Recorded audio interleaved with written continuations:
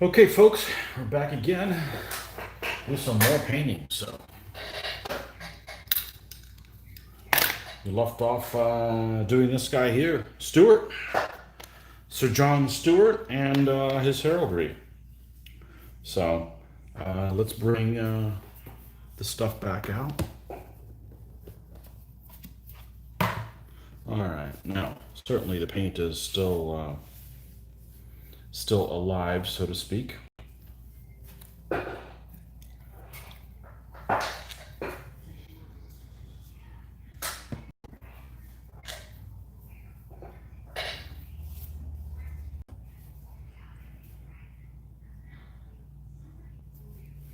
We did the white in all the little squares, so now we're going to go ahead and do the blue in all the squares. So let's find us a spot. Here should be fine.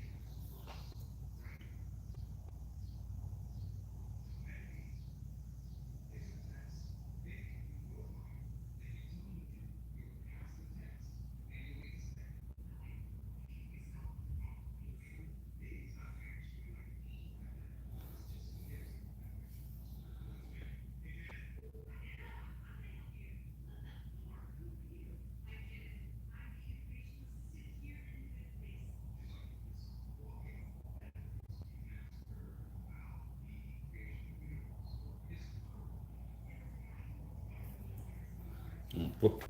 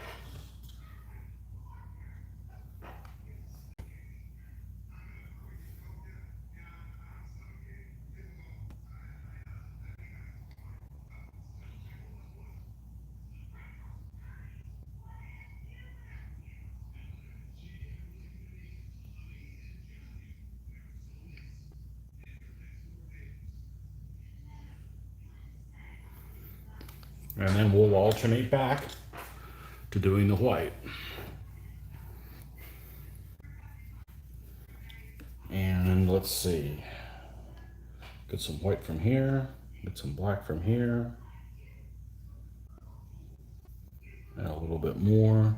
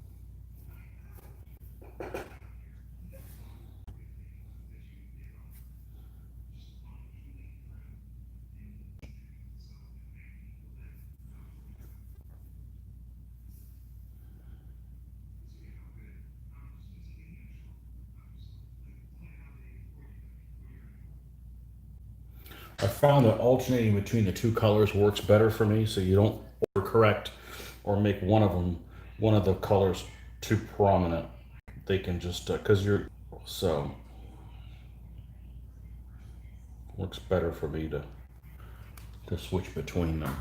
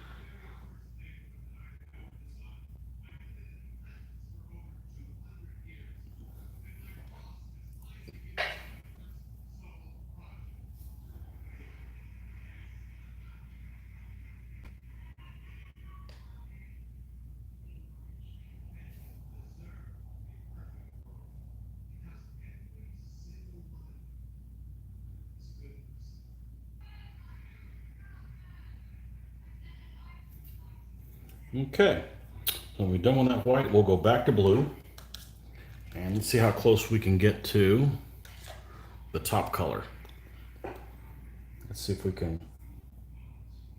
I don't think I can get away with just that. I'm gonna try. I'm gonna try and see if I can do that.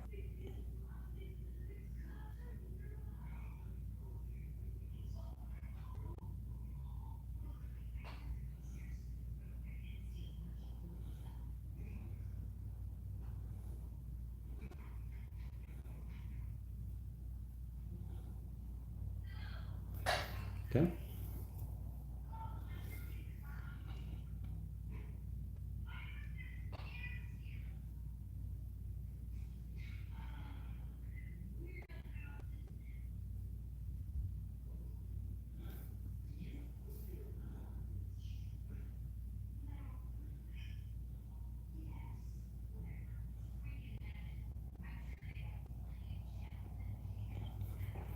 It's pretty tedious, but the end result will be good.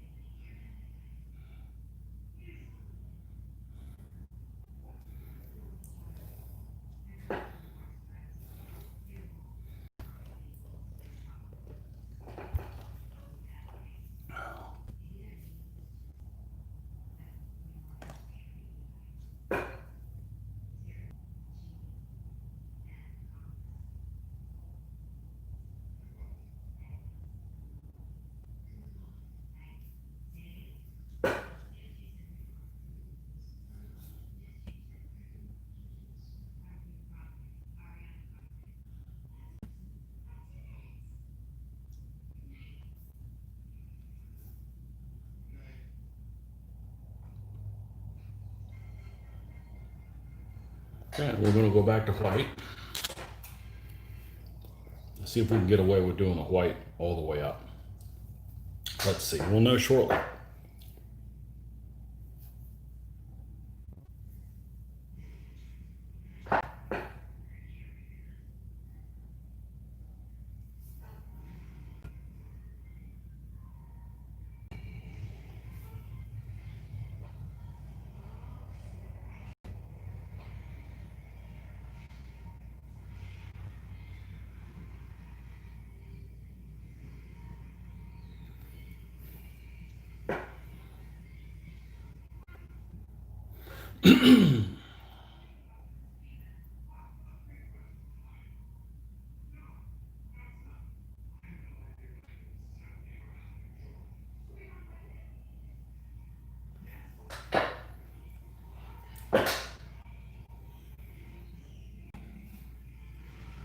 Come over here to do this side.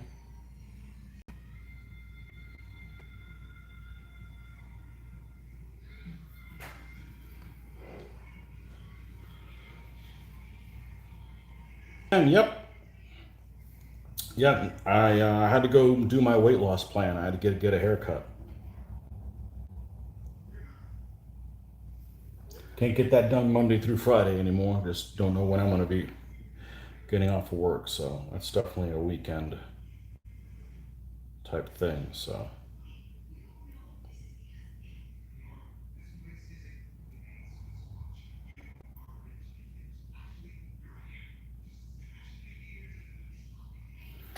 okay, so this is where we're at so far on the checkerboard, and then we'll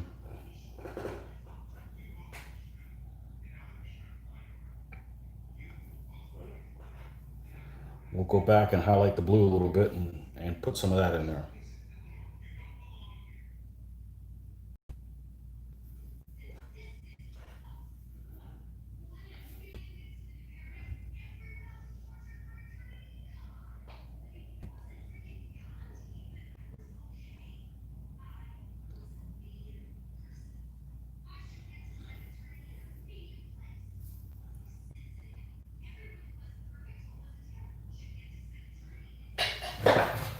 Okay.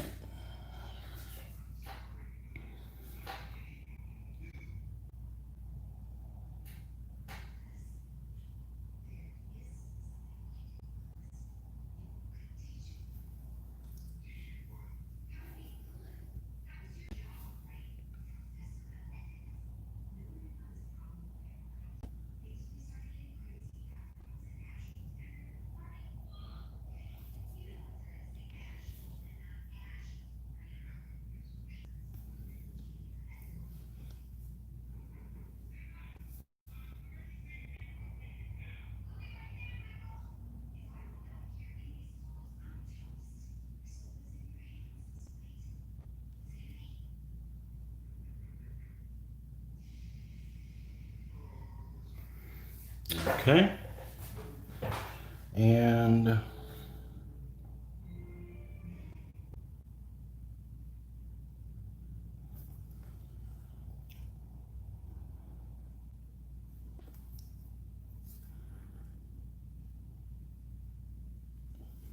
all right, now we're going to do the blue. Highlight the blue up a little bit, and then we'll see what we got.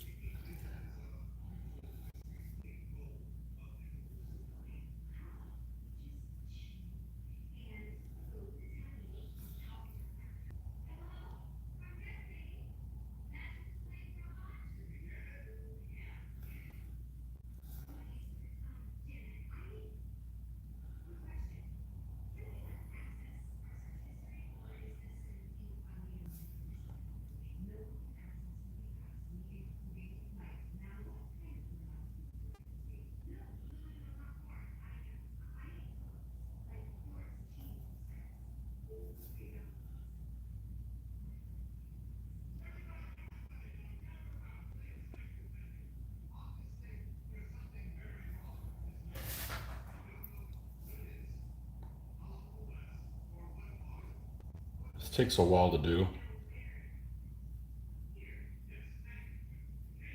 but in my opinion, it's fun.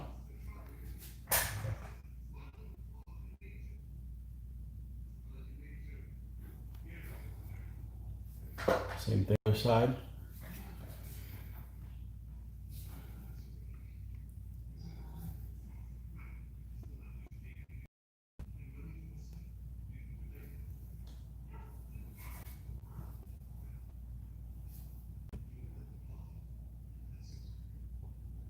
Now the other guy's heraldry is actually simple than this one because it's just some,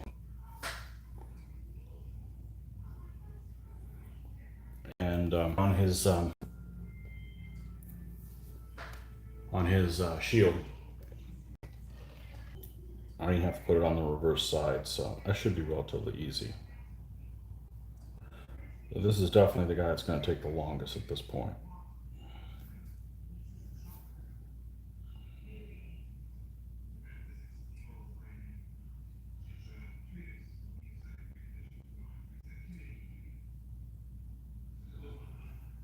Okay. See if we can get something that seems to come out better if it's on something that's not moving around.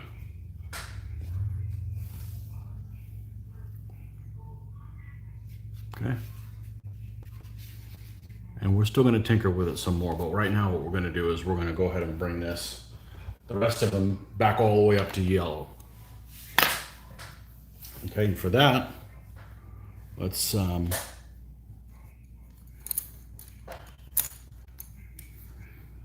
grab this.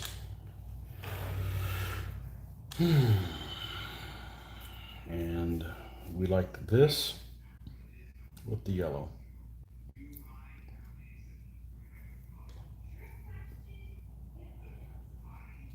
Now, how close is this to where we were at? I think that's perfect. So we just want to pick up where we left off.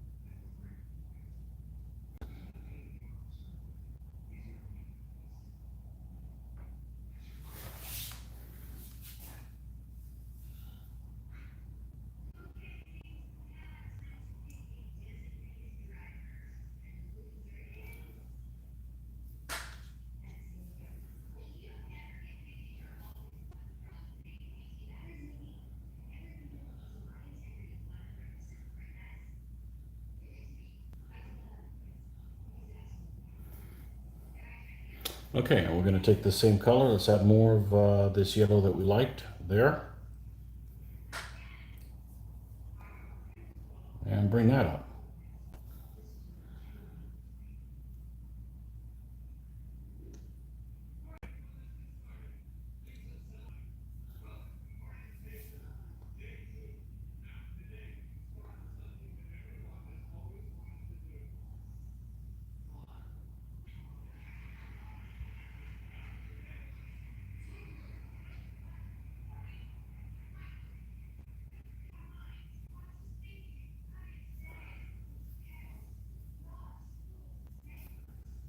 Starting to look like the color of an egg wash. Okay, that's the only cooking term I'll use.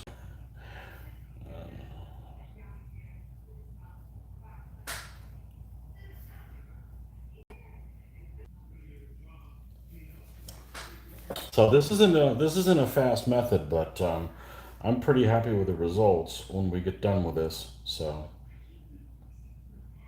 it may not be for everybody. Some people don't have the patience to do this. So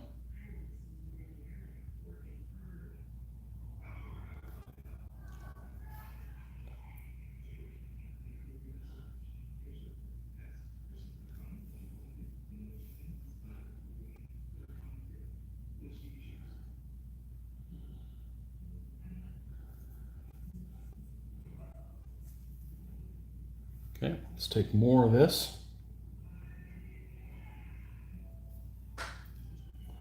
Even more.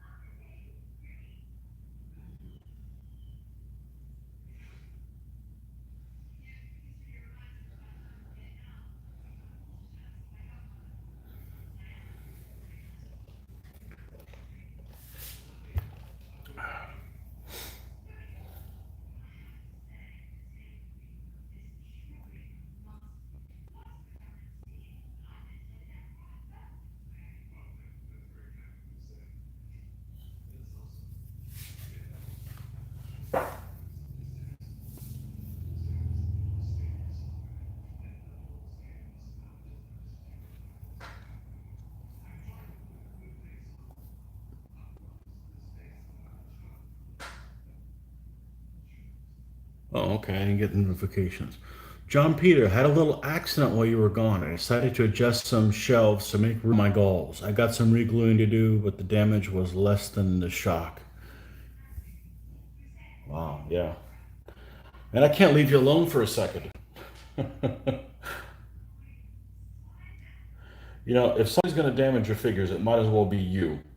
Because you could put a, you know where that guy lives. You could put a stop to that, but I don't want my figures to be damaged by somebody else.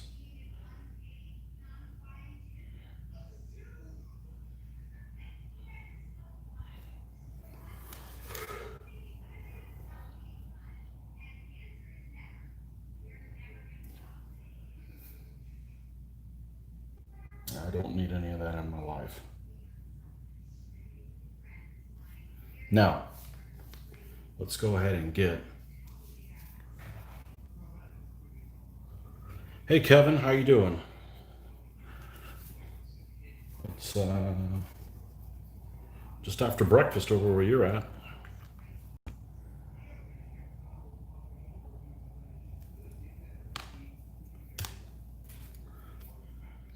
It's,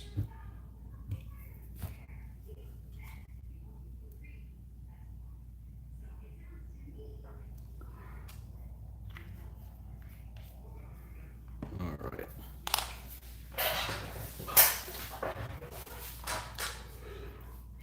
Whew. Here we go.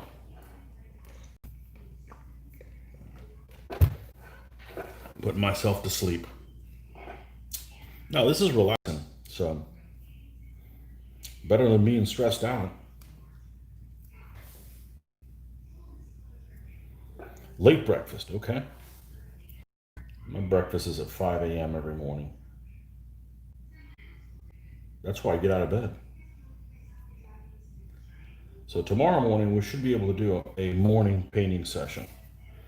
So 5:30 a.m. Eastern time should be able to be running by then. So now I don't think I could be doing this if I was laying down these colors thicker, because I would just, by the time I end up at this stage, they would just look like a big old,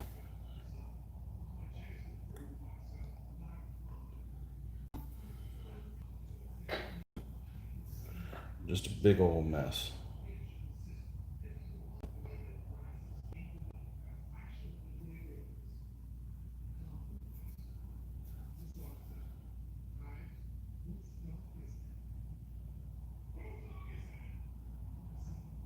What on one of the nights that is riding with Edward the Bruce. This morning I had to take my daughter to swimming, so I wait there for her while she does her thing for about an hour and a half. And I wanted to look up some nights that could go on the on Edward the Bruce's stand.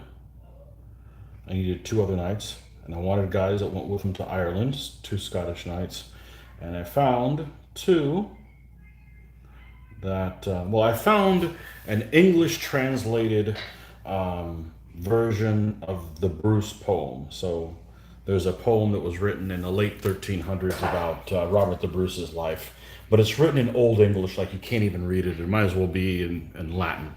You can't make out anything of it. So I knew there was an English translation, but I didn't want to buy the book because I don't care about the whole book. I just wanted to know who the other knights that were with him. So I found on the internet this place called Electric Scotland, I believe is what it's called.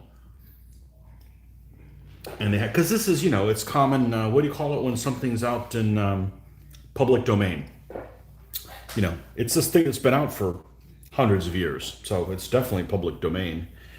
Just like if you wanted to look up Shakespeare's play, Shakespeare's stuff is out there, translation of it. So I was able to find out what knights went with him. There's about 7 or 8 of them that were mentioned, but two other ones in particular stayed with him till the end, till he died in the battle of outside of Dunkirk. Edward died in a battle there. He had a case of the. From everything I've read about this guy, he plays a lot like Luke. He goes. So these other two, they went in against really high odds. These other two knights went in with him, and they got hosed in the last battle, where Edward died in 1318. And these other two knights also same thing happened. They stayed with him till the end. So I narrowed down that that's the two guys I wanted to do. So that way the whole stand is, they all died in 1318, right? So the other two guys are Sir John Stewart, which is this guy here, and Sir John Soulis, also known as Sir John de Soulis. Sometimes it's spelled that Soulis or Soules. Anyhow, so these are going to be the two guys that are going to ride with him. So I found out, I looked up their heraldry, and we've got a flag that's going to go on this guy, and we printed it up. Where's that Scottish flag? Here it is. I did several examples of it. So this is just a friend of mine sent me the pictures of it, and I made it. I put it on Excel and put it in different sizes. Probably going to go with this size here. That's going to be rather a large banner. You know, that's what I'm thinking. Of course, this gets put on last when all the figures are done and varnished. So I also wanted to make sure that the heraldry on these two guys did not overpower Edward's heraldry, which isn't too difficult to do because it's just a red chevron. So if you look up Edward the Bruce, that's what you're going to find. You're going to find red chevron as the device on his thing. Now, instead of making his shield also have a red chevron, what I'm going to do is I'm going to hand paint this type of a blue line on a white background on his shield. So that ties in with this flag. So you have the flag with that emblem, his shield with that emblem, so you can tell that a Carrick, he was named the Earl of Carrick, and that's what their emblem is. So I wanted to make sure that this particular knight, whoever that was going to be, did not have a lion on his emblem, because I want it to be distinct that, hey, I'm just carrying the flag for my master, my lord. So this particular guy his heraldry is pretty simple. It's just white and red horizontal stripes. Okay, so I wanted to make sure the guy that had the busy one, I didn't want this guy's heraldry to be carrying a line that's of the same colors as the checkerboard, because it just looked phony. That's that kind of stuff that you just kind of have to lay out ahead of time so that it all kind of works. So, man, the light has difficult focusing. So it's not perfect. It doesn't need to be perfect, but we are going to do something before we move on, and we may clean this up some more. Okay, that's why I wanted to go ahead and just get it out of the way, kind of like for so you just to pace yourself. We're going to put some black lining around the edge between the yellow and the checkerboard. So let's take some black and go really thin, because we want to make sure this doesn't cover anything. And let's go. Now, if I screw this up, if I booger this up, it's not a big deal. I can come back here and tinker with it.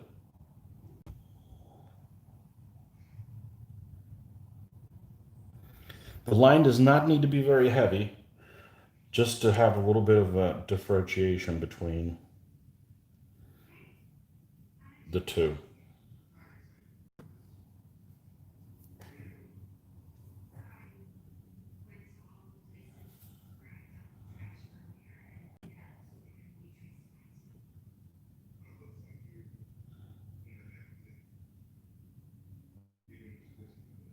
Like in the back, this lighting in here sucks. It doesn't suck for me, it sucks on the camera. It does not match what I'm seeing in person. Let's hold this down and see if we can get a better angle. That's a little bit better. Okay. And we'll do the same on the front. And I'm not completely done. I'm going.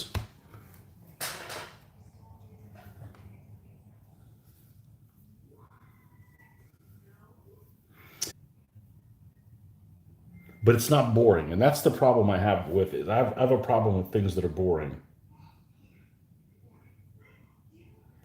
Like if I wanted to the stage where I'm just painting something black because of primer. Now we're going to try something crazy, and let's hope this doesn't backfire. No, we're going to keep going the way we are. And we'll come back and do that. I'm actually not afraid of backfiring. I can dig myself out of any grave that I create here and be fairly happy with it.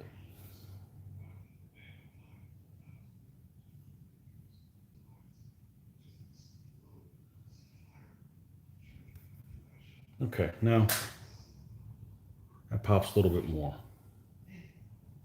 So what we're going to do now is we're going to put black in.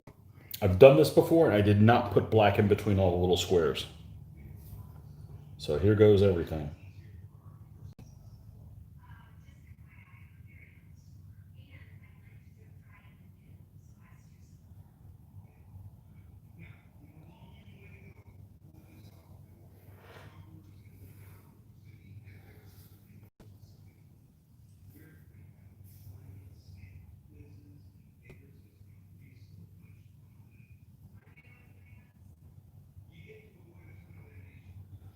Okay, let's do the horizontals, which are a little harder to do. I find that when you're painting lines, it's a lot easier to go vertical. Like put at the top and then pull down towards yourself.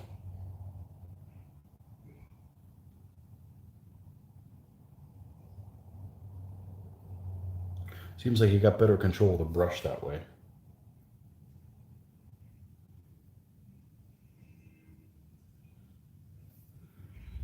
Okay, now this is good. I'm going to stop here so you guys can see the difference between the front and the back on these little squares.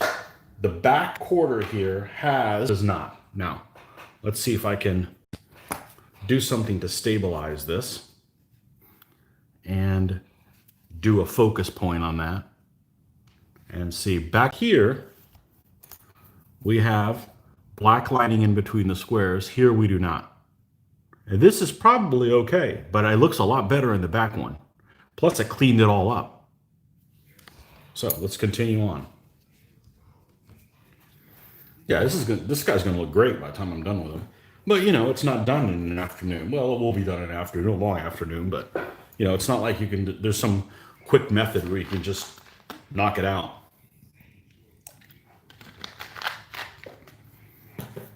Now, the whole point is you paint this guy so you never have to paint him again.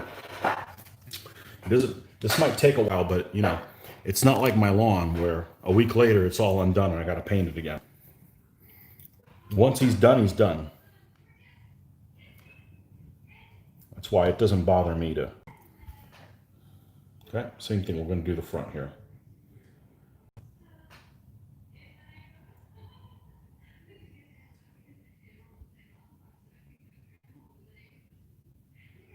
And I could mess it up.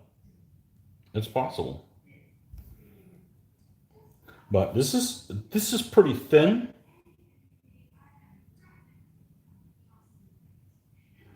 The mixture. Not so thin that it's going to run everywhere. And this is why I don't paint the horsehair either, because I'm probably scuffing them up as I'm turning it around in my hand. So anything that's towards the edges, I leave it towards last. So.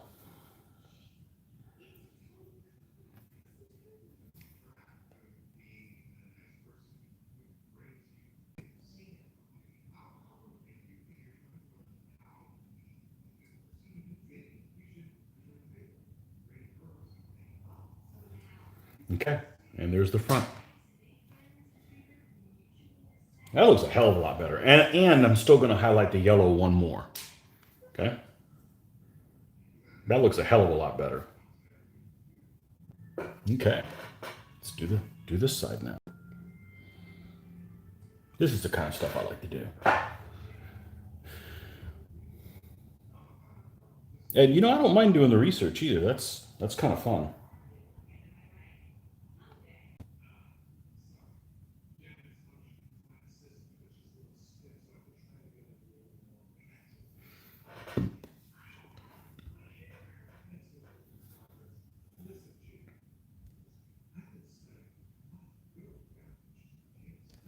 I just had to get some of that caffeine in me. That Starbucks that I had this morning was just, I mean, hell, I only drank half of it. Not even. And I was already like predicting the future and being right about it. I don't know what the hell they put in their coffee, man, but it's,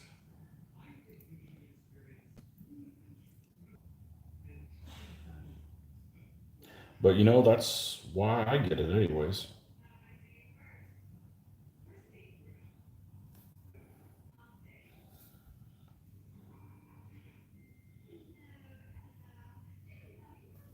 Okay.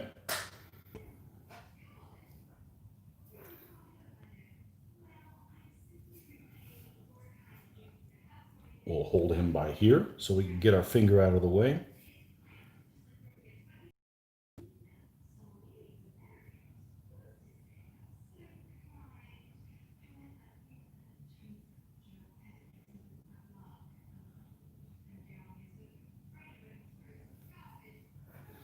And then we're going to flip this guy around because that way his leg's not more in the way when I'm painting from this direction.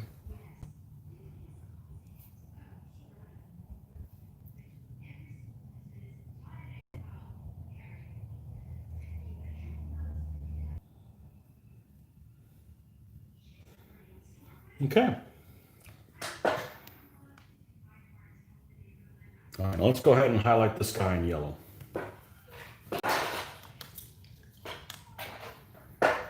And then we'll start working on what he is actually wearing, not just the horse.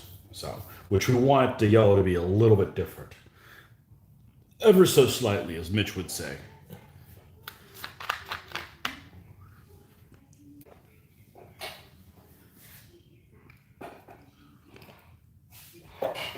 Yeah, I gotta start building one of these.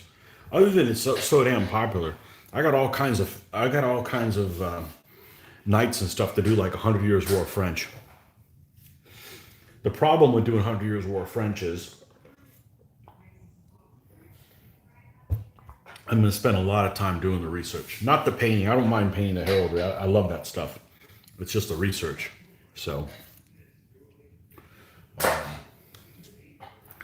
I got to decide, you know. I mean, there's all kinds of information for 100 Years War of heraldry. There's tons. That's not difficult to find. So.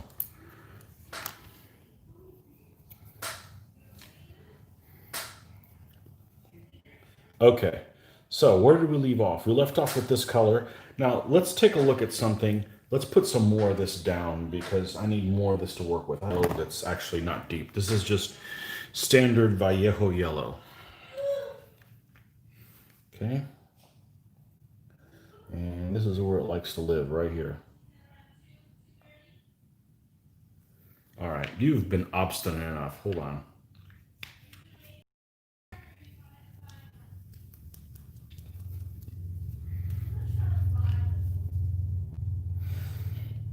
It's just not wanting to come out. This one's gloopy. There we go. All right. Now, let's add a little bit of white and see what kind of a color we get.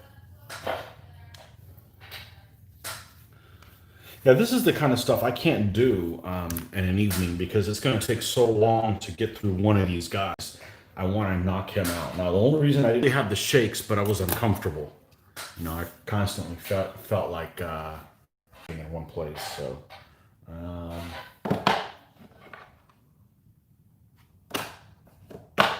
that's white. Okay. I felt uneasy, I should say. Into a certain time, so I needed to break free. I was a little stressful, like, okay, am I going to get enough of this done? Or okay, get some white out here. So let's see how this yellow behaves with some white before I commit to doing it. I might decide to mix a different color in. It's not white. Again, none of it is a problem. I can dig myself out of any grave I find for myself here. Let me take care of a couple of maintenance issues. I don't know why I get a notification that I'm notified that I am live on my channel. Well, no shit, I'm on my channel live.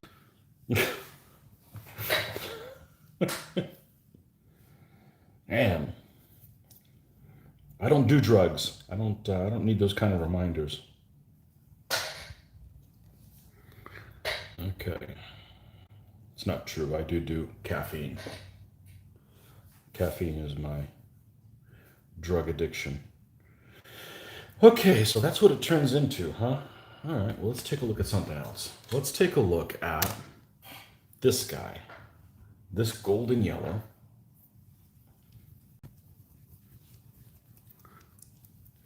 And see what we get with this guy.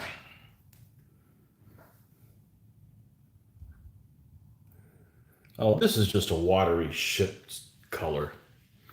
All right. That's one that I got old. I bought mail ordered that one, and it's probably sitting on somebody's shelf for a long time. Yeah, that's no good. All right. This is what we're going to do. We're going to let's get some Army Painter mixing balls. I'm going to do quite a few of these. I might have to buy a second pack of these at some point. I don't need them for most colors. But there's enough of these. What I'm doing is taking the top off this because I need to grab this somehow. So let's just grab this with a paper towel. Okay. Yeah, look at this big old turd that's in here. This thing needs a colonoscopy. Look at this big old turd.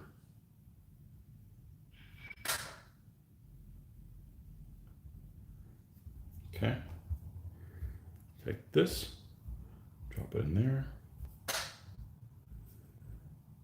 Yeah. Tell you what we're going to do. Let's take my airbrush there that I use to transfer some of my paints over from Vallejo.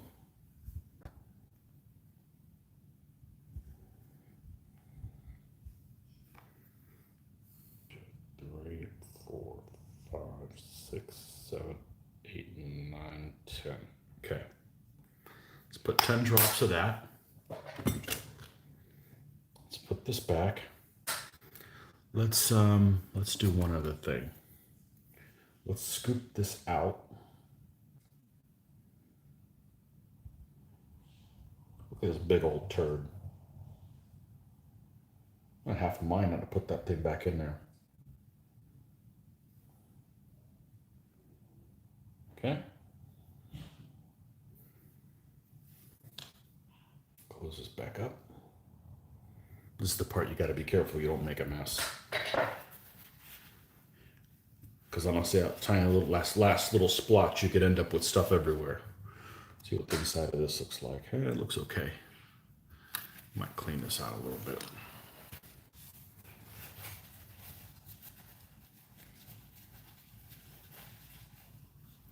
Yeah, I bought this airbrush thinner the other day. I might as well find uses for it. Well, that's much better. It's like I've cleaned out somebody's ear that's never been cleaned out before. Okay, now let's see what we got here.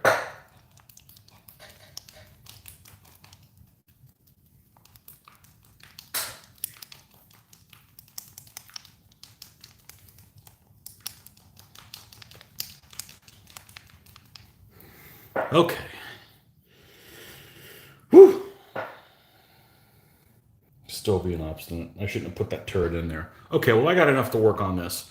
Let's see if we were going to use this color. That would be the irony, right? Do all this and I don't even want to use it.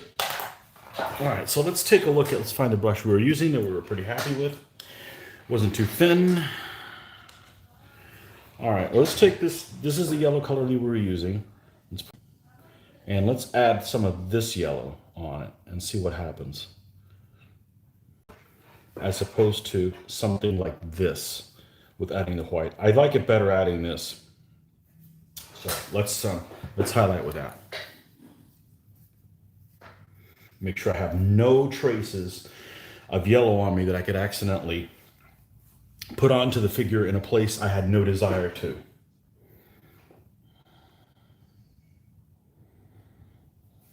Any of you guys that paint ever wear special clothes to paint in? I don't. Well, other than I want to wear something comfortable, but I'm not going to make that much of a mess.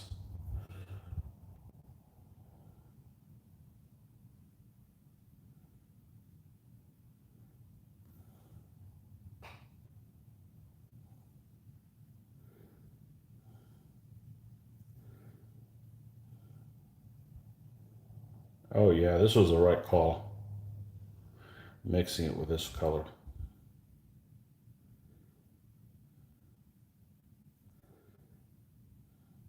You know, and I'm going to add little folds down here, like if it had fold, like, you know, because that's what would happen. I love making things look like it's made of cloth, even though it's not, or making things look like it's made of wood when it's not. That kind of stuff. That's the part I really enjoy out of this painting.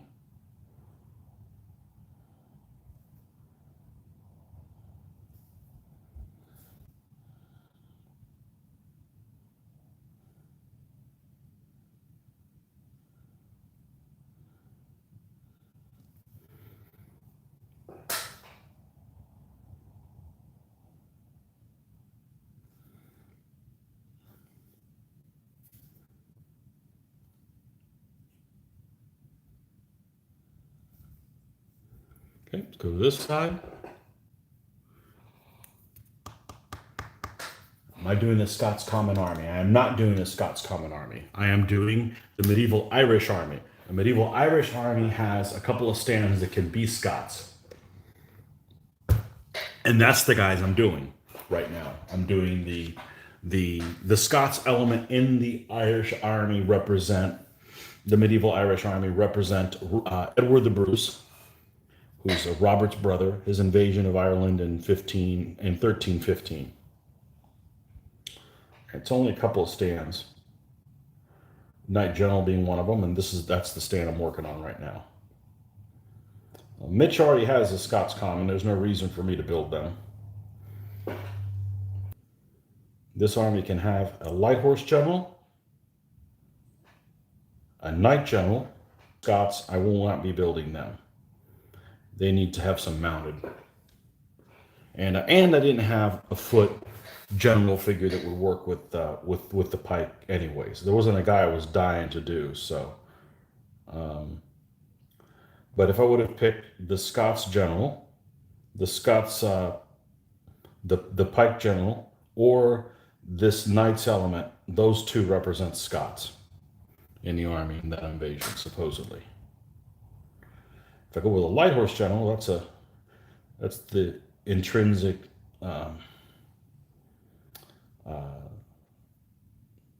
Irish light horse general. So we're going to be building two generals for this army, this particular stand and then the other one. So, all right, so let's go ahead and bring this up a notch. Let's come in here again, grab more of this.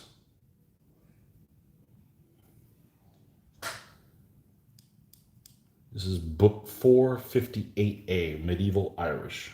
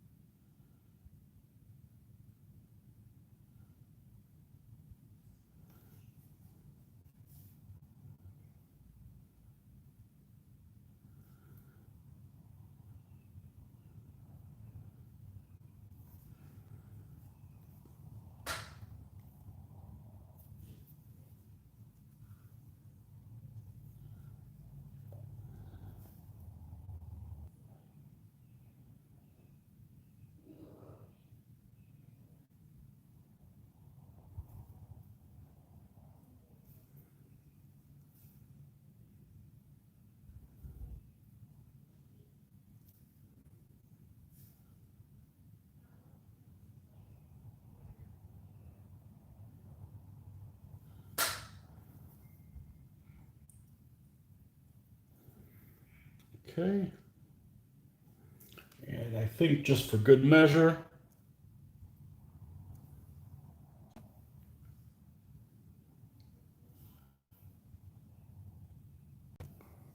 got to be careful. I don't want it to drip.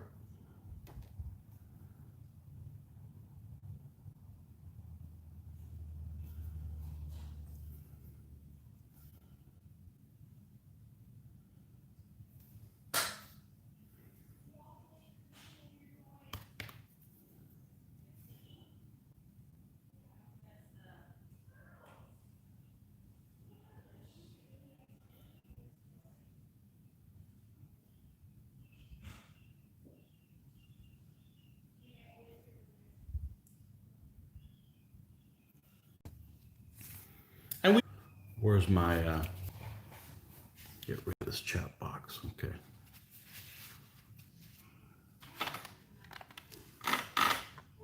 Okay, and that's, yeah, so let's go ahead and do his, now we're just going to paint the knight himself. So we wanted to use, we're going to use the same yellow, but we're going to have a different base color. Instead of using that, this brown that's here, we're going to use that same one, but we're going to mix it with, instead of this one mixed with this brought all the way up, we're going to go this one mixed with this brought all the way up. So it'll be slightly different. And yeah, a little bit of effect upright. But let's go ahead and paint the man himself, Sir John Stewart. All right, so let's grab this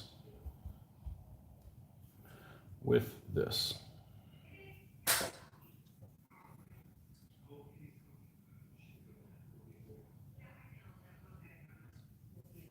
Okay, that's good.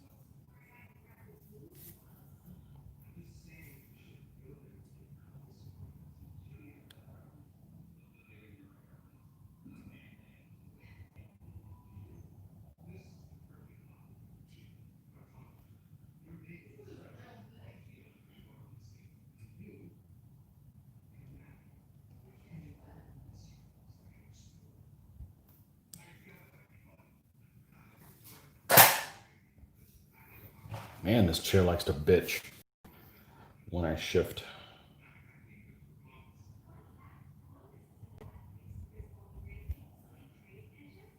I did the math the other day. It is about 15 years old, so for that anymore since I don't have a home computer. I got a laptop that every chair is a computer chair then.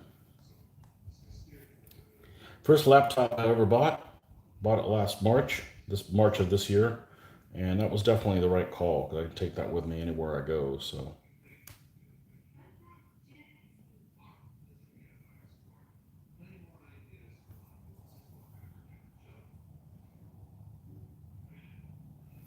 Okay, so that's the and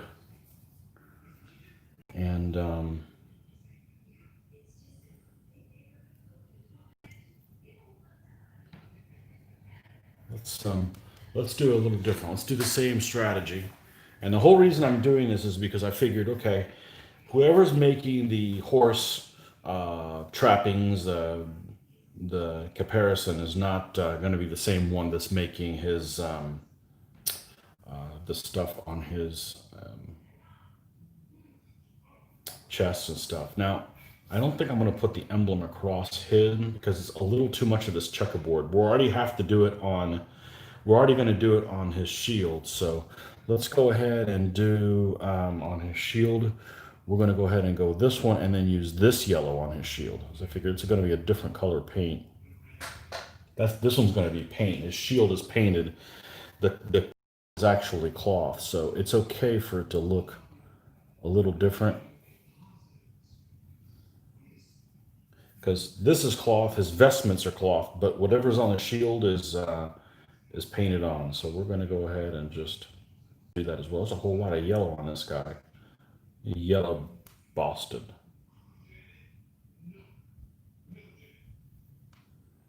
We're going to need to pull this.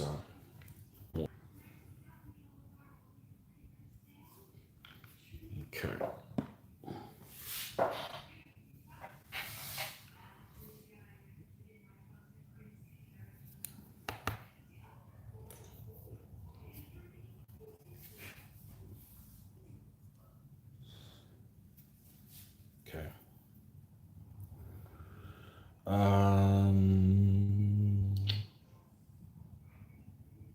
was I working on this? Damn, I forgot. Okay, well, that's fine.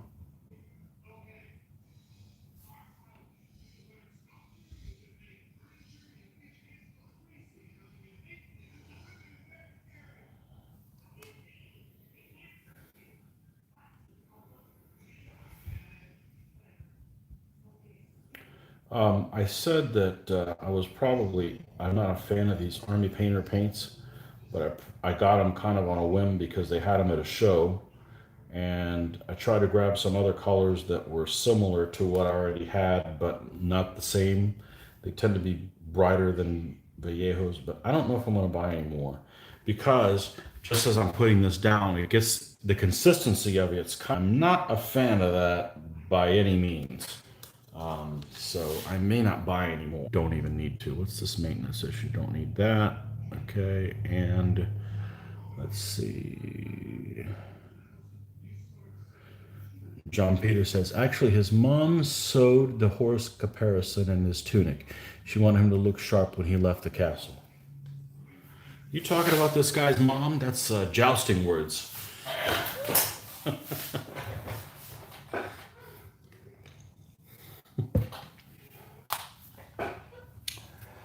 Oh.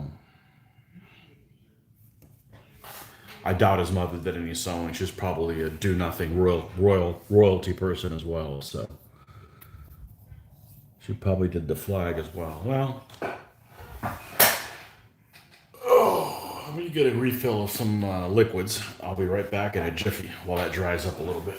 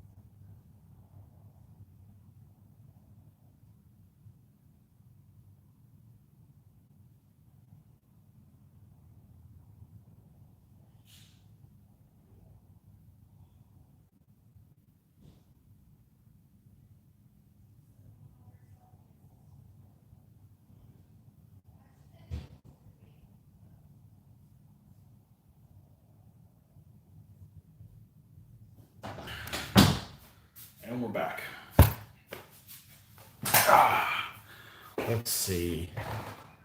Oh man, let's see. Those are fighting words. Casting aspirations on a Scottish mother.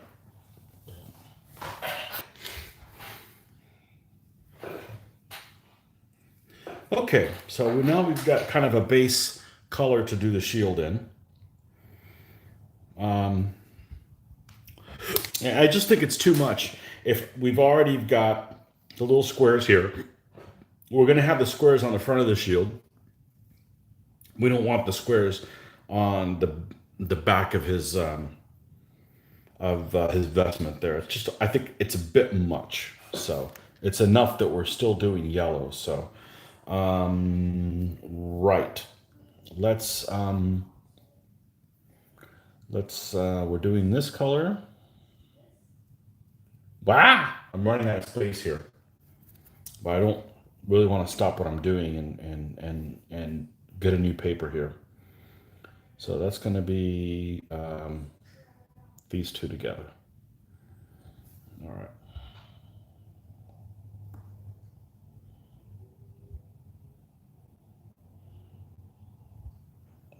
Now, we got a little bit of a flying hair here, probably from, there we go, probably from the static grass. No big deal, we caught it.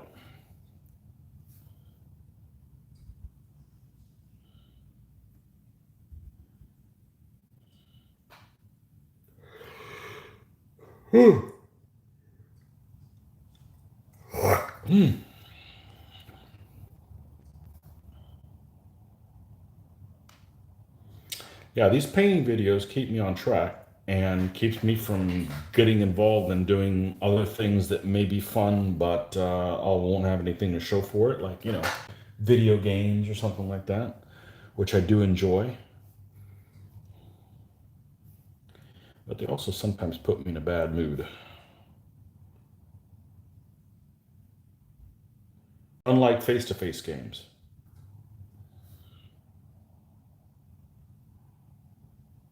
Although it's pretty nice not to be playing a face-to-face game right now. 30.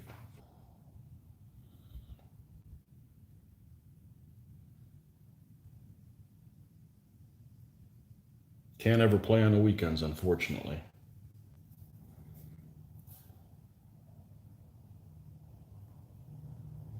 Okay, so we got that. Now, oh, how we ran out of that material. Let's go ahead and put some more down here.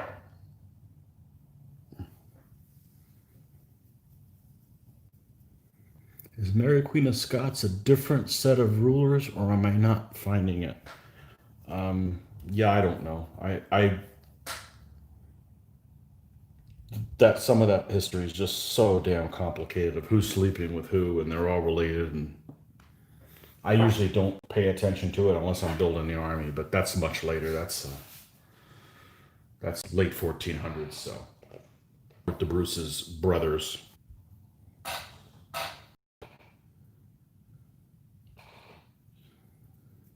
All right, let's see.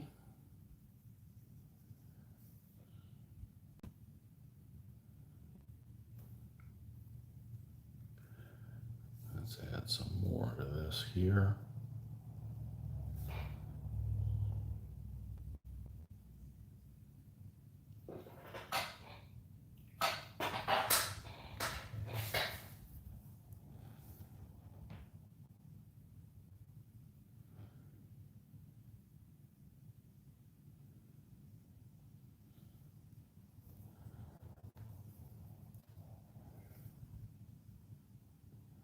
I haven't seen that mini-series that's on about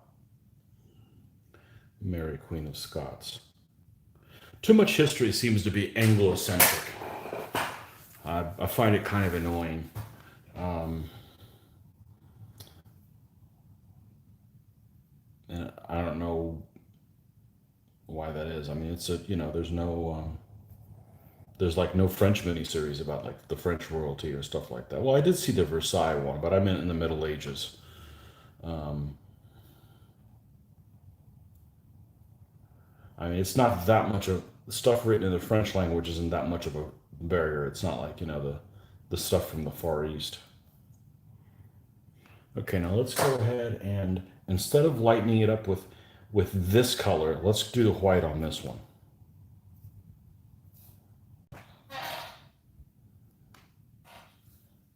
This guy's gonna look like brave Sir Robin.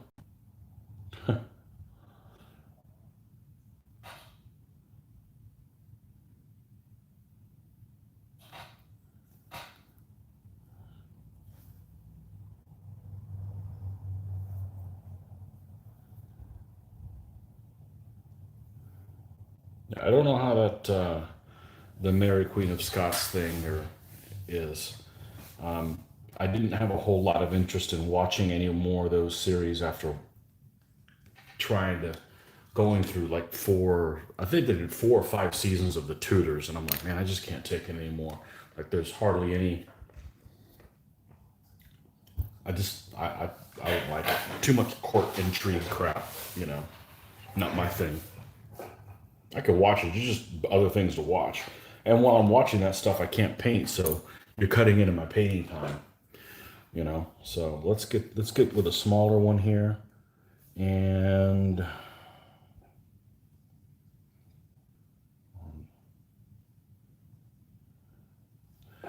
this guy here.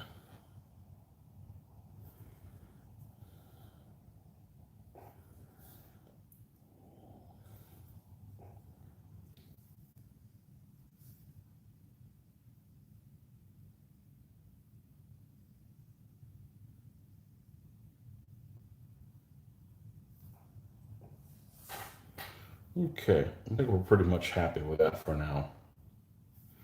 Now let's go back to your shield. Now the shield, we're using a different yellow.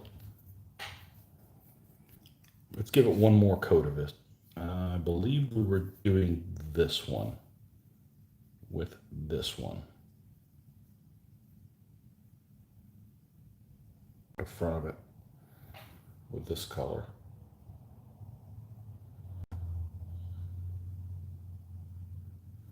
Okay, we'll get the edges as well.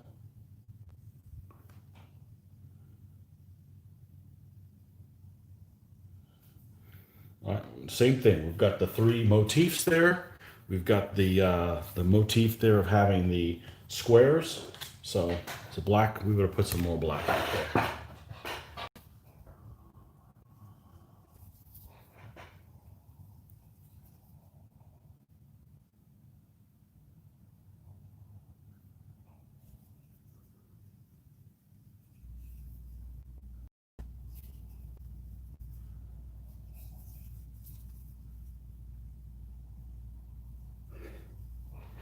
That would be a guy walking with coconuts, huh? We watched that last weekend. My daughter had already seen it several years ago. She's just 15, so she asked to watch it again, and she enjoyed it. She got a big kick out of the people who were beating the woman that was beating the cat into the wall. The fake cat, obviously it wasn't a real cat, so that was funny.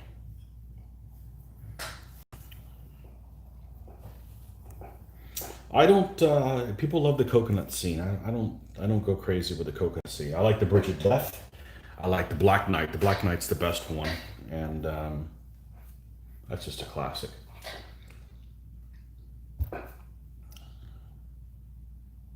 Okay. Right.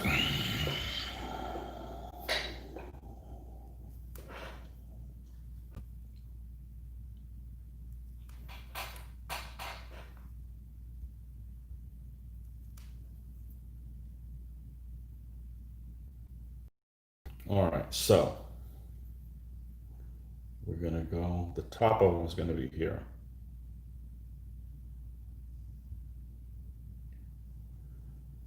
And then we'll do another one here.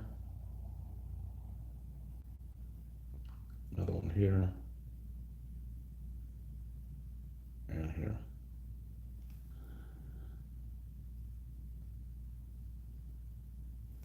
Jeez, it got.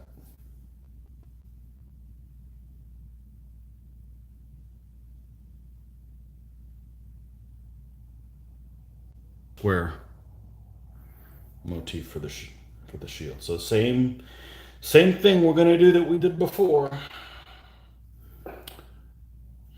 Should be a lot quicker because the area is a lot smaller. Let's clean this up a little bit.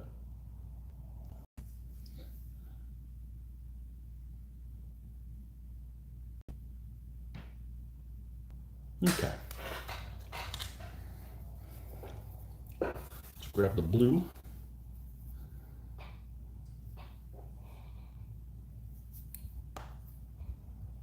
French documentaries are in French. There's a TV channel called Arte, A-R-T-E. It's a joint venture between the French and Germans. They do good documentaries. We don't have them translated, just have them in English. Seems like you understand English pretty well. I watch everything with subtitles. I get annoyed by seeing films again with actors that you've seen a million times and you have preconceptions of how they're going to be. So I prefer things that are done by relative unknowns. I'm a fan of that.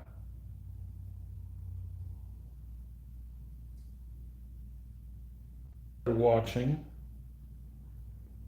it was on Amazon.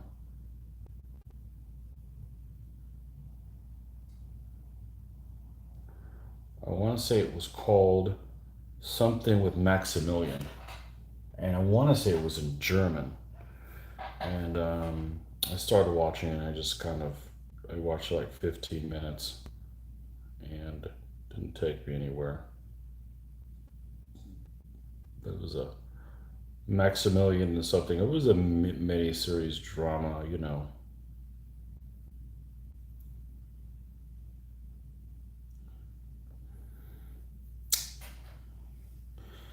Okay, so there's the blues, the first base of the blues.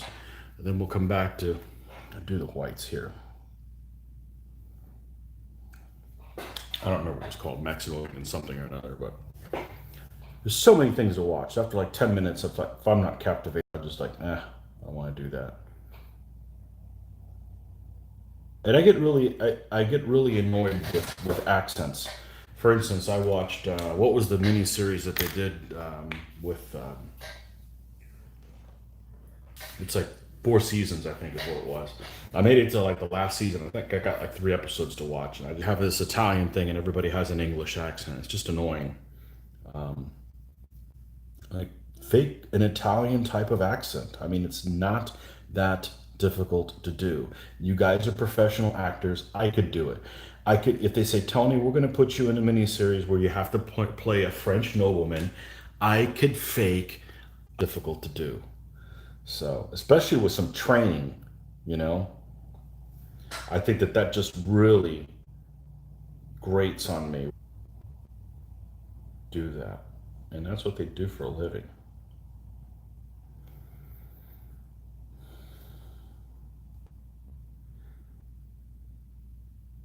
You know, it's kind of like if you go to a restaurant that has ethnic food of whatever ethnicity, the restaurant could take you to that place. Case in point, Indian food. Okay.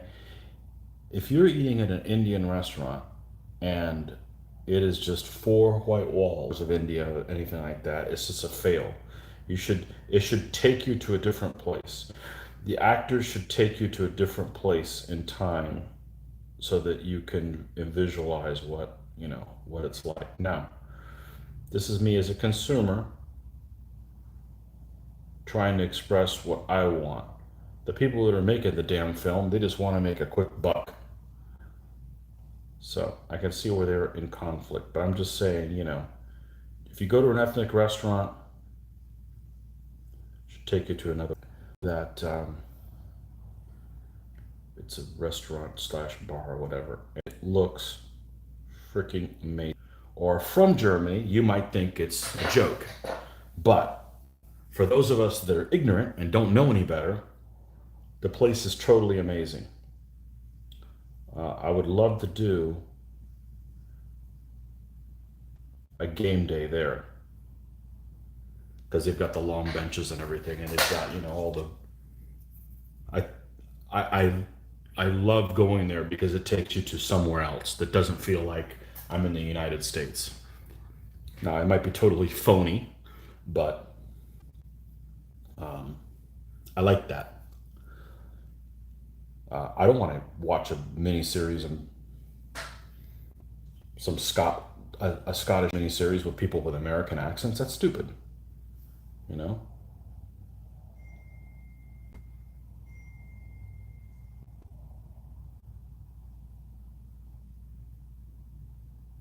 Or a French mini series with people with English accents. Although we did get hooked on watching Versailles, which I don't think anybody had a French accent there. Maybe like one of the characters did, but that was a good show. But accents, come on, fake a French accent. Not that difficult to do with some training. Of course, now in this day and age, you probably can't do that because it might offend somebody. Somebody may be making French people. So you never know. Maybe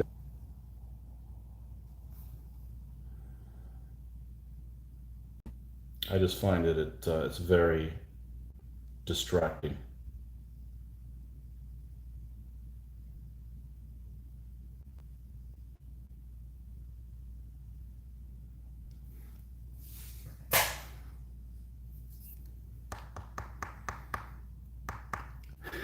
My French is merde. Did Edward use Irish troops in that army, or do you replace the word Irish in the units to Scottish? No, so he didn't bring that many troops. He brought like 6,000 troops, which I guess at that time I think was one of the largest invasions. But he had Irish allies.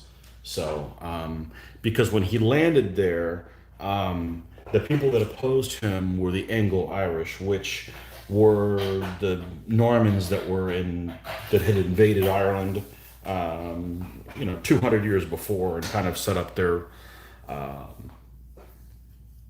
little deal, So around the Normans invaded Ireland in the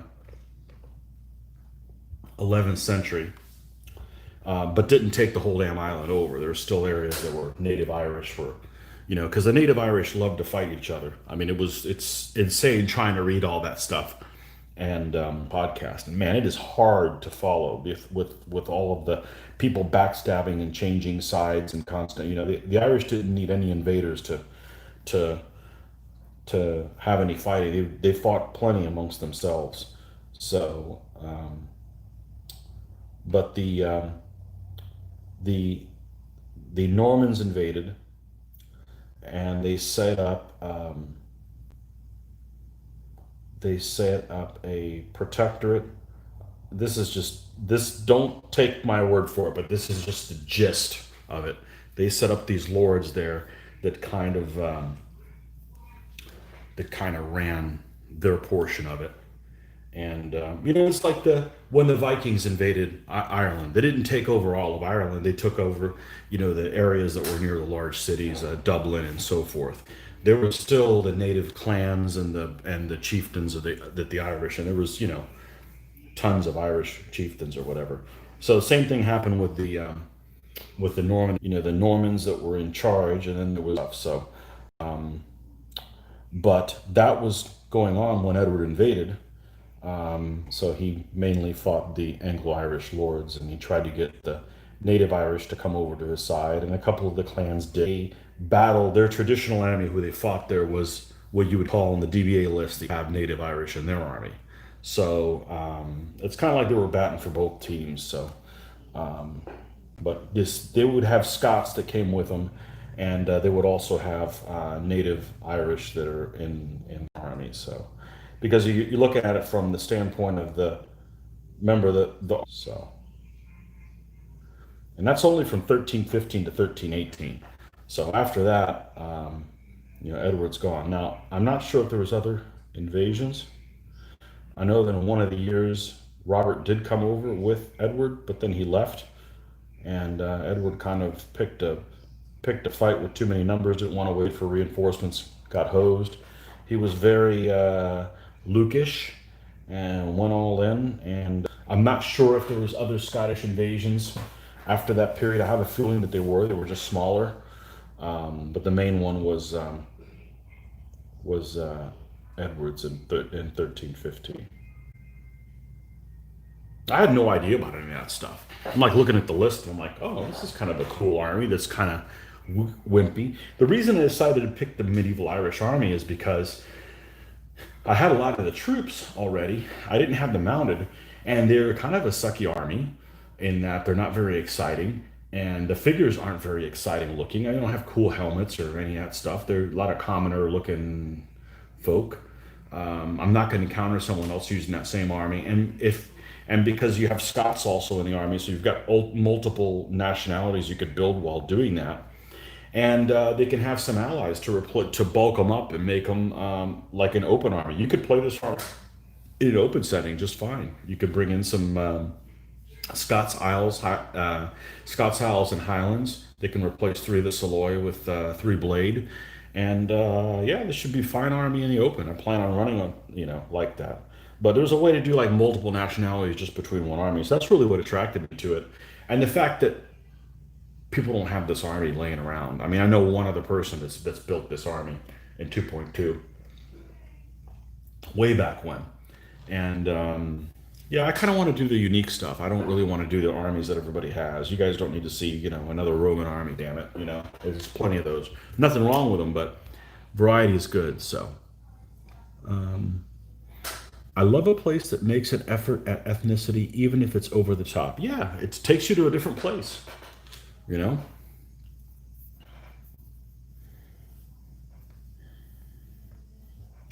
Okay, so this is what we're doing on his shield so far. So of course we're going to do the same tactics that we did with the other one. We're going to be bringing it up, alternating between the blue and the white.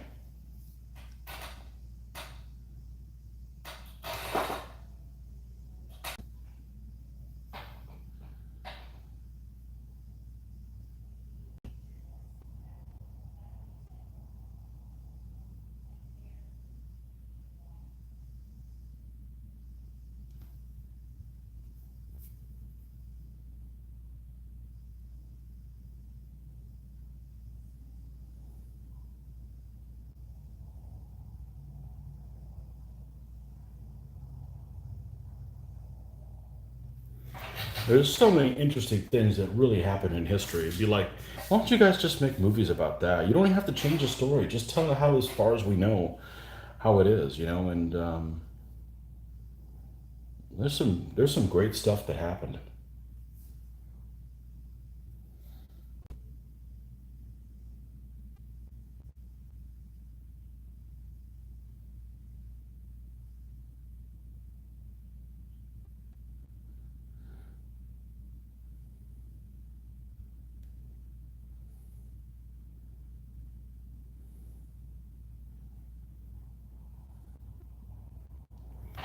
Well, this is a lot easier doing only a few squares and a crap ton on both sides.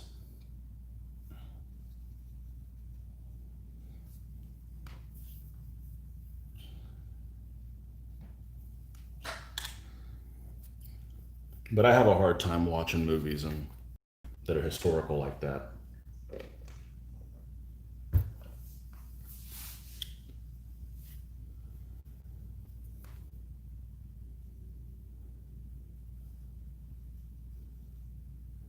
A perfect point of I'll watch something and I start losing interest. I was watching this movie that I didn't finish. I think several months ago I started watching it. Maybe even a year ago. There's a Russian movie on. Those aren't propaganda films. I want to say it's Penfilov's 28 or something like that. Pen something 28. It's like these unit of guys that supposedly defended in front of Moscow in Barbarossa, Operation Barbarossa in World War II.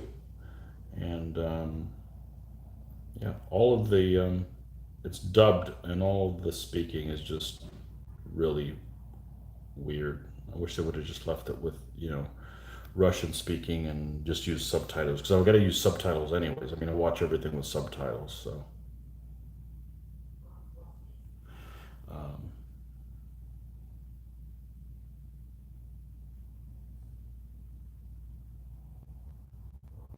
yeah, back in the day, not in the day, but 10 years ago, there was two movies that came out. One of them was, I want to say it was part of a miniseries, and it was all done in the time period of, say, the 30 Years' War, but over in Russia. So they were the conflict between the Poles and the Russians, the Polish Commonwealth and the Muscovites. One of them was a miniseries. It was done from the Polish point of view, and it was like three or four stop. And I forget what it was called. Fire. It might have been called Fire and Sword.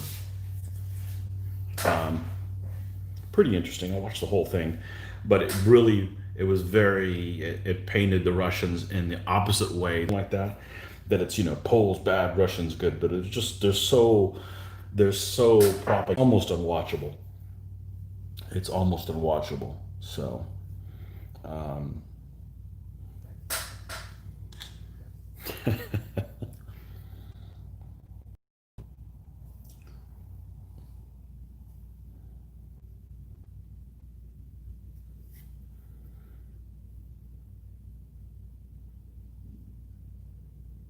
I don't care for things that are skewed. It's like, who are you really trying to fool? Come on.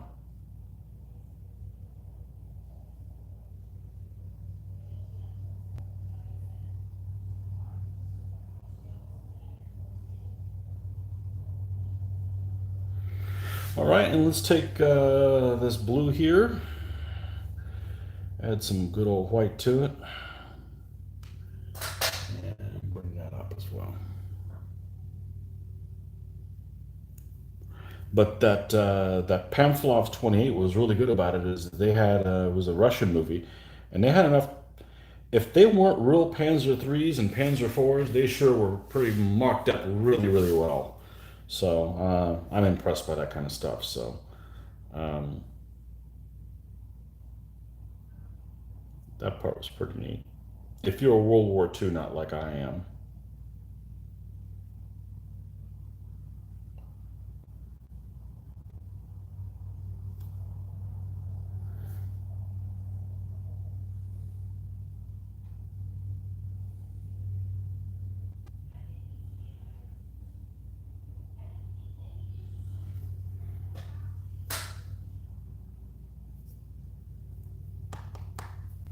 thin. Let's do that thin block lining on the little boxes.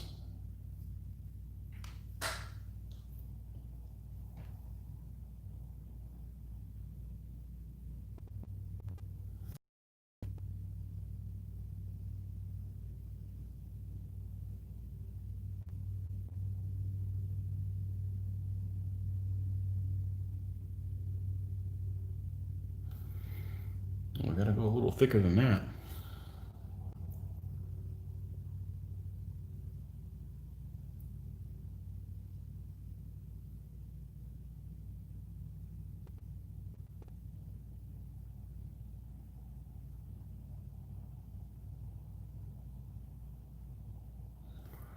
Okay. And let's do the verticals here. Yeah, this is really slow, but you know, when I'm done with this guy, I don't have to do him ever again. He's complete.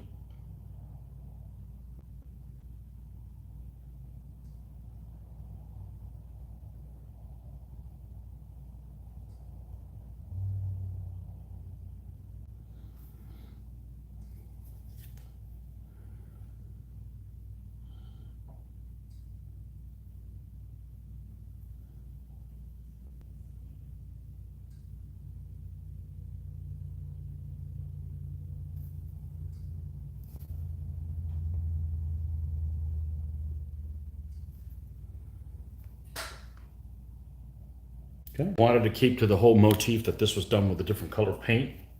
So we're going to use this yellow instead of the traditional one that we've been using for all the cloth parts. So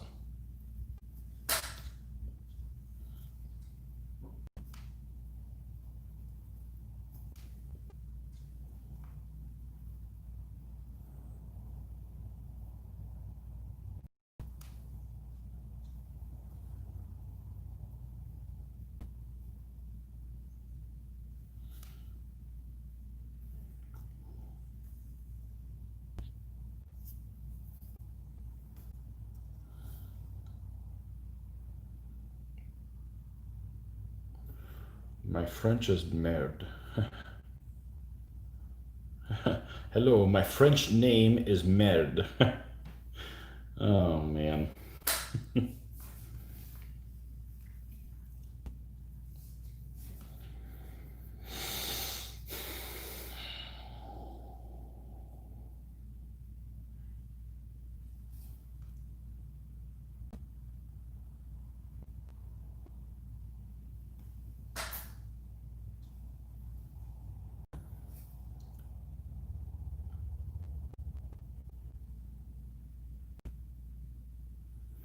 Remember, John Peter, if you're still there, I said maybe a month ago, whatever, we were on, you were saying there was talking about German wargamers, that there weren't very many. I was wondering if it was even a popular thing. There was a set of rules that was very skirmish World War II scale, and it was a German set of rules that I couldn't remember what they were called. They're called Point Blank. And I've just joined the group for that. I want to say I saw some people playing it, and what really caught my attention is it's almost actual scale. So in other words, you're playing with 20 millimeter figures, 1/72 scale figures. So that kind of attracted me to it instead of doing. But it was called Point Blank. I'm not sure if it's published yet or they're just kind of play testing it, but that was. Well, the English name of the rules is Point Blank. Some umlauts in there, and oh man,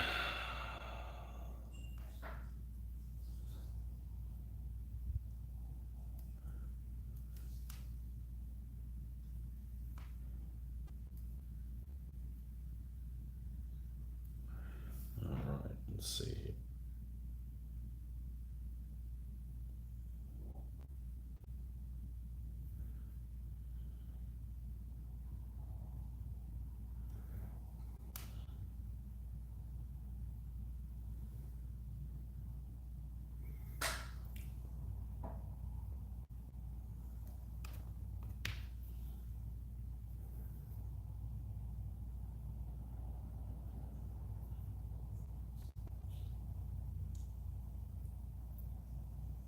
Yeah, I can tell how many people are supposedly watching, but I can't tell who is watching. So, I'm looking for players. Everybody does a rule set.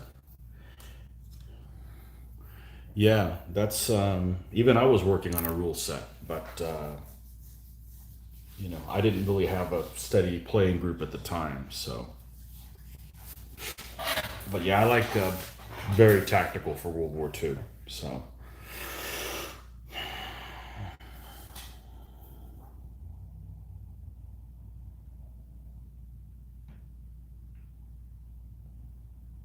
I am not a bolt action. I'm not a bolt action guy. I need for World War II. That's not. I'm very, very, very, very, very, very particular, and I want lots and lots and lots and lots and lots of detail. Okay, so there's his shield. This is John Stewart. So let's keep rolling with him. Okay, he's got a sword out. Let's grab the Vallejo metallic that I love to use, which is their bronze. Their bronze is very good.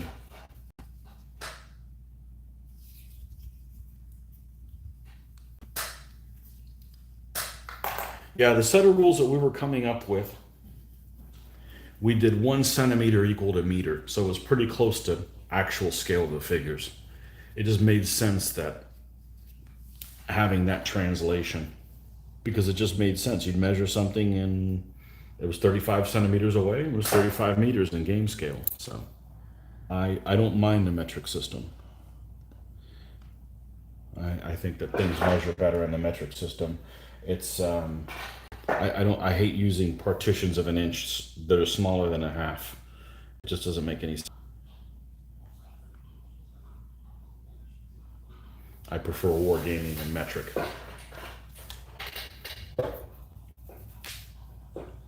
I'm the one guy. Well, I'm the one guy in North America, well, in the United States. There's a Flames of War group here. Yeah, I couldn't do Flames of War. There's no way. It'd be sacrilege.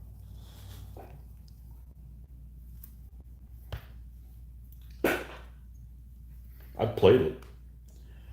Didn't care for it. And I can handle Romans fighting Egyptians. I can handle samurai fighting medieval French. I can't handle desert Germans fighting just the cross period stuff. In World War II, I wouldn't be able to do it. You know, I think folks that are just looking for kind of a quick game or are newer to World War II.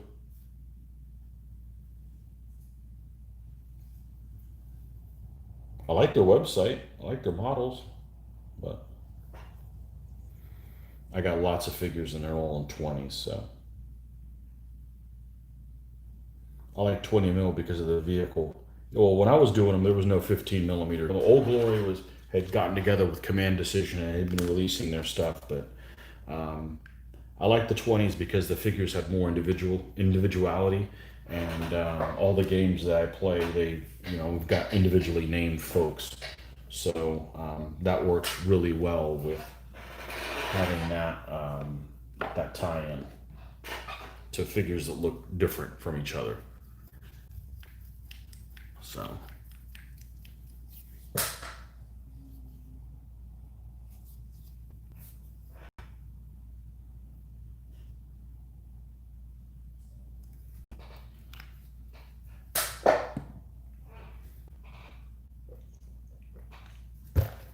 So let's paint his.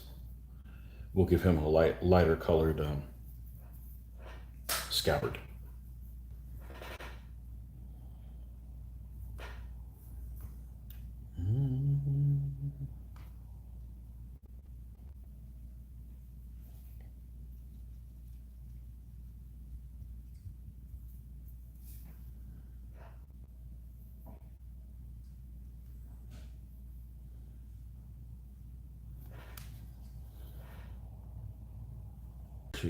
We're actually gonna punt on this one. Nope. We don't need nobody asked for the SS. SS camouflage black. It's actually brown. No, we don't need that one. We need this one. It just looked like this one from back there.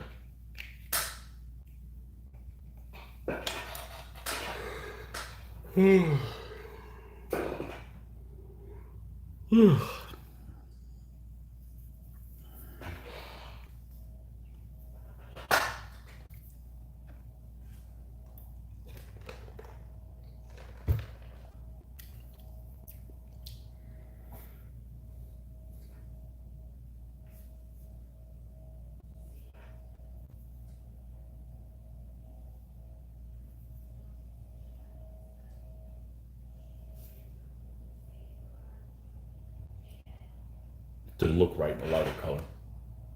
There's that lighter color behind him, and it just kind of got lost.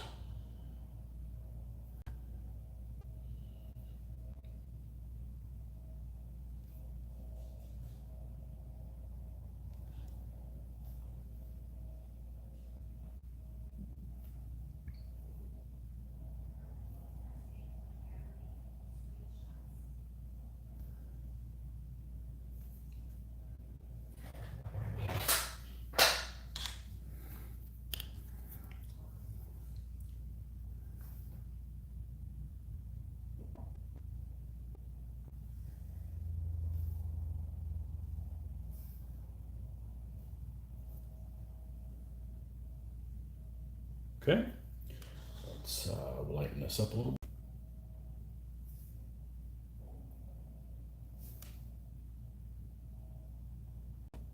Man, there's these little bits of static grass everywhere, I guess.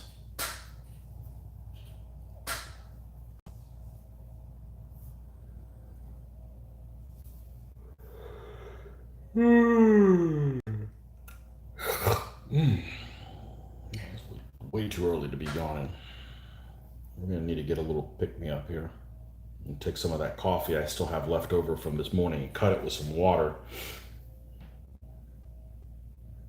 Otherwise, I'll be awake for 2 weeks.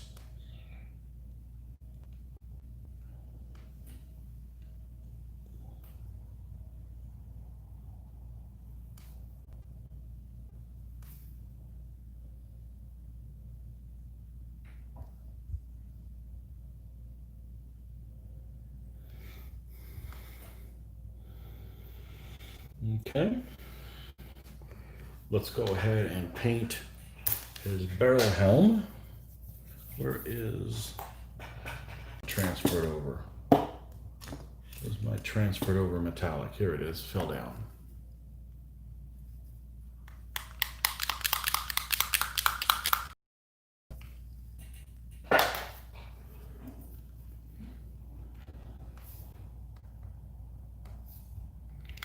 We're going to go ahead and paint his helmet in this, and then we'll give it a Gnome oil wash.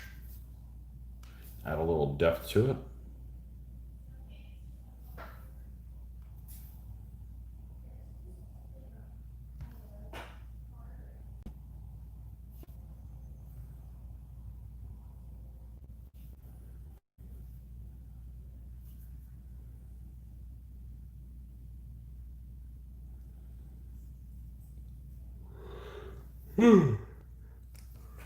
I'll be right back, folks. I'm going to get a little bit of pick-me-up, and I should be back within 5 minutes.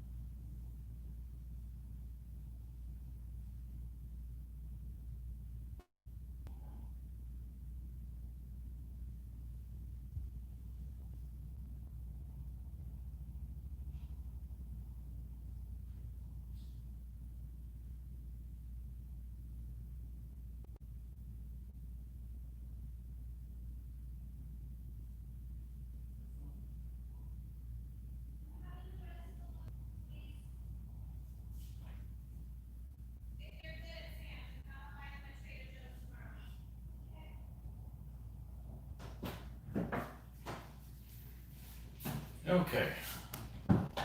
Now let's see if I don't go to the other extreme and I'm all wired. Man, you guys don't have a life waiting around for me. I'm kidding, of course. Hopefully you guys are all working on your hobby stuff as well, so. I'm talking about some controversial stuff. Get people typing and getting angry. Nah, I'm not that kind of a channel.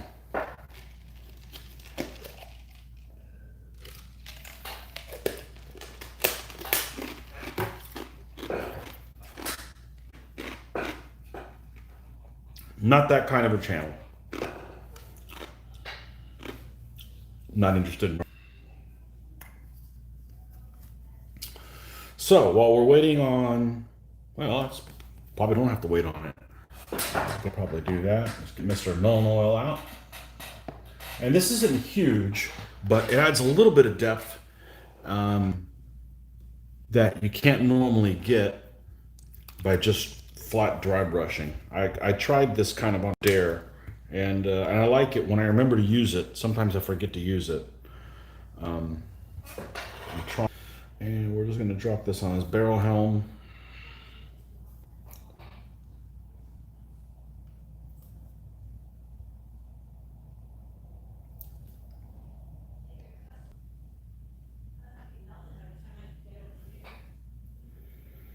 And we'll need to let this sit for a little bit. Not long, but just something so when I dry brush when I dry brush it, it doesn't go and pull it all out. Now, we probably need to decide at this point what color this damn horse is going to be.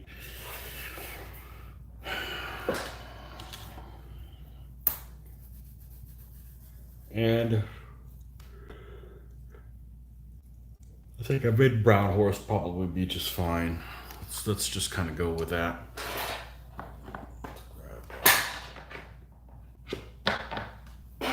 This color here.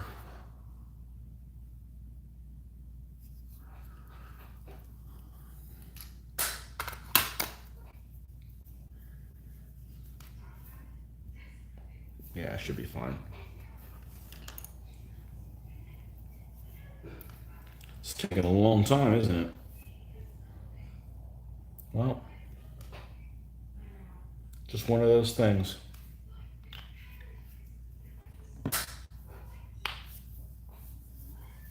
Just one of those things.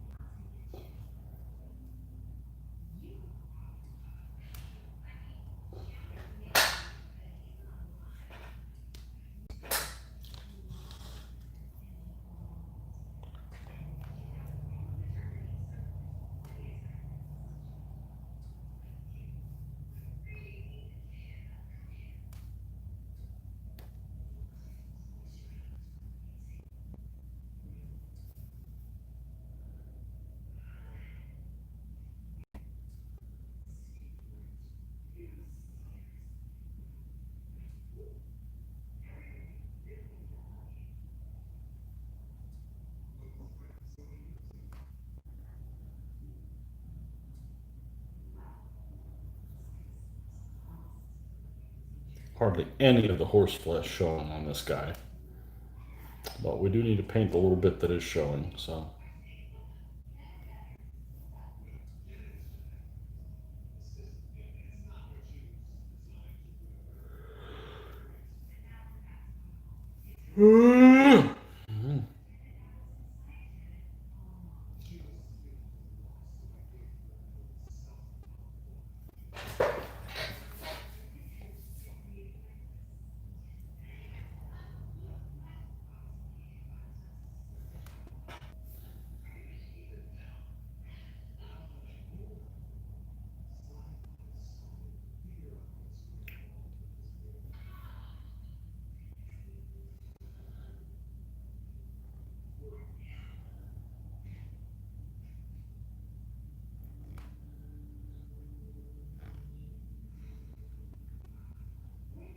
I gotta check the mail.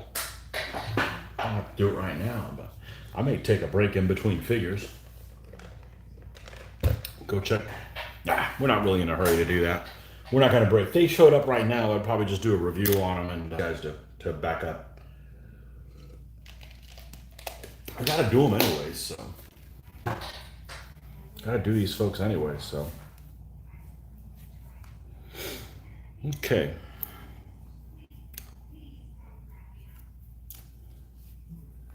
Yeah, if I wasn't filming, I would have been long gone. I wouldn't be doing this right now. I wouldn't be chugging along. I would have found something else to do.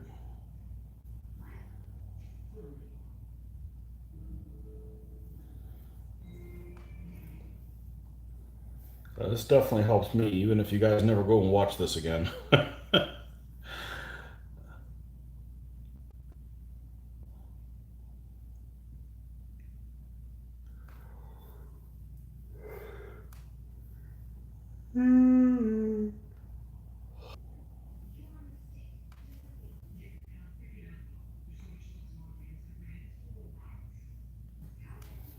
Did Tony drop or did I?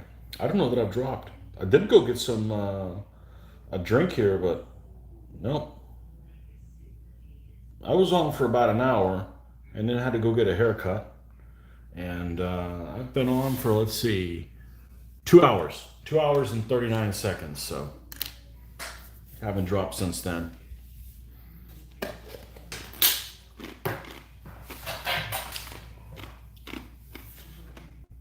These guys out of the way here.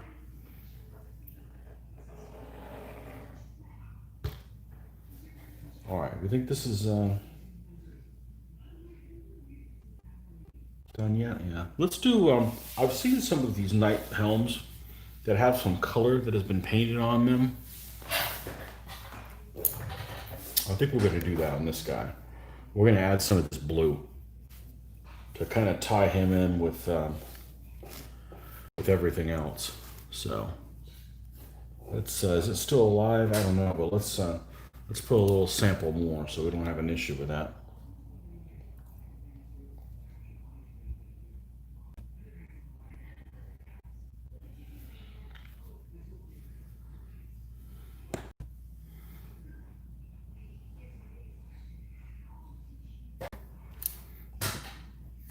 There's a handful of you guys that are hanging out here with me. I appreciate that. Maybe you guys are like me. You're not the slackers that can work from home Monday through Friday. I know lots of people do their shows Monday through Friday from home. I can't do that. I can't do that on a work day. So I didn't get a chance to stay home once. So haven't really missed a beat this whole current situation. I'm kind of not. It just changes when I want to leave work and there's places are closed down or extra rules or what have you. Okay, so let's take some of this blue. I think this helm has kind of like a vertical line in it, and we're going to paint that blue. And the vision slits blue. I've seen that done in red with another knight, and that just allows a little bit of color to come in through there.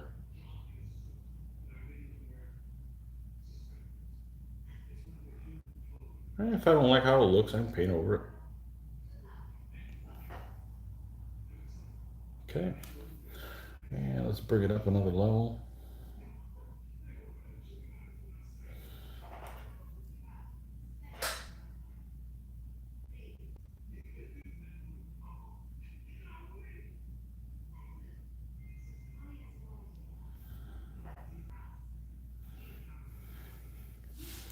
So apparently this pandemic's probably the best thing that's happened to the hobby industry, because it's it seems like it takes any time to get anything done.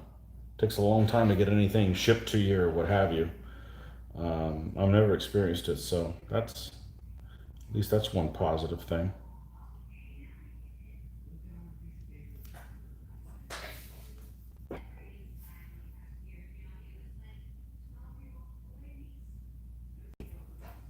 I'll show you guys this what it looks like. Man, this white dried fast.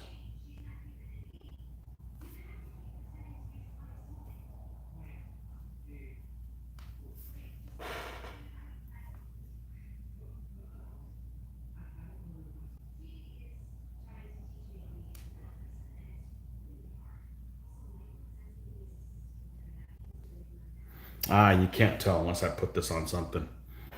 I'm moving too much. No, I can't see. I got this thing here.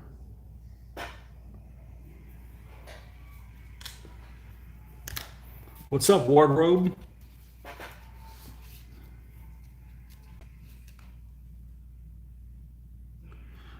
I was just talking about people like you can film on a Friday while the rest of us have to work. You must be working from home.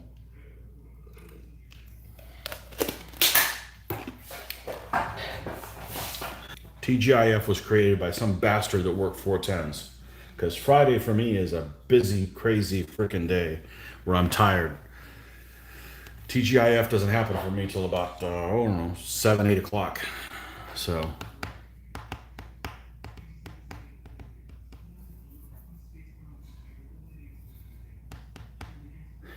Sometimes Tony's feed cycles because he's using 2400 baud modem dial-up on his cell phone. I did a speed test on my cell phone, and they say, one of the mysteries of YouTube, you have a problem, you figure, okay, you should be able to look it up. I can't find the answer to this one. You have to have a minimum upload and download speed for to get 1080p on live feeds, supposedly. The up speed is 6 megabytes, and the download is 3. On my phone, I consistently have an upload of 60 and a download of 30 because I'm running LTE all 5 bars to the max. So I have 10 times what I should have to have 1080. So it shouldn't slow down anything at all. I have incredibly good cell phone service here. Now, if I was going to connect to the house line, to the DSL, because we're not worthy to have fiber here in our neighborhood. We're not deemed worthy, regardless of whether or not we want to pay for it. We're not worthy here in this neighborhood, even though we're in the middle of town. I am lucky to get a tenth of what I need. So we have a hard time streaming one program. We'll try to watch our family show, and frequently we can't even get through one show without it getting with just the cycling as it uploads. We could get fiber, but the cost is pretty hard to justify. What's the high cost? I'm curious. There's all while you're typing out what that is. Over a decade ago, we got rid of satellite. We were paying about $140 a month 10 years ago, just so she could watch Disney Channel. We weren't watching any shows. We don't watch any shows. We don't have any satellite. We don't have cable. We have we got the Netflix, Hulu, Amazon Prime. What else do we have? Do we have anything else other than that? There's always plenty to watch. Honestly, I watch YouTube more than anything else. With the exception of a couple of shows like The Boys, which, by the way, this last episode was didn't go anywhere. I don't really watch any shows. But honey, I have to see Tony paint his miniatures at 1 gigabyte. Yeah, we don't have an option, so we're still on the same DSL. The same DSL that we've had for, I don't know, a decade. There's just no other options here. The other people in the neighborhood have cable, which of course there's only one cable company. I don't know how they get away with that in America. Isn't there some kind of monopoly rights or antitrust crap? Isn't that what's supposed to be? But anyhow, there's no competition, so they just have shitty service. What are you going to do about it? So, competition is good, folks. That's in your workplace, everywhere. Keeps everybody honest and makes us all do a better job, hopefully. And it's better for the consumer. There's my market freedom spiel.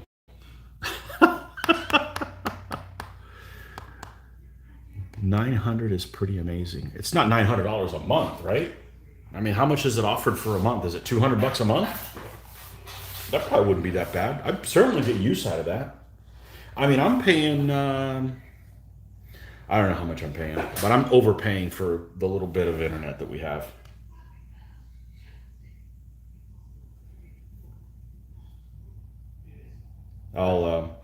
But it's horrible here. I'll give you an example. Over Christmas, I bought some video games. I do video gaming as well. Well, I do when I'm not painting, but I'd rather be doing this stuff. This is a lot more. I don't scream at other people when I'm playing a game, but I do scream at the TV sometimes when they keep screwing me with the computer cheating or what have you. But I bought a couple of games. I don't remember which one it was right now. I want to say it was The Division, the one that's in Washington, D.C. I bought it over Christmas because it was just too darn cheap. I mean, it was like $10 or something like that. And I waited to install it until the girls went on vacation. They went on vacation for like a week in South Florida. or a weekend, or they went to a weekend getaway or something like that. They were gone for a weekend. So I'm like, hey, this would probably be a good time to go ahead and install it, right? Because the girls aren't here, not really in their way, and that kind of thing. So I installed it on my Xbox One, and of course you have to use the live internet. It took 8 hours to install it because you have to install it before you can play it. But then there was an update, because the game had been out for over a year or whatever. There's updates on the games. The download for the update with my wonderful DSL took 28 freaking hours. So basically what it meant is as soon as I found out I wanted to play this game on Saturday, I was spent the whole time dragging my entire system down, not being able to watch anything else, and I wasn't able to play that game that weekend.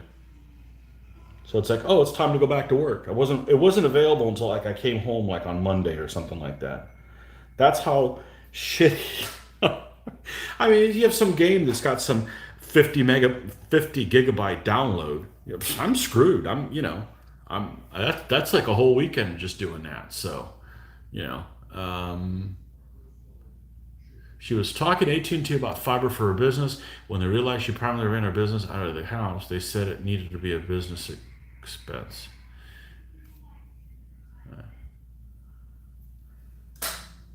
Finally caught the man himself live. Oh my God, I cannot pronounce your name.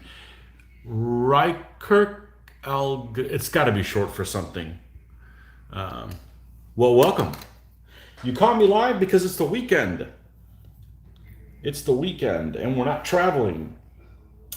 Surprise, right? Nobody's traveling. Not only am I not traveling, I don't want to travel. So, yeah, I spent a significant. I think last weekend it was Labor Day weekend. I think over Saturday, Sunday, and Monday, because we had Monday off. It's one of the few days that we get off as our company. We didn't go anywhere. I think over 3 days I spent 12 to 16 hours filming live. So that's how much painting I did do some painting not live, but it's the exception. So I got a lot of painting done last weekend. So I'm not going to say we're going to try to top that because that's not realistic. But you know, this helps me. Even if nobody watches these silly feeds that I do in my monologue, it helps me because it gives me an excuse not to break off and do something that may be more fun but less productive. So, all right, so let's go. I don't think we need to go any brighter than this because this is the shade that's a little bit brighter than the base coat.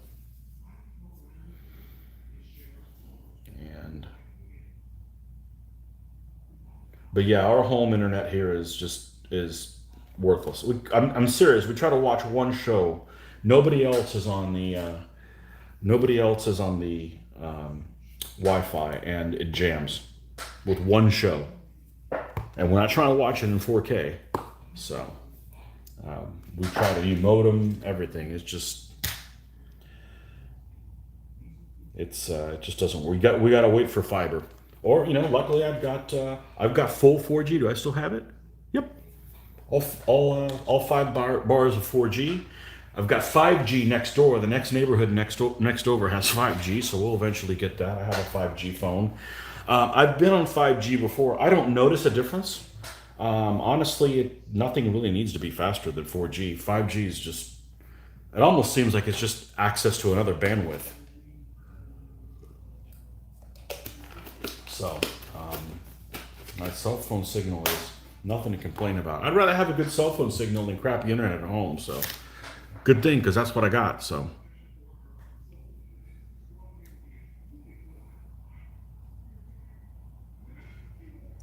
let's see. Kirk is fine. Okay. Perfect. Did you see that 12-year-old YouTuber? No. I don't have to read the rest of it. Did you see the 12-year-old YouTuber? No. No. I don't like the youth of today. All right, let me read the rest of the question.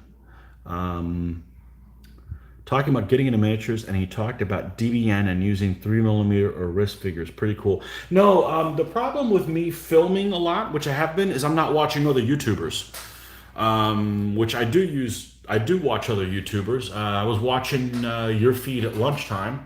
That's why I popped in and watched your ramble, which is, you know, I like that unscripted nature. But no, I didn't see the 12-year-old YouTuber. I see you've not decanted your Citadel paints and empty Vallejo Well, I did one. I did one, and it took for frickin' ever. Okay, so I will do it eventually, but it's not a priority. It's not a priority. So hope when he decants, he tilts it at the right angle, swirls to get oxygen, and puts it over a candle while he does it. Oh man, it took too long. It was, you know, some things you expect to take a long time. Oh, and by the way, I promised I was going to show you what the front end of this guy looked like. So let's. I'm not a politician, so let's do what I said I was going to do. Nor do I want to be a politician. Let's see if we can. There we go. Yeah, just add a little bit of color to his helmet. And we're going to do the back of his shield and finish up the horse. And this guy's about done. And this is, what did we call this guy? John Stewart. This is one of the guys that died at Dunkirk with Eddie. Impetuous Eddie.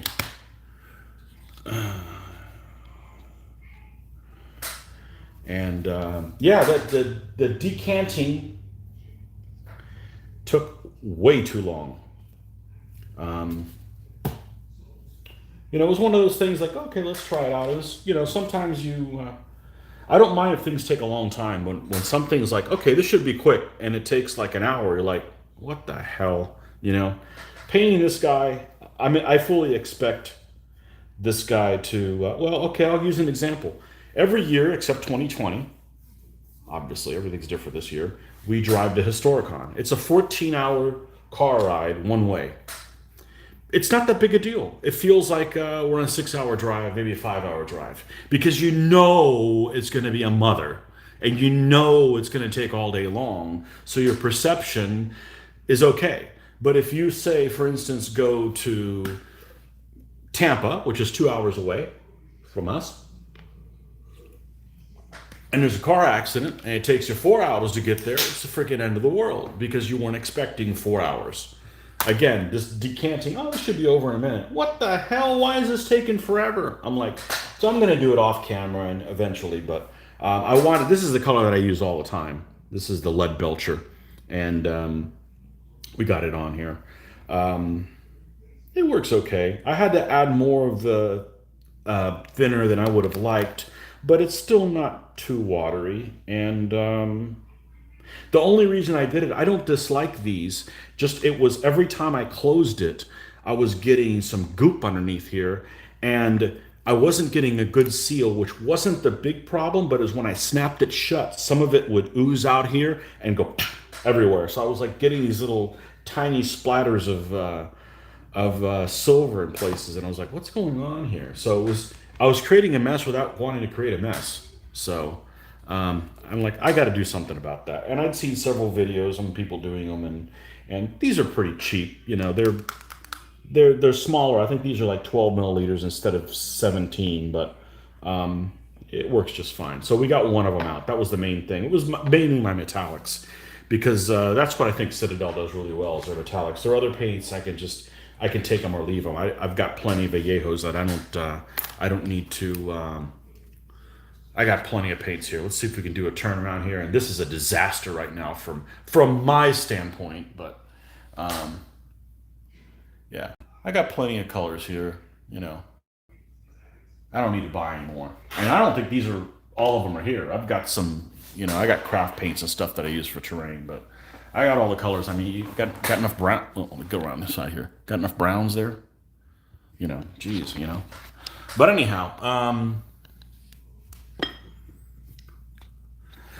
I gotta finish these nights and put some of this stuff away. It's just I pull things out and I'm like, oh, what the hell is this doing here? You know, it's not really in my way, but it's just distracting. So I'm definitely a shiny kind of guy. So I want to avoid those distractions. So anyhow, yeah, that took a lot longer than I expected. So that was kind of a bummer.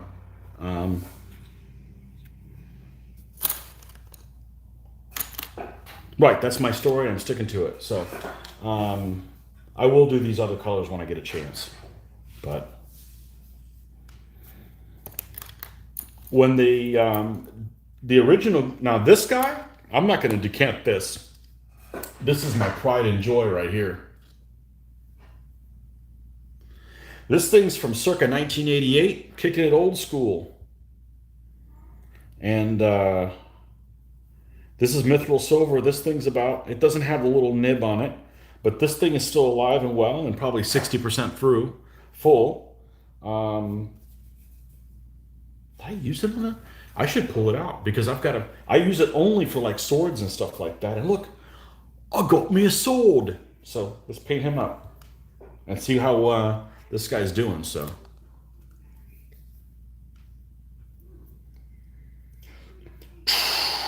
The fumes come out like it's the open a tomb from the mummy. Look at this guy.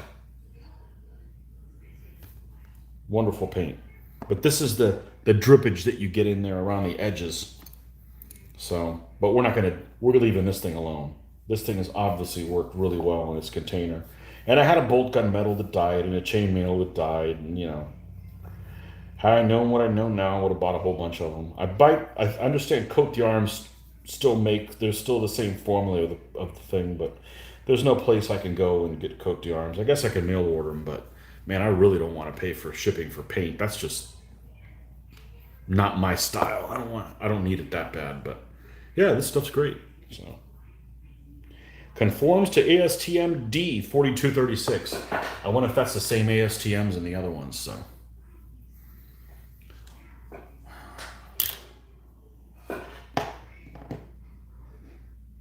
That was back when they probably didn't have to put all these warning labels about don't drink it. This is when people were smarter in the 80s, right? Oh, man.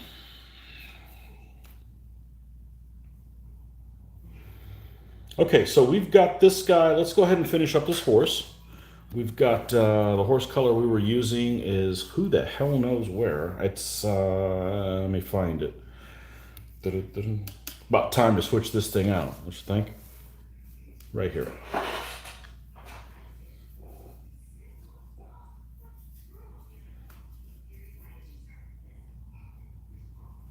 I'm gonna do something a little different the next time I do the basing on some of these figures. I've got some old 20 millimeter stuff, you know, that I've got from that I painted 20 years ago.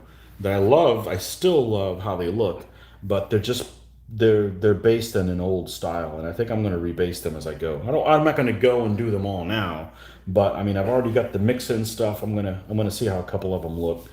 Give them the old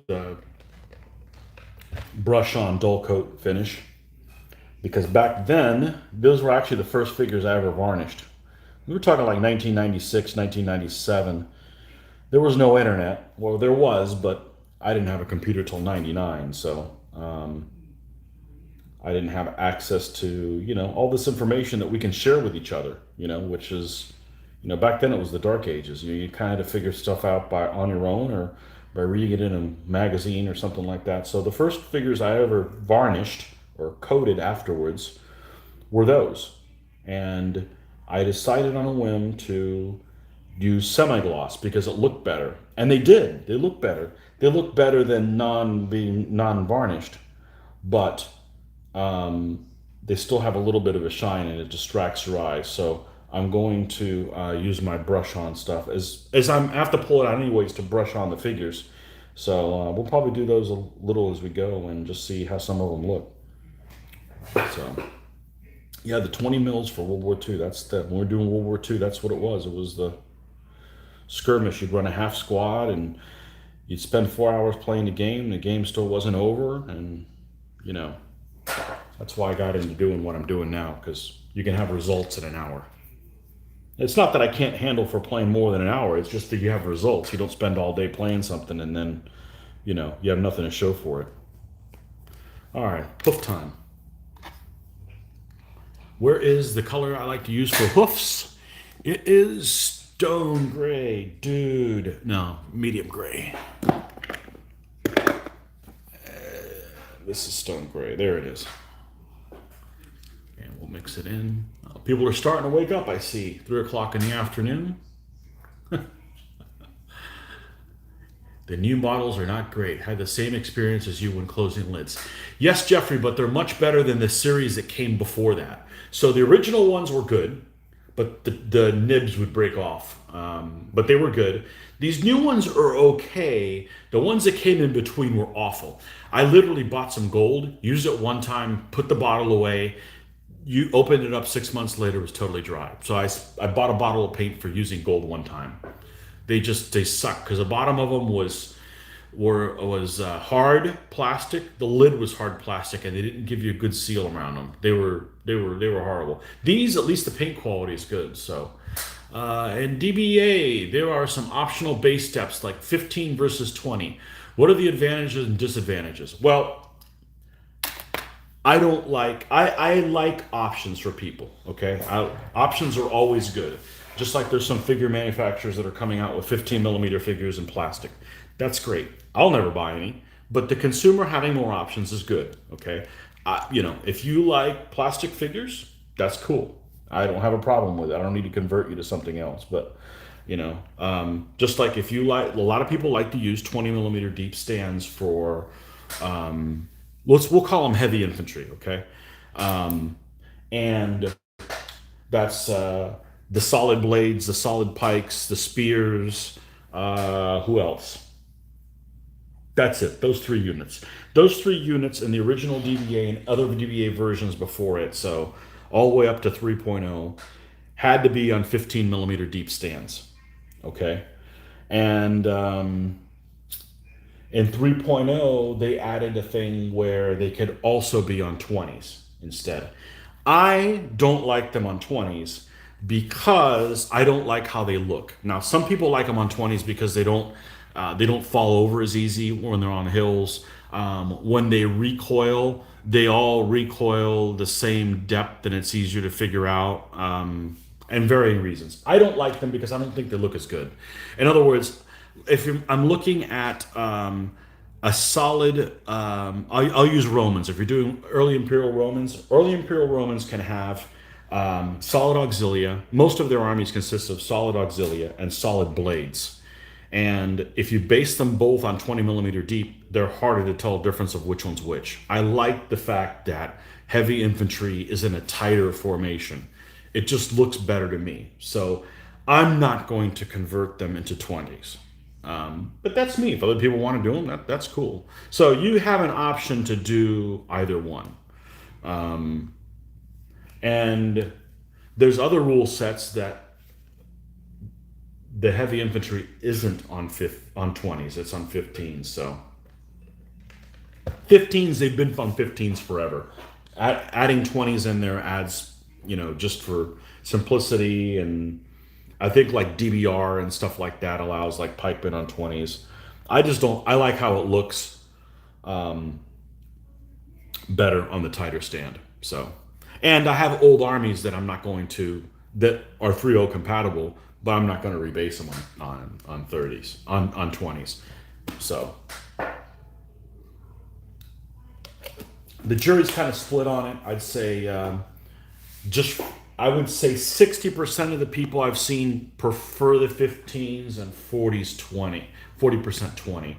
It's almost 50-50, but I'm not changing them to 20s because I don't like how they look. Yes, would it be from a game standpoint, would it be more advantageous to have them on 20s? Probably, but I'm not doing it for gaming purposes. I'm doing it for aesthetics. So, I don't know if that answers your question, but Yeah, 3.0 added an allowance to use the 20 millimeter deep stands for, in other words, to just do away with 15s. Some people like the 20s more because it's easier to fit the figures on there. I've never had a problem fitting figures on it. If I can fit a chariot on a 40 by 40, which is like the hardest thing to do, then I can do anything else. I can put cataphract. I can put 4 units of cataphracts on a 40 by 30 stand, no problem. It's the chariots on a 40 by 40 are the biggest issue. So, and you can finagle it and get out of doing that. But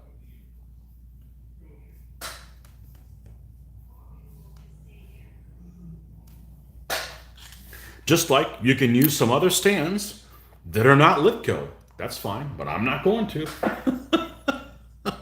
I was fortunate. The first DBX basing that I did of any kind, I did when I started doing DBA. And I didn't start doing DBA until 2004. And in 2004, they were selling Litco stands, and at our convention, they were selling them, and that's how I found out about them. So I never ended up buying another kind of stand. So that's how I kind of fell in with them.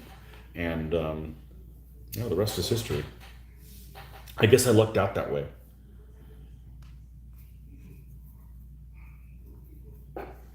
Just like some people probably started playing DBA with version 3.0 and didn't have to unlearn all the 2.2 nonsense that some of us have stuck in our brains and trips us up from time to time. A little bit less than every day, but still, you know.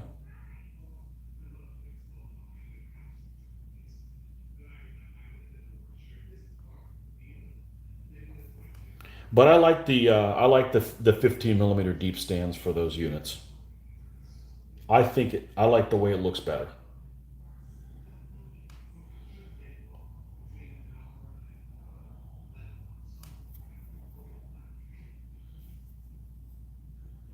And as far as falling down a hill, there's some hills that just have no hope. They could be on a 30 inch, a 30 millimeter deep stand, and they'd still fall over. So, not a big deal. I did my Scottish pikemen run 15s, and they mesh okay, and they all fit on there, and they have the pikes up at like a 45-degree angle. So, did I have to tinker with them? Sure, but I think they'd look good, you know. So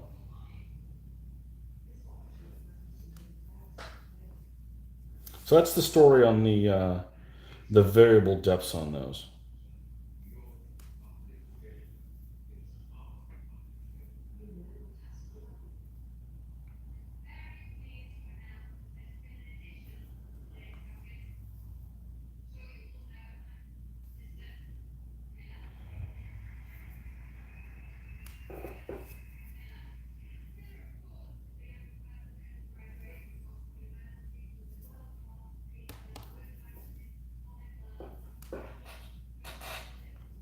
Now, as far as advantages, there's some game advantages to things.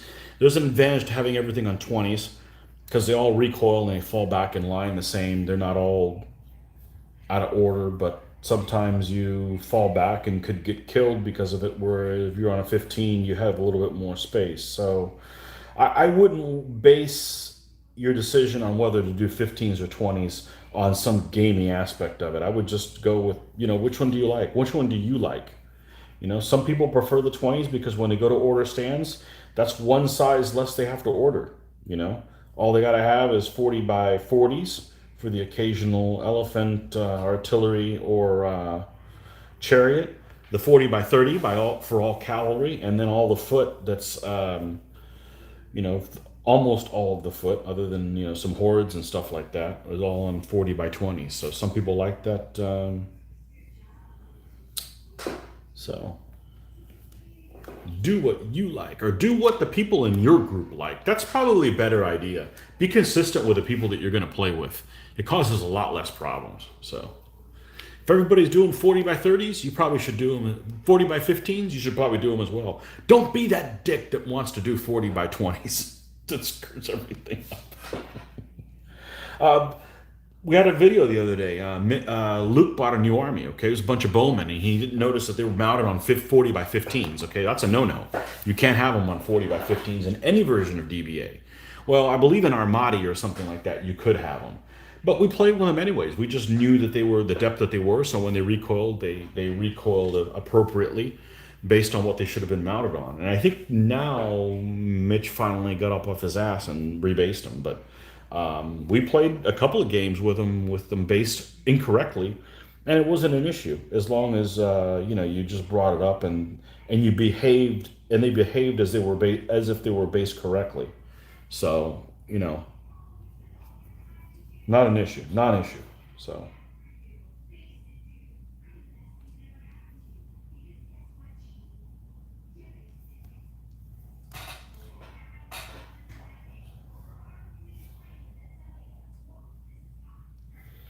I'm not going to rebase armies that I don't have to rebase, because I already have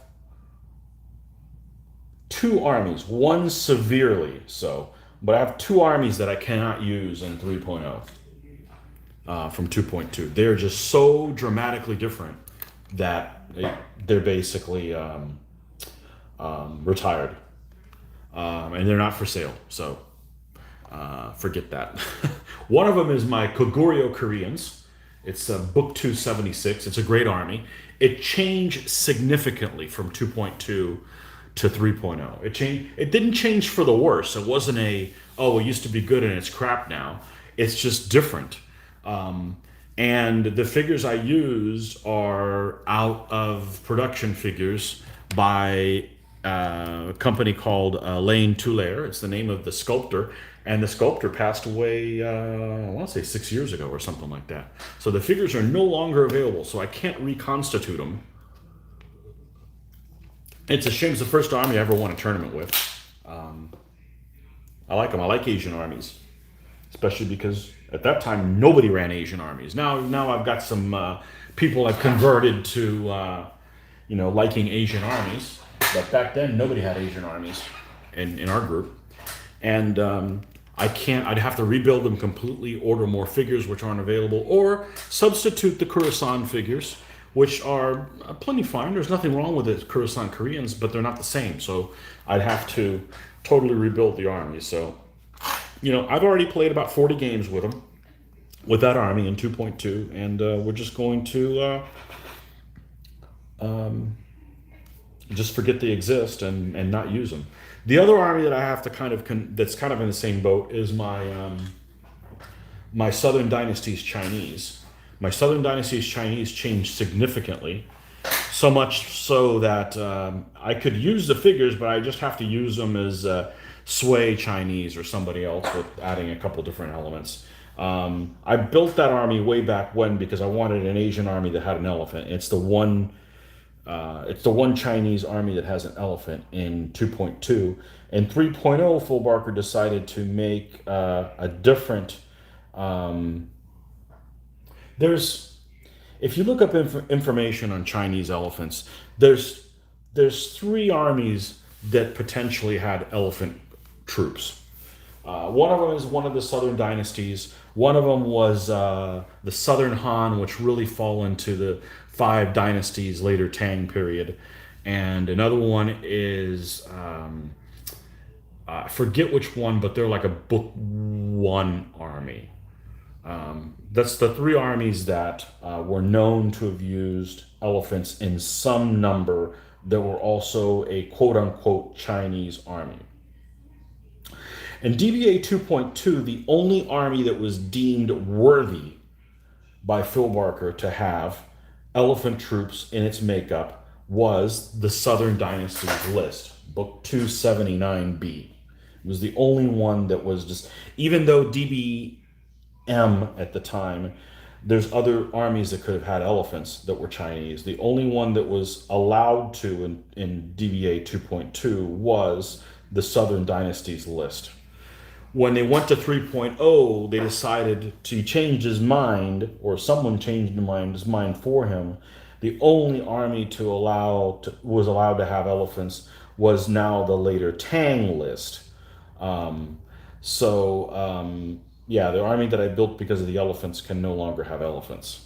But I could just say, hey, I'm going to build a later tank and convert the units over and convert in that army. And I probably would have done that already if my buddy Joe hadn't built that army to begin with. So I think this first army that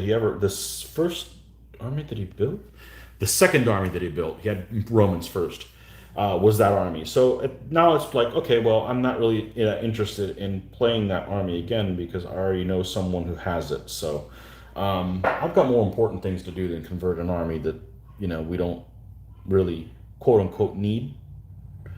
So anyhow, that's the two armies that I kind of have no hope of playing again, and that's why they have no hope of playing again.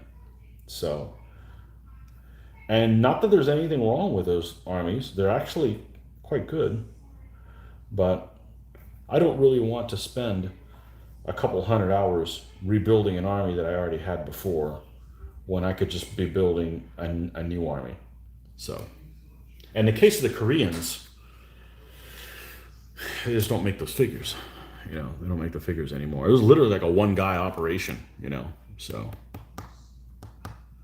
Kelly Davis says, watch the special on elephants in ancient warfare. They would get them drunk on wine. I guess they were surly drunks. Yeah. Yep. What game was I playing? Field of Glory 2, computer game. I'm playing with a fellow face to face.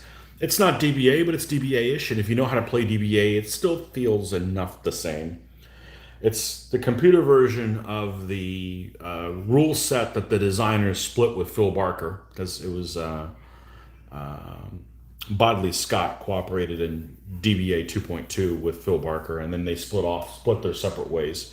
There's not a pip mechanism, but other things are the same. Elephants in that game are very different than DBA. I'm not a fan of elephants to begin with. I don't like things that are unruly. I don't like things that advance when they're not supposed to. Elephants kind of fall in that category, and they take an extra pip to move them. So I'm not a fan of them, but they have decent numbers in DBA. In that game, they're all over the place. As far as, you could charge them into stuff and they just take no casualties at all, and they go unruly, and that kind of stuff. I think it was the same way in Rome Total War. They would, you send them in, and if they go apeshit, and you got guys near yours, they stomp into your own guys and sling them around. They're entertaining, but not really a game-winning thing. But it is one of those troop types that you come to play Ancient Warfare because of them, because it's not like you can play World War II with elephants. You've got to come to ancient and medieval periods to use elephants if you want to see them. And, it's another troop type. It's another blade in your swimming knife of different troop types that you can use to secure a battle or victory or something like that. So they are entertaining. I like the different troop type interactions with each other, but they're fun to paint. They're cute. But that's it,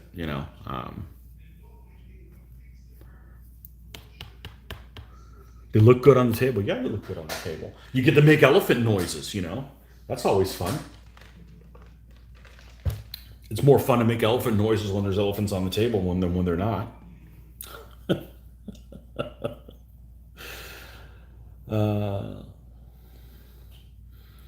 Elephants. Elephantitis.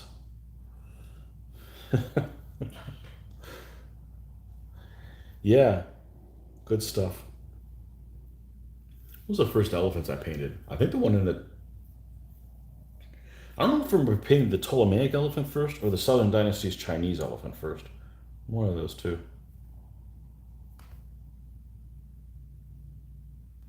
A lot of manufacturers have a lot of trouble making elephants correctly.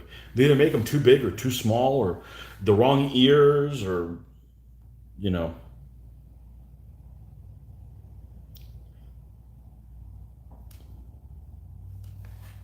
Even Zyston, who makes, in my opinion, pretty darn good figures, some of the best figures around.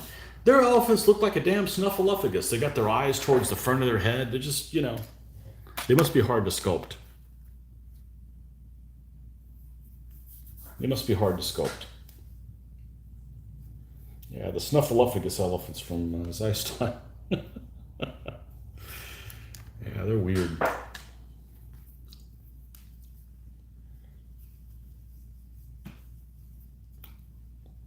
Yeah, because Snuffleupagus has his eyes on the front of his head. If memory serves me right.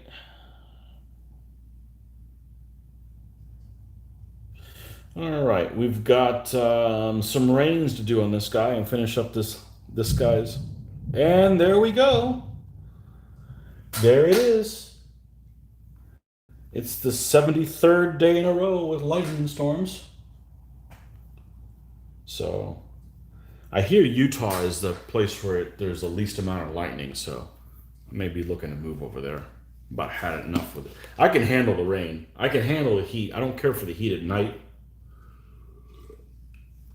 But I do not like lightning. I'm about lightning the way people are about spiders. I couldn't care less about spiders. You don't like them, stomp them. Move on. We can't get away from you. They don't move that fast. But lightning, no. No, that's some spooky shit.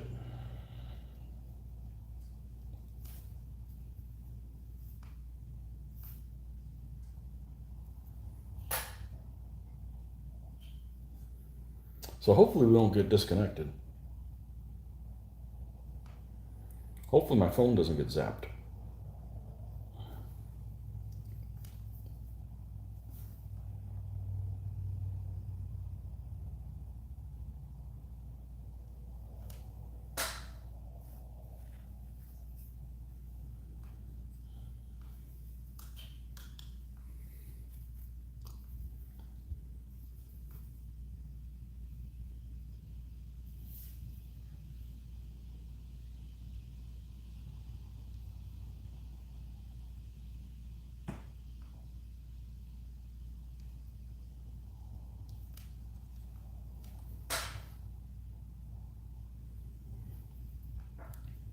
I've been working on this guy a long time.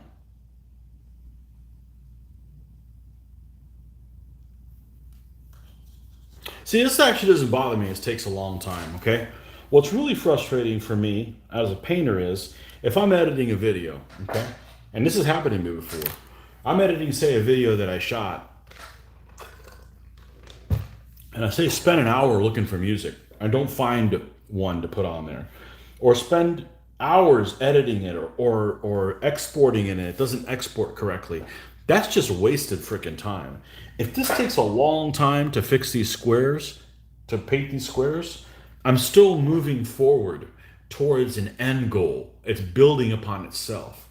It's not like, well, this didn't work, I got to start over. There's no starting over with painting, okay? Unless somebody comes in here, holds a knife to my throat, runs off with a guy. I don't have to start over. It still builds upon itself. So for me, I don't find it frustrating that something could take a long time because it still builds upon itself. I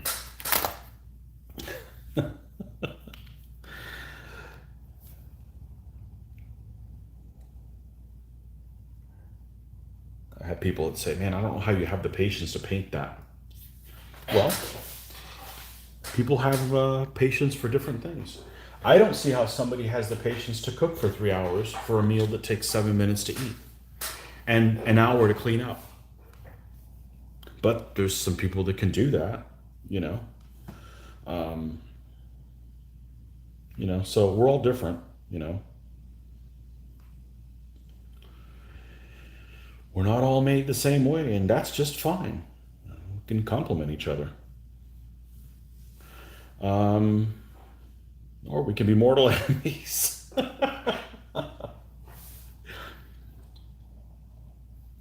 No, but that's the example I like to use, you know. So, I think that this is a form of therapy for me. This is relaxing and, share my hobby with other folks too. Nope, no lawn mowing this evening. There's the rain. That's okay. I want to do that anyways. I'm on a roll. We're going to paint some nights tonight.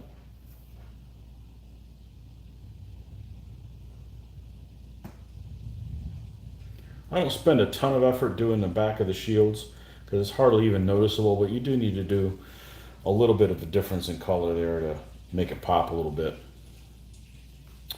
This guy's almost done other than the rings. Now we want to use a different color we haven't used before, but that'll also pop. So let me look at some things here. What we can add that's not too bright, but that's different than any of the other colors that I used. I could probably get away using this light brown, just not take it all the way up. So,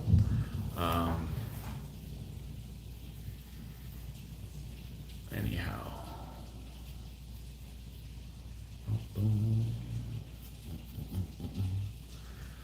You are not only sharing, you are bringing like-minded people together around the world. Yeah, so that's the thing, okay? This stupid hobby, and I'm not even going to break it down to DBA. Let's just call it wargaming. And people that paint miniatures, historical wargaming. We'll leave all the fantasy people out, okay? Let's box ourselves up. Anybody who does historical wargame, we're obviously interested in history as well, plus this artistic component to it. I don't have anybody at work I can talk to about this. I don't have anybody that I interact with that is not a wargamer that I can talk to about history, and that's freaking sad, because like let's say you're like a history teacher or something like that, and you have a common interest in history, but they don't game. That's okay. I like to talk about history, and you motivate yourself to maybe interested in another period of wargaming. You don't have to be a wargamer, but it's such a select group of people that we need the whole world to find each other because, there's nobody in this town other than our. Well, I'm not gonna complain about gamers in this town because I think I'm very fortunate in that we're able to get together every week and we have enough people to play games with frequently. But I'm just saying, outside of that, there's no one I interact with that I can have this type of a conversation with about the stuff that we're really passionate about, which is this stuff. It's history and participating in it. And, with the added artistic stuff that we can add to it. So, there's nobody in your family you can talk about that. They'll be like, oh, okay, that's cool that you did that. Oh, yeah, that's nice. But they have no idea what the hell these guys are or have any interest in the history or anything like that. Nobody at work. So, yeah, we need the whole world to kind of bring us together. That's the one thing that the internet's been really good. Now, the internet has been really good about a lot of things. It's been bad about other things, but we're not going to talk about those. But it is good about having people with a common interest be able to communicate with each other. It's good for bringing people with a benign interest to be able to communicate with each other. It's bad for people with a non-benign interest. Back in another life, we used to rotate locations where we would game. We would bring the wife and kids, us downstairs, them in the living room. I never experienced that. I never, yeah.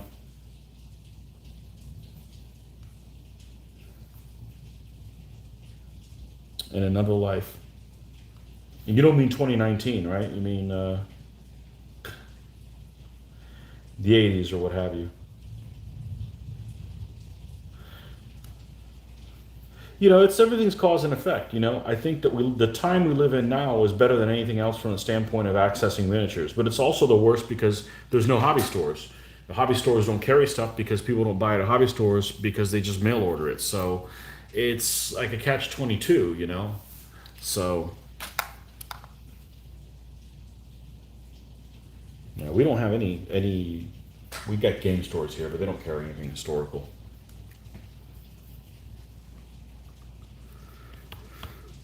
Seems like the hobby is more acceptable normal in the UK. Is this true? People who live there? Well, I'll tell you right now, I don't want to knock anybody who doesn't live in the UK, but my favorite painters are all from the UK, except one. And I just think it's they've got maybe there's more time on their hands. Well, that's where it originated. It's like saying most football fans, most NFL football fans are Americans. Well, that's where it started, so that would make sense. But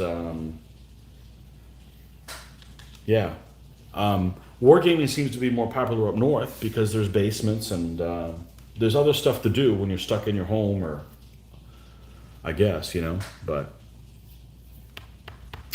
when we moved to rooms at the university, the additional meeting of the wives stopped, and my wife just mentioned a few days ago that she misses our games. Wow. Hey, you married up. There you go.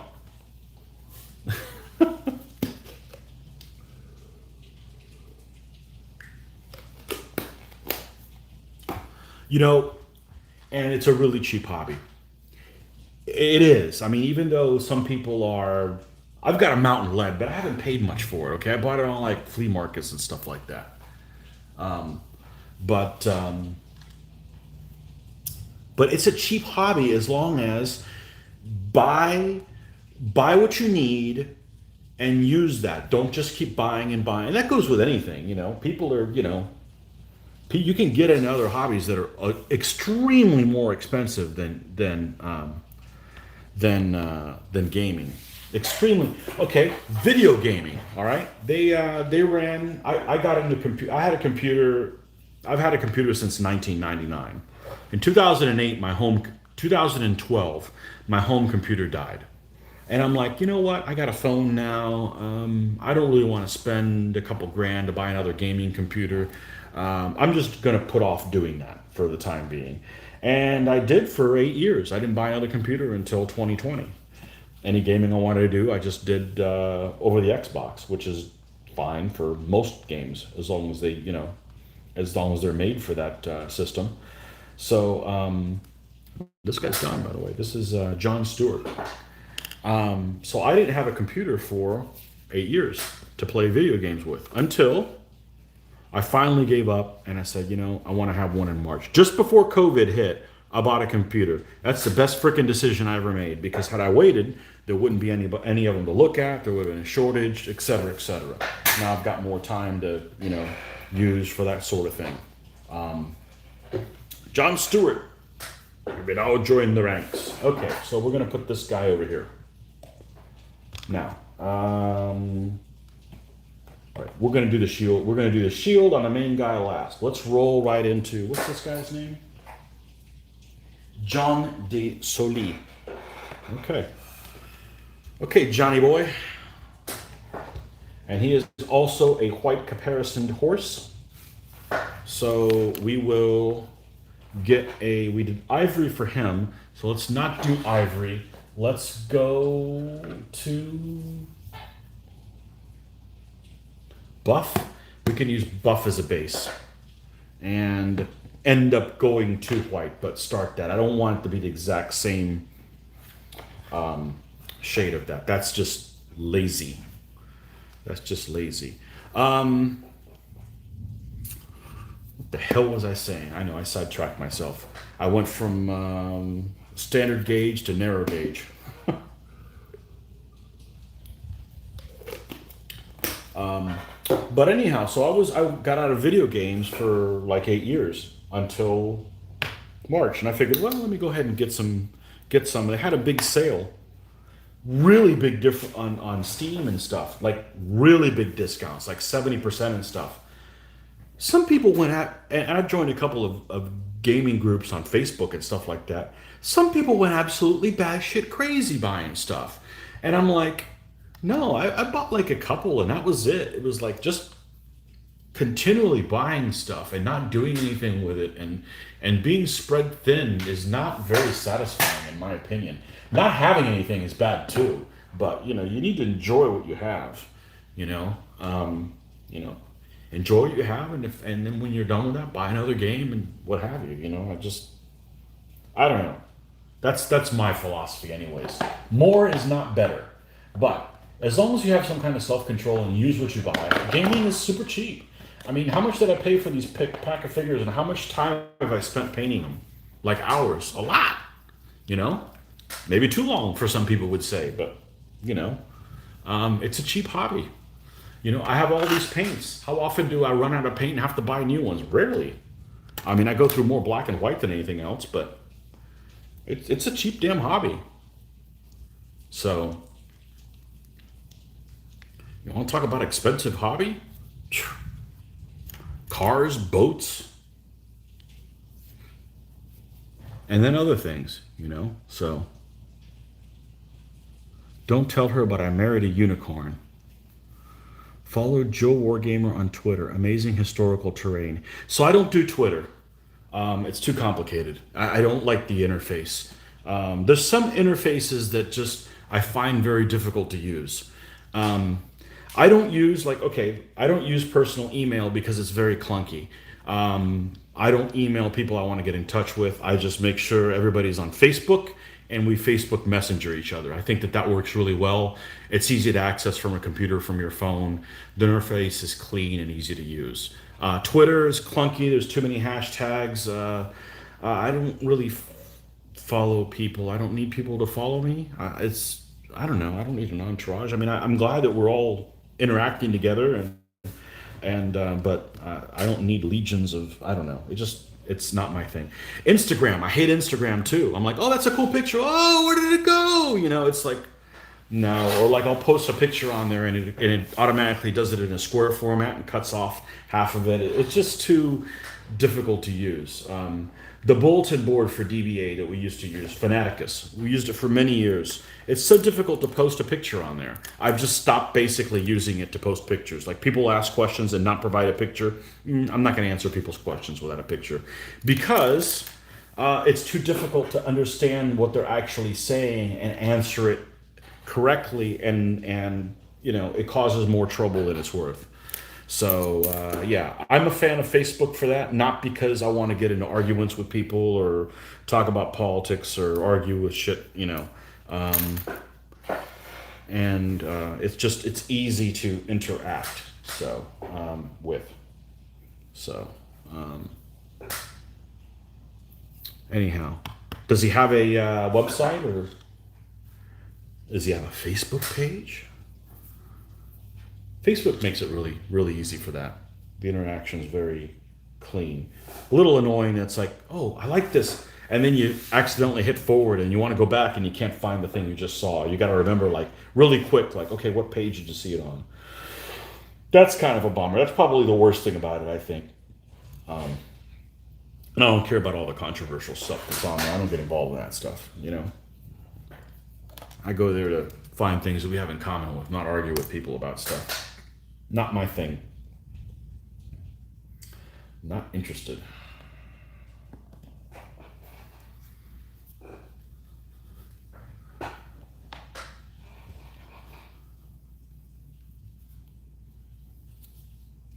All right, let's see if Buff can take us where we need to go.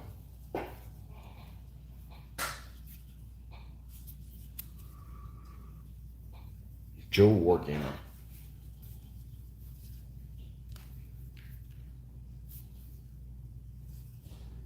Yeah, I don't use Twitter. There's nobody I want to follow. I mean, I'd follow the Joe Wargamer. I'd follow people in the hobby, but I don't want to follow famous people or politicians, or I don't do any sports at all. That's why you have a history button, assuming you've logged on. Yes, I log on all the time, but I have a history button if I've what's the thing called, your activity. The activity is handy if you make a post, but if it's something like if you're scrolling by and you see something and then you go to a different page and then you're like, oh, I want to go buy this one, like it's gone, like the stuff that's on your feed. I don't know, that's really my only gripe with it. I guess I can't complain, it is freaking free, you know. So I'm going to put some more water behind this because we got the curly action here. And I'll be right back in about 3-4 minutes, maybe a little less.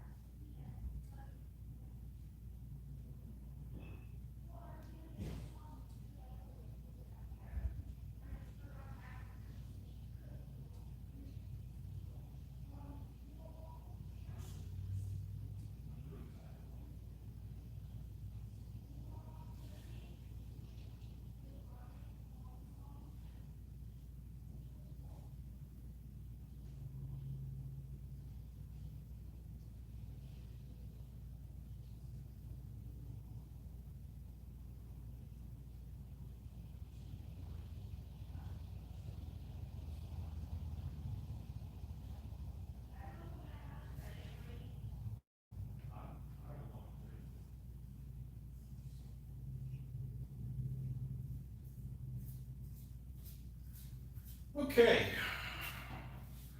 Ba-da-ba-da-ba-da.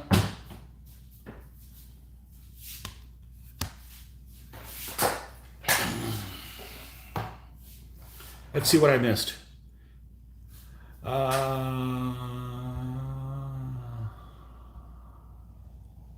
Twitter is terrible for politics.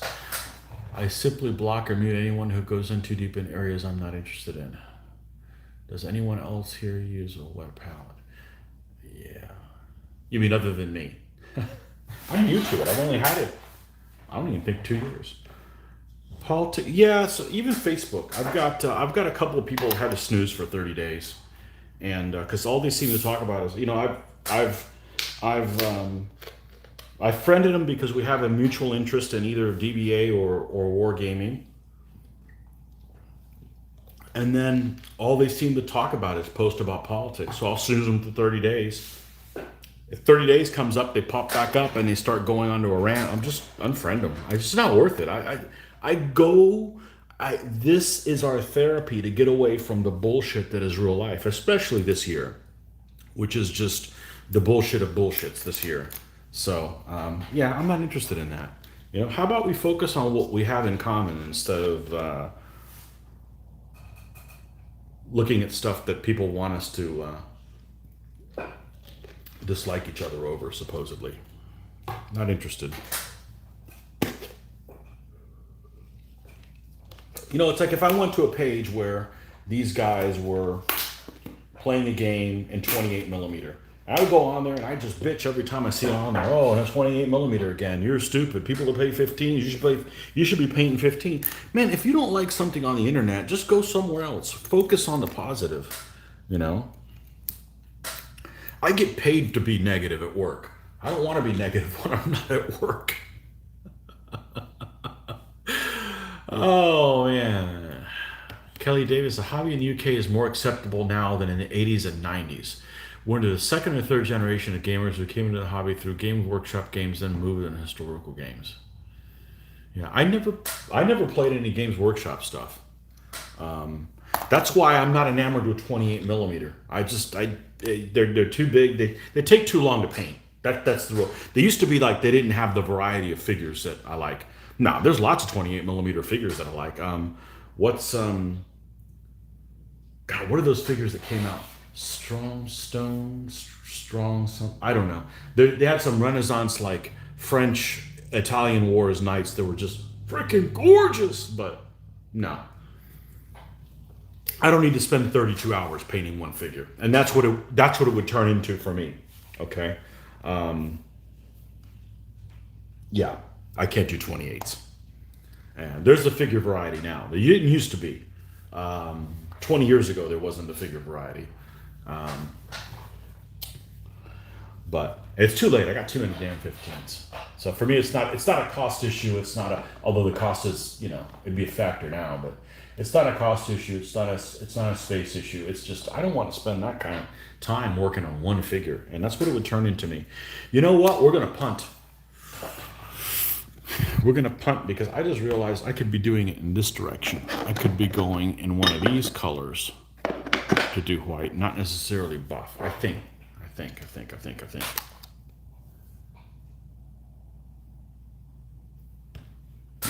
Nah. Let's power through. Let's go with what we have, and I can always change my mind and repaint later. I go so thin on these covers. The covers, it doesn't really matter. Games Workshop is a gateway. If the father is a gamer, the kids are likely to follow. Not my daughter. My daughter she doesn't like gamers. She doesn't want to go to a game store. I'll go to a game store to like check out paint, and she's like, I got her cracking up about a year ago, whatever. She's like, man, Daddy, I don't want to go in there. There's strange people. I said, they can't hurt anything. They've never even kissed a girl, and she just busted out laughing. That's fine.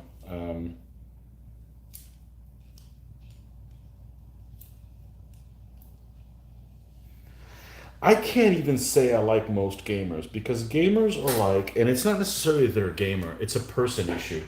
I live in a town where, and I've always lived in a town for the most part, because I've lived here so darn long, since 1981, that is a college town. So it's a college town, What's huge here is football. And I can't stand football fans because they're, how can I put this? Dicks, okay?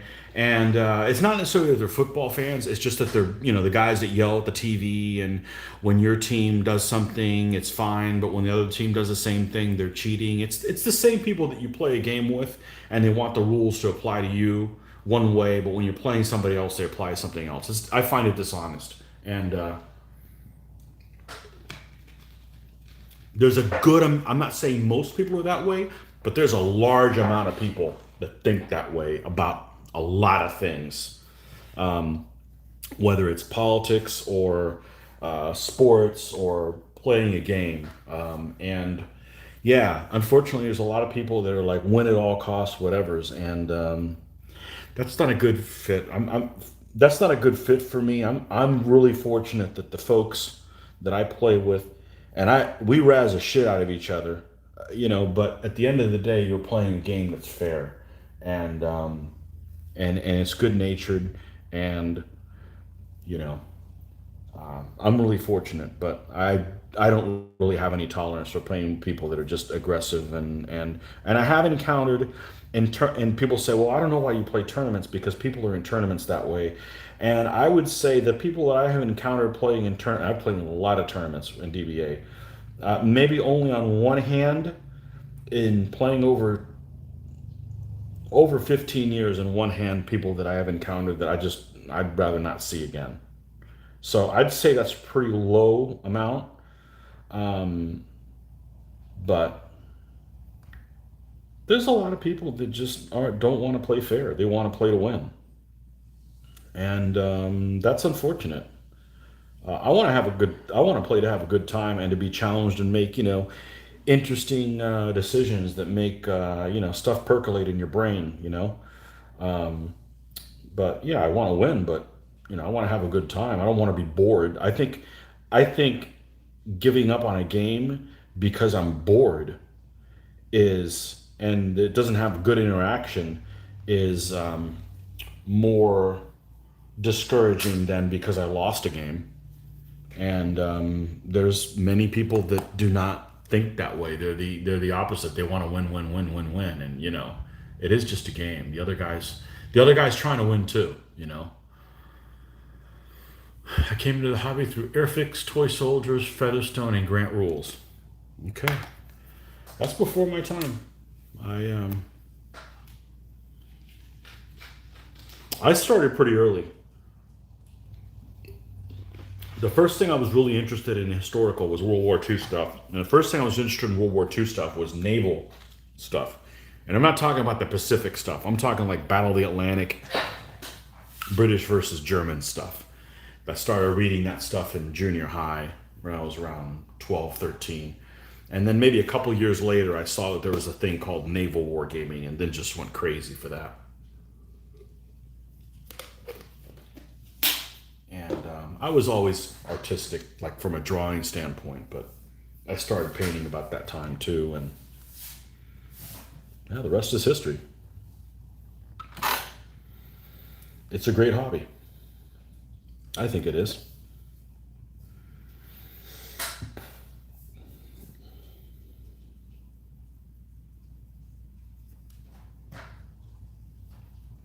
But anyways, living in a college town that's all about sports that I'm not interested in, it's hard to connect with people about something you have in common, and not wanting to talk about politics. Uh, you know, um, it's hard to talk about stuff with people. So this type of a venue is great for me. You know,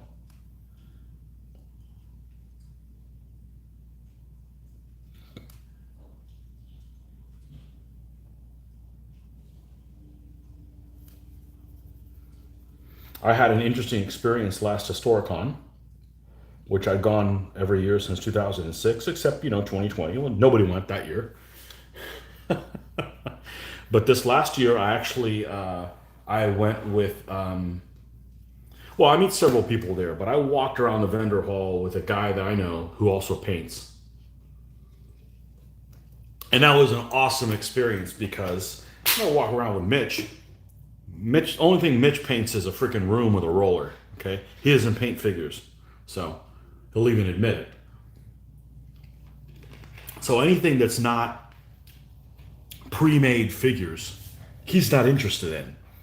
He only buys like painted armies and stuff like that. But if you're walking around with somebody who's a painter and is looking at paints and is looking at tufts and is looking at unpainted lead and what you could do with these guys and books to how to paint figures, and that was an awesome experience. I like that a lot, you know. So that was really cool. So I enjoyed walking around with Rod for that purpose. So that was kind of a unique thing that I'd never experienced before, is being with another painter at a Historicon walking around. So that was pretty cool. I like that.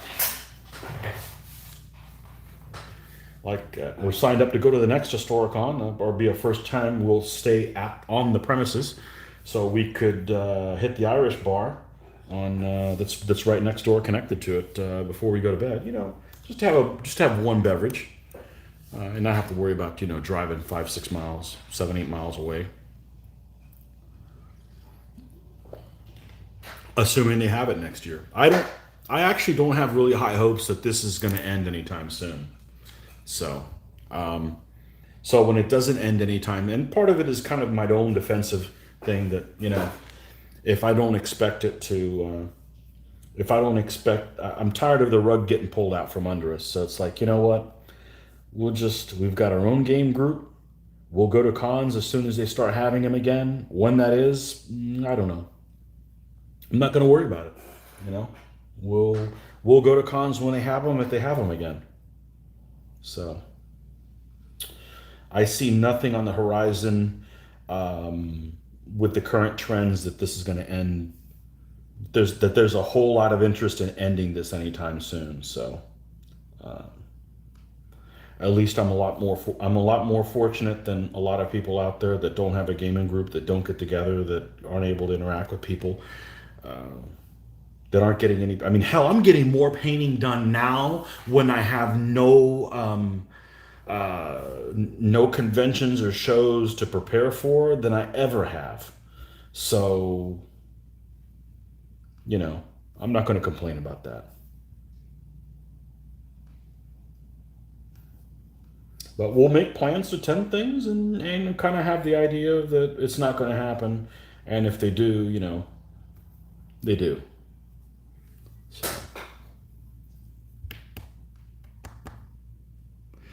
I must love the game since I stay with it, even though no one to play with. There you go.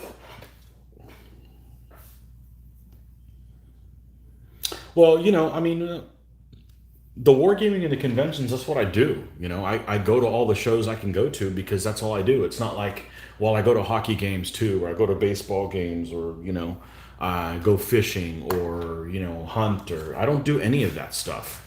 I pretty much just do this. This is my hobby. So.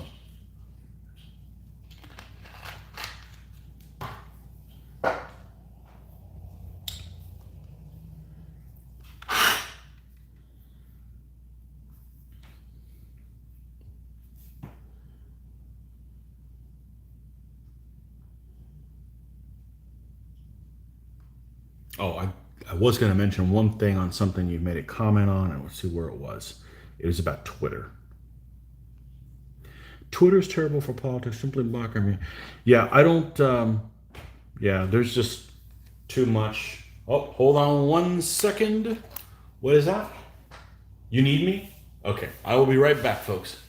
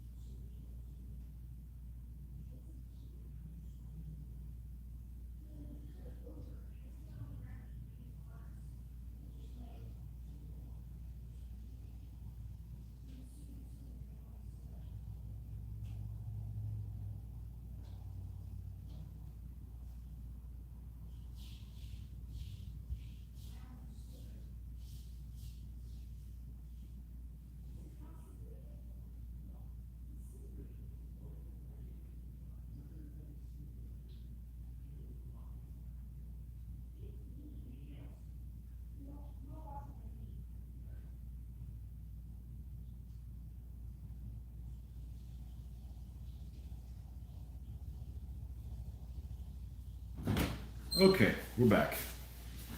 Dun-dun-dun-dun-dun. All right.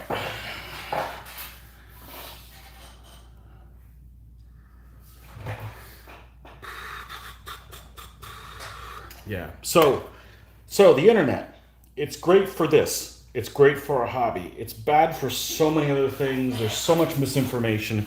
People say the internet is like really bad, like Wikipedia. I hear people complain about Wikipedia.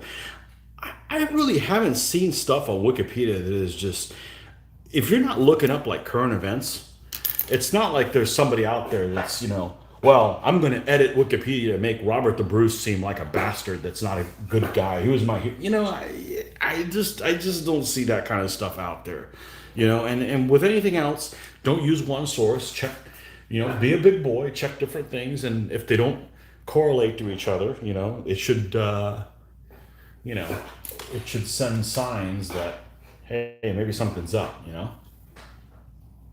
But it's really good for people to connect to each other that have benign purposes. It's bad for people that want to cause trouble and disinformation, and it emboldens deviance. So that's the bad thing about it. But you don't know. You don't know those things when things get created. You don't know, what the repercussions are going to be. The Soviet Union falls apart. Do you think that we would have known in 1989 that things would be the way that they are now? You don't know what the repercussions of one thing over the other is. So. But it's great for this. It's great for our wargaming hobby for sure. It's terrible if you're selling encyclopedias. But for what we do, it's wonderful.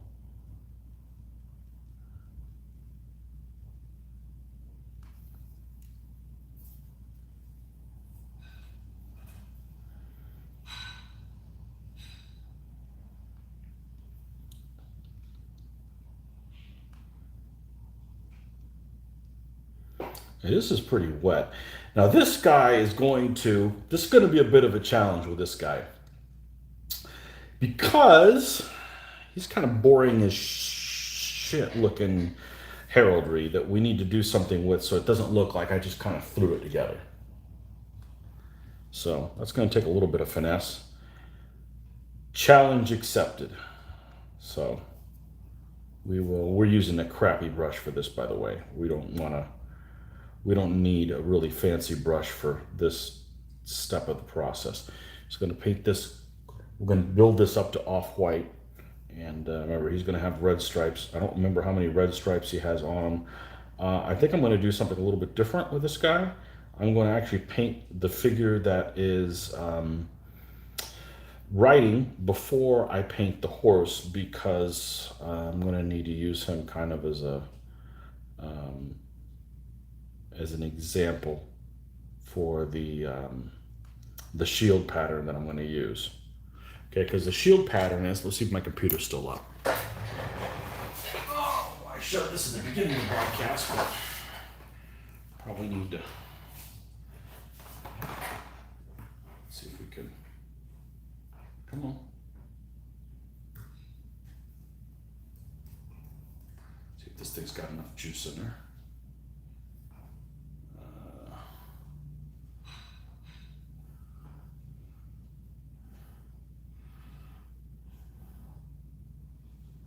Okay, so here's the shield patterns that I have here of these two guys. One of them is this one here, which we did on him. Here's the other one, okay? So it's 3 red lines or whatever, so that's how we're gonna paint his shield. And obviously we're not gonna candy stripe the entire side of the entire horse. So I'm not sure what I'm gonna do with that yet, but I think I'm gonna use the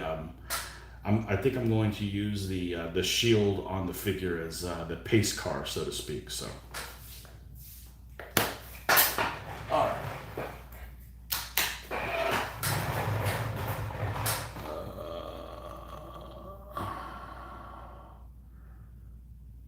Oh man. Okay. Let's see.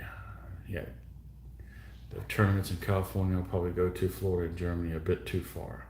Yeah, we actually have a guy from Arizona that came last year that drove straight through to the Florida show, and let's just say he's retired to be able to do that. In hobby shops, and we moved to Germany. I hit the local hobby shops and asked the owners if there were any other enthusiasts around. Found one, but he only loves World War II. Okay. They all have their list of crazies. You may have to start fantasy upgrade whoever you find. Yeah, or you could just move from Arizona. It's not like you're there for the weather that's so good. Oh man, it depends in Arizona. I think Arizona's like it's got all the weather groups except humid. You guys don't get humid, but you get hot and you get cold. You guys have snow and stuff.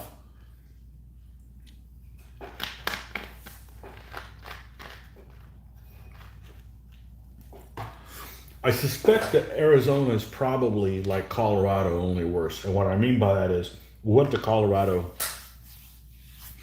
last year. It was beautiful. It was the anti-Florida. It was so freaking dry. It was ridiculous how much water we had to drink just to keep from having a splitting headache. But everywhere we went, it was Mexican food, Mexican food, Mexican food, Mexican food, Mexican food, Mexican. Like holy cow! I like Tex-Mex. I don't really care for Mexican food, and that's like it was everywhere. I'm like, oh my gosh! Like okay, I didn't think that was that big a deal in Colorado. But beautiful country. I'm sure Arizona's beautiful too. But I think we have more trees in one neighborhood here in Florida than all of Colorado. I'm exaggerating, obviously, but it's the opposite. It's barren, and here this is like a freaking jungle. So I do find the mountains captivating because it's almost like another planet for us, you know. So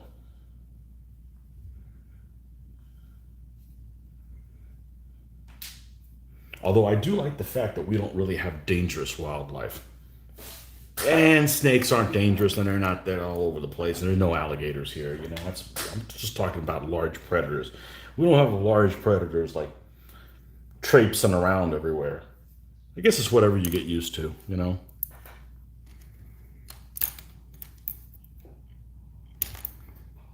I wouldn't be able to deal with any place that had earthquakes. Nope, nope. I'm not losing all my figures like that. Nope.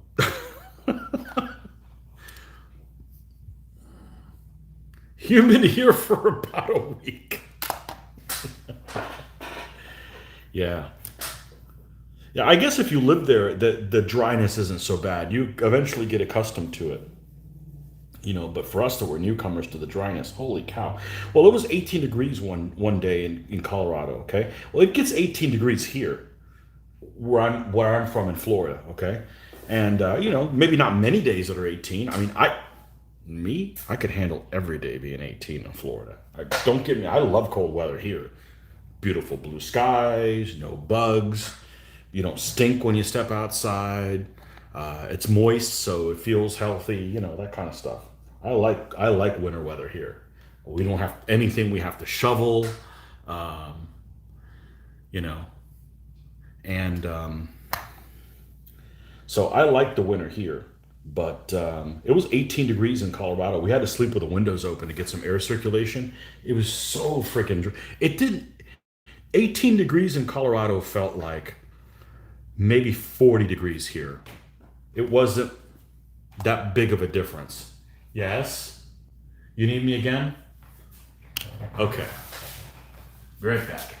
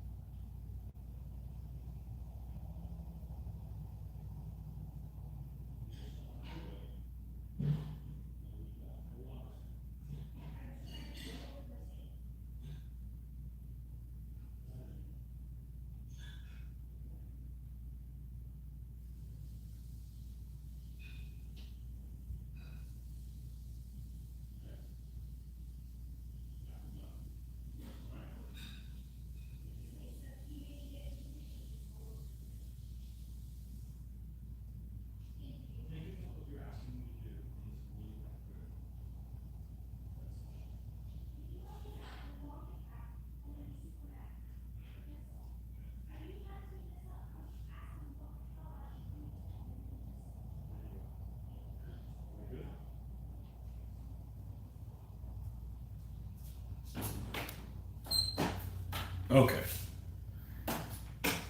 So this is what happens with the wet palette when you have a lot of paint on it. It seems like the surface area, it doesn't allow enough of this to breathe, because this is plenty wet and it doesn't stick down. So that's like a sign of, hey, we probably need to switch to another one. So you know what, why don't we just stop talking about it and put a new one down. Let's go ahead and do that.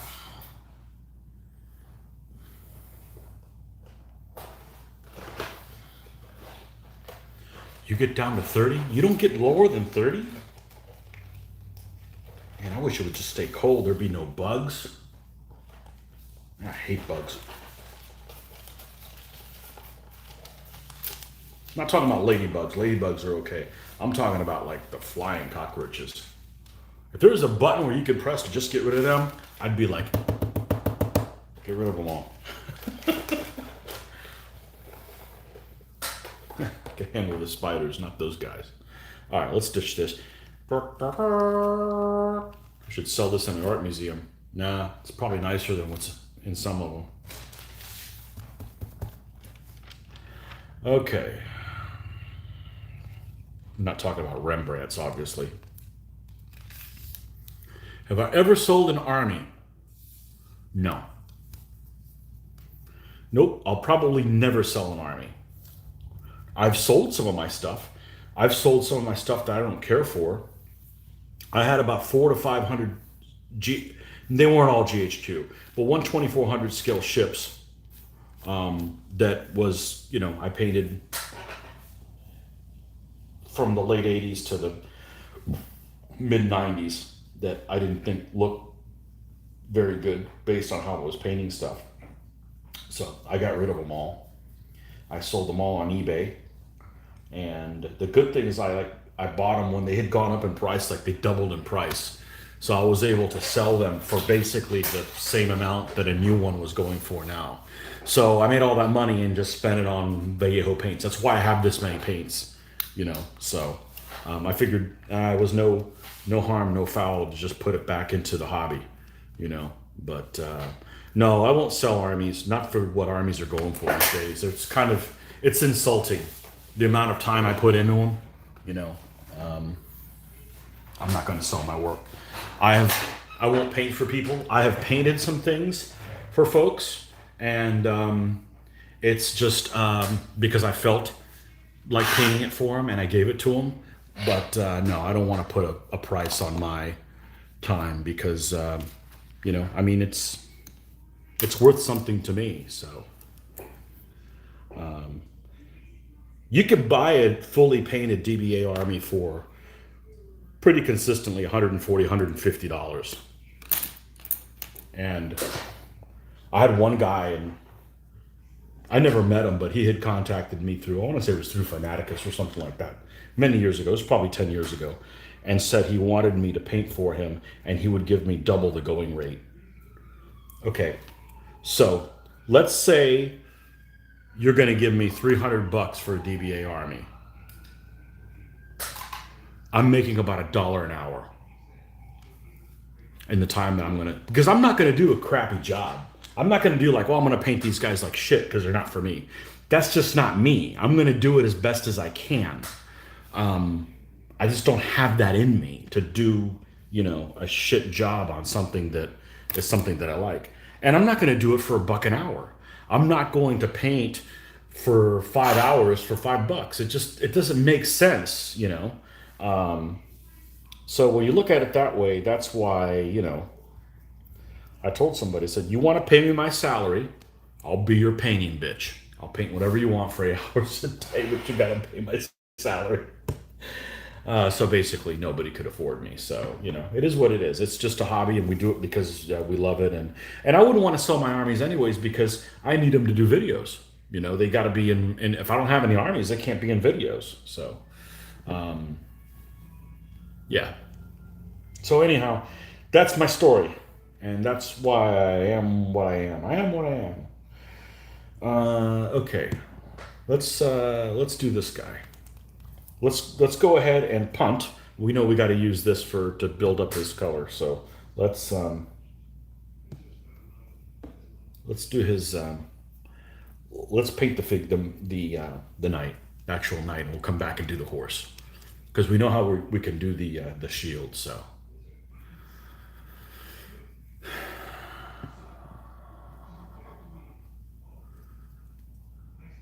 Friend here, got to go have a good one. Love to have one figure painted by you. Okay. How about you can have them all? Just take pictures of them and you can put them all over the place. uh, I'm having a lot of problems with my camera right now. Um, I just need to go outside and take pictures, but I can't because it's either scalding hot or lightning storm, whatever. But I just feel like this light that I'm painting in right now, you guys probably wouldn't know it, but it's amazing. It's an ot light. So if you don't have a painting light, um, this is why I don't want to be sponsored by anybody. Not like people are contacting me to be sponsored for me to sponsor me, but if there's a good product, I want to tell you guys, hey, this product is awesome. You should get one, okay? And if like their quality control starts to go to hell, I can tell you, hey, they suck now, okay? I don't. I want to be honest with you. So just blunt reviews. But this ot light that I paint with, I've had it for. Let's see. We moved over to this room. I had it and did not have it in the. Did I have any other room? I feel like I've had it for almost 10 years now.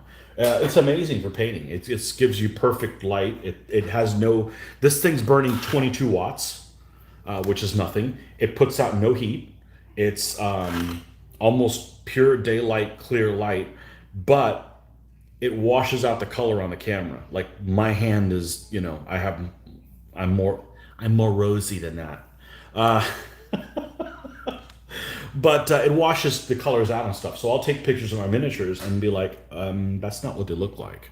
I need to go outside to get the. And it may be that the light is just too darn close to the figures, and I don't have a dedicated paint a photo booth or something for it, and I'm not sure that I'm going to do all that.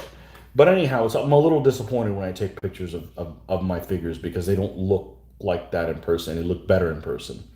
I'm painting them to how they would look in the painting light in person. So I've had people that say, I'll go to a convention and go, they'll like, man, I like your figures, but they're too dark. I'm like, well, you don't realize we're playing in shitty lighting right now.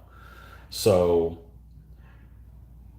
but you take pictures outside and they look everything looks amazing outside because it's coming from all angles and, assuming you're doing it in a sunny day. So I need to take some pictures of my Irish outside because they'll look a lot better out there. They'll look more representative of what they really look like. So,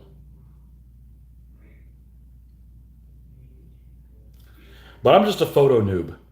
I mean, I'll take photos. I'll try to take a good photo of a picture like 4 or 5 times. If it still doesn't focus it or whatever, screw it. I'll post it. I don't have time to spend, that much trying to get the perfect photograph.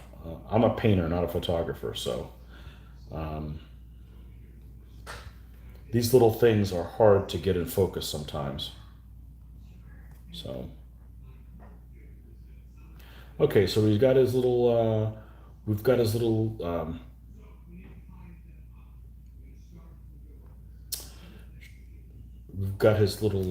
whatever you call this thing, the tunic he's wearing, the over thing. Let's bring it up one shade here.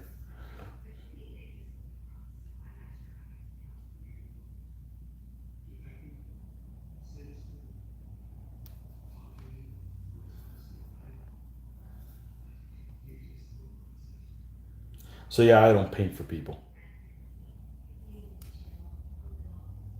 I'm, I can't take 5 hours of my free time and make $5 on it. It doesn't make sense.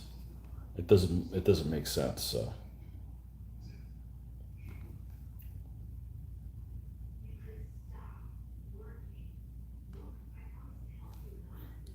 even if I got what I would make at my regular job, I still probably wouldn't do it because I want the figures to be able to be in videos and stuff like that to play with them. I don't want to. That's just not me. So somehow my figures look better in pictures. Oh,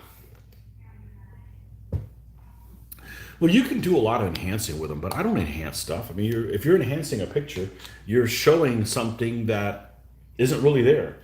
Like we do a fair amount of back when we used to take vacations, we like to cruise a lot. So when we cruise, we do snorkeling and we take pictures of snorkeling, and there's some amazing stuff. We got turtles and all kinds of stuff that in the Caribbean and stuff. But the pictures you see that are really awe-inspiring are bullshit pictures. Somebody ran them through a damn filter. I mean, it's still a beautiful scene, but they'll run it through a filter and enhance the colors and stuff. You can't see stuff like that in real life. It's enhanced, It may not be enhanced a lot, but still, and we could, um, I don't want to enhance stuff. Um, I don't know. It's like you're selling BS. I don't know. I'm skewed by what I'm doing here. I don't want to enhance these photos. I want to enhance what the figures look like. I want just to show you what I'm seeing. So,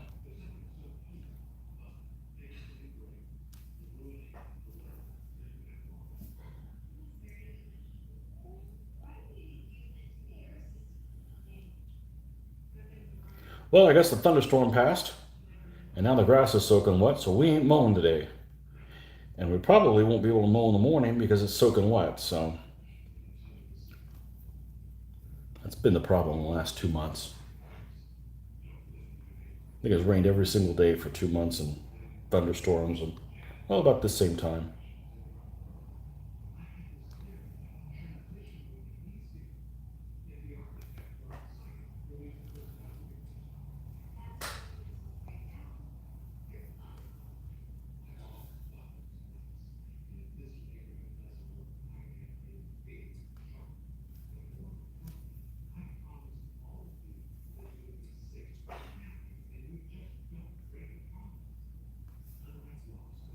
Yeah, I hardly ever use personal email,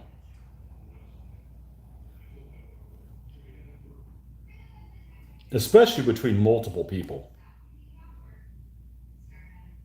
because invariably you copy everybody, and then one person doesn't reply to the latest one, and you keep kicking the same hacky sack around. Man, that's frustrating as crap. People that don't pay attention.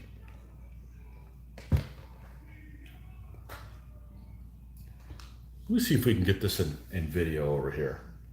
I put the first night that I completed here. Mr. Stewart here, and he's over here hanging out with the Irish. And see if we can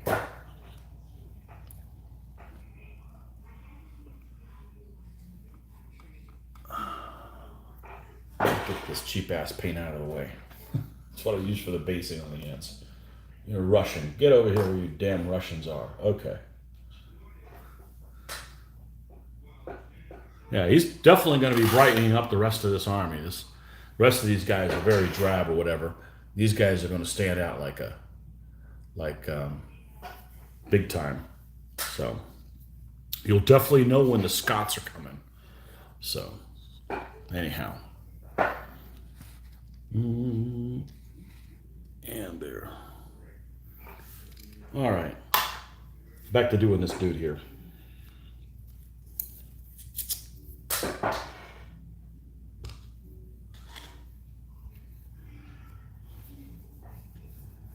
Luckily, this weather really hasn't affected my spraying because I've painted in Florida my whole life and I've never had a problem with the whole humidity issue or frosting over that other people have experienced. So I'm not sure why. I need to ask next time I hear somebody do that. I said, okay, well, when that happens to you, what is it? Well, I go to my garage and spray. Okay, well, what do you do with your spray can? Do you bring it back indoors or do you leave it in the garage? Because I leave all of my spray cans in the garage, and I don't do it for a particular purpose. I just do it because I'm lazy and I leave them there. So I'm always spraying at the same temperature that it is. So I'm not bringing a cold can from 72 degrees into a garage that's 90 and spraying there. I've the cans at 90 or 80 or whatever the hell temperature is in the garage, and then I'm spraying in that same temperature. And I've never had a frosting issue. So I wonder if that has something to do with it. Because the other day it was literally raining outside. It was raining outside. I had the garage open and it was, I don't know, 95 degrees humidity or something like that. I mean, it was literally raining as it happened. And I sprayed gloss coat and had no problem with it. So, yeah, I don't know. I've never experienced a frosting issue. Let me stop talking about it before I have a frosting issue problem, but just saying, that's fortunately never happened to me.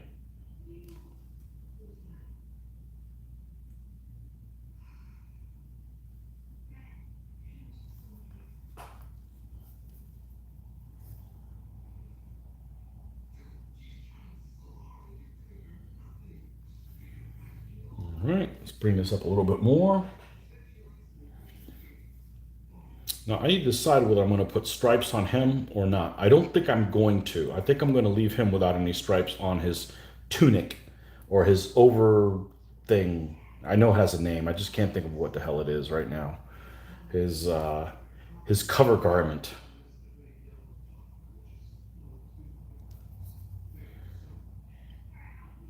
Because we already have to do that motif on the horse, and we already have to do the motif on the shield. So having it on him as well, that's a bit much.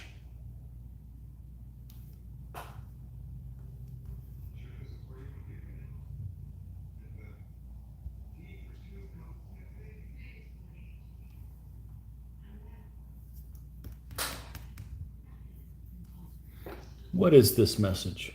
I don't need to see that right now. Okay. All right, now let's go to something a little smaller. You know what? Let's bring the shield up to the same point. We're going to need to use that's true white that's on the shield. So let's just mix that with black and paint the whole shield a gray, and then start putting the red stripings on there.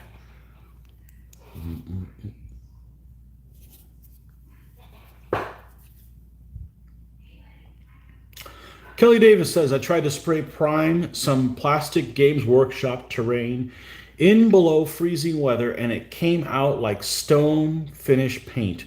Lucky was terrain, but would have ruined miniatures. Below freezing, that's never a problem here. Kelly Davis, where do you live? You live in Europe, right? No, no, no, no, no. You're the Michigan guy. Yeah, you guys get cold weather up there. Never been to Michigan. You know why? It's too far away. No, true story. I had never been in snow until 2017. Or was it 2016? I think it was 2016. I was 45 and never been in snow. You know, we've gone into areas that snow. We just go there and there was no snow on the ground when we were there. And last year, 2019, was the first year I've been in falling snow in Colorado. Yeah, that was amazing. That's super cool. I don't want to shovel none of that crap though, but it's gorgeous. It's absolutely gorgeous. Christmas to April, it's cold AF. It's moist up there, isn't it? You guys get some moisture from the lakes. I'd be able to tolerate it then. That dryness is just, oh, it's brutal. Brutal.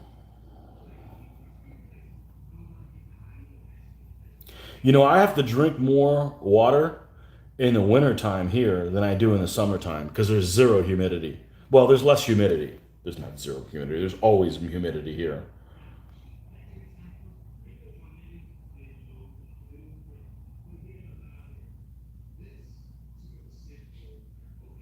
Michigan. You're not in the UP, are you? That's like the panhandle of Florida. I said the panhandle of Florida, as we like to call it, for those of us that don't live in the panhandle, that's the part of Florida Alabama didn't want. You asked Alabama, do you guys want this part? Hell no, that's too inbred. I guess the UP is the part of Michigan Canada didn't want, right? Lots of humidity in Michigan. Thanks to it's probably not bad there, which of course means it's cold as hell. Um, but and probably means we got a lot of snow too. Um, yeah, that's cool. I don't want to shovel none of that crap. I had to drive in. We had a Jeep that we rented in Colorado, and I had to drive in Iceland for the first time. That was fun. It wasn't that difficult. I play driving games, and you just have to plan ahead and go easy. It wasn't. I wouldn't want to be the passenger. I would not want to be the passenger if somebody else was driving. Even if they were experienced, I'm a control freak kind of person, anyways. I like to be in control. Okay, so let's get Mr. Red. Now let's not use the same red that we used last time on the other red figure. I don't know why, but that just seems like the right thing to do. Scarlet is not the one we used. We used I think vermilion. So we're going to use scarlet on this guy. I don't know if there's that much of a difference, but and also when we highlight this one, we're going to highlight this one with like yellow probably, make it pop a little bit compared to the other one. So okay, that's some scarlet there, and let's take a look at that picture again. Let's take a look at that picture, and where is my pencil? Because we're going to need this. Because normally I would do all this stuff on the phone. I can't because I am filming with the phone right now. So, okay, so we have 1, 2, 3, 4, 1, 2, 3, 4, 5, 6 stripes. So we have a shield that is like this, and the top one is white. Then we have a red. Then we have another white. Then we have a red. Then we have another white, and then the tip is red. Okay, that's what we're doing. Got it. Got it.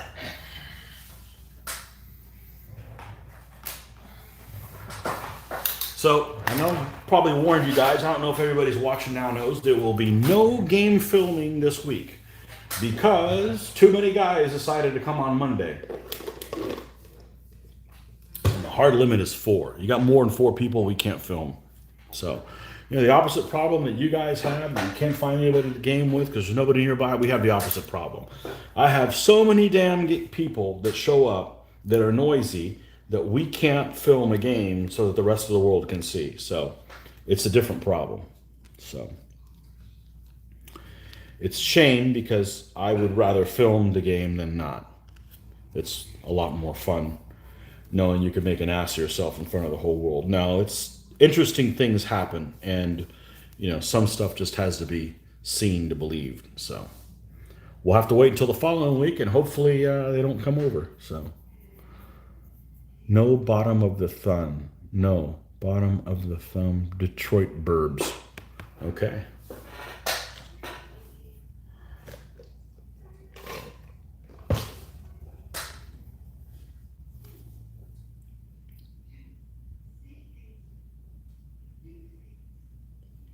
All right, so let's look at our little drawing here. We've got way too watery.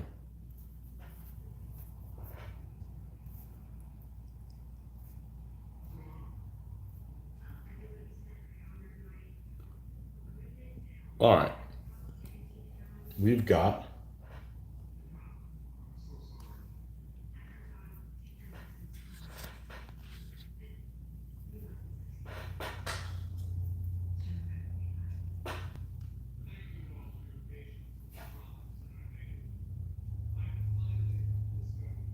white, and then red, and then white, and then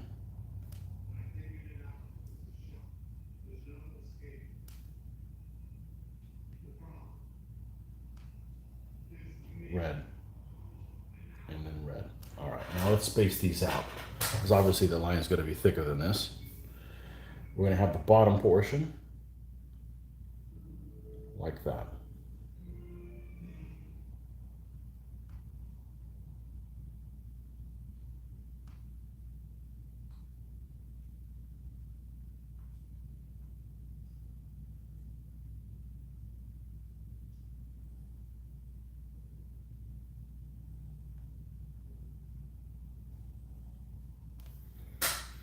Okay.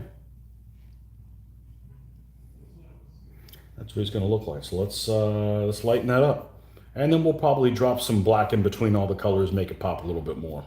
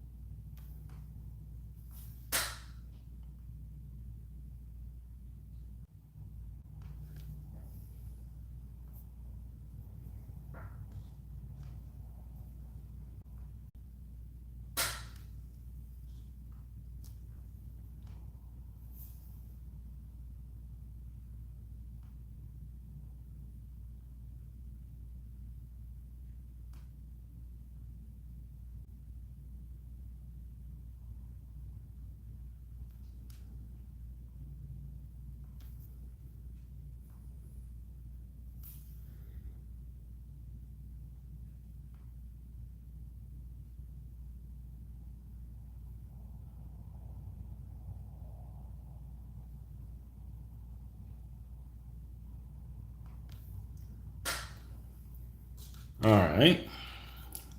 Let's do the same thing with white.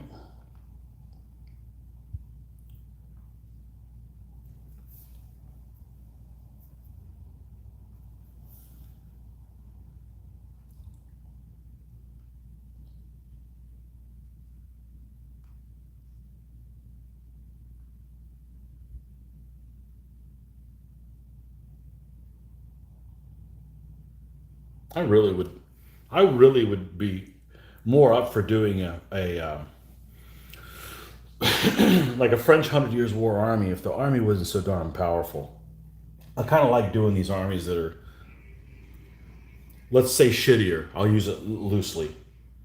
So, the reason I do the French one is because, those damn Harbach kids have, they each have 100 Years War English army, which is a good thing I don't have really an interest in. Otherwise, I'd be like, man, no, I'm never gonna do one of those armies because you guys already had two of them. But, I don't have anything against old Henry V, but I don't need to build his army because there's already two of them that they have. So we're just going to go ahead and fill this up, fill these colors in. But there's the stripage action.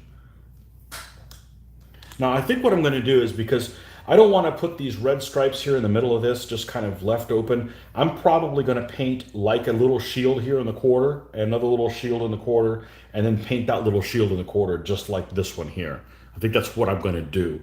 And that was the reason why I stopped, because I wanted to kind of gauge how that was going to go, because I knew that I'm going to paint this shield this way.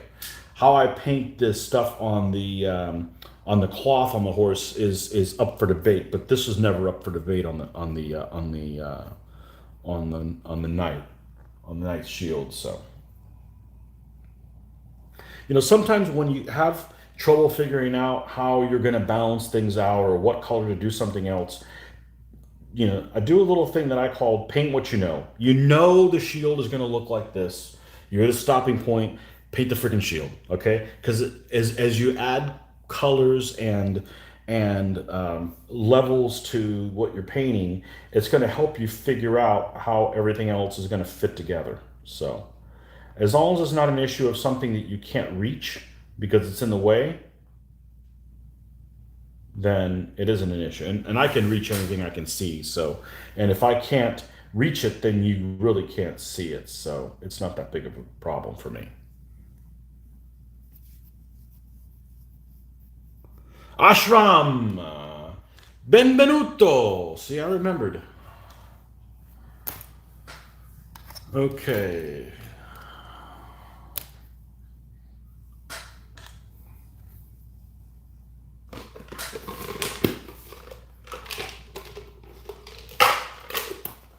Going to build on the short list was a Kandata army. I was going to build an Italian Condado army on the short list. And buddy Joe, he built one. So, okay, well, not really that interested in in building that army. You know, I mean, it's not like I'm not going to, but it's like, okay, I could just do something else instead. So I have 4 or 5 armies on the short list for after these guys, and it's probably going to take me all the way until I'm done with these guys to make a decision on who it is. It's a decision I got to take pretty seriously because I'm probably going to get stuck painting that next army for, you know, several months. So I don't want to be like, I think it'll be Italian Candata, and then realize 2 weeks in, oh, I don't didn't really shouldn't have done them, you know. So there are 4 or 5 contenders. So, and no, I'm not going to tell you what they are. Because by the time I'm done with these guys, I may have 4 or 5 contenders that aren't those 4 or 5 contenders right now. So, um,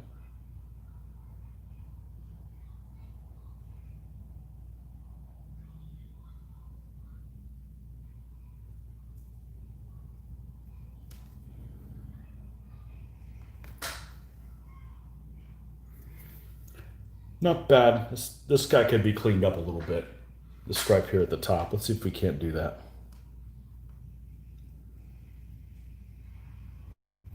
It's an imperfect science. Woo, too bright.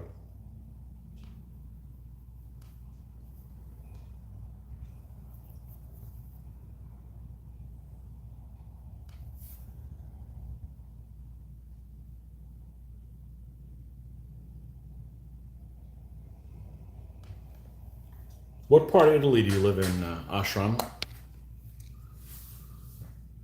If you don't mind me asking. Skylab! Back from orbit. Yes. Have you ever repainted an army to replace one that you already had, but you didn't like the painting? I haven't been painting long enough. But have I done that with ships? I want to say I did do that with ships before, but I haven't done that yet. So, Parma, Parma, Parma, Parma. Shit, where the hell's Parma? Parma is Upper Peninsula towards the right. Is it like near San Marino? I know it's towards the top. I'm thinking it's near San Marino, and it's on the eastern side of the Apennines, not the western. Let's see if I got it right. See if I got the bonus question right. Hey, if I was doing some campaign game or something in Italy, you better believe I would know where all that stuff is. But, you know, um,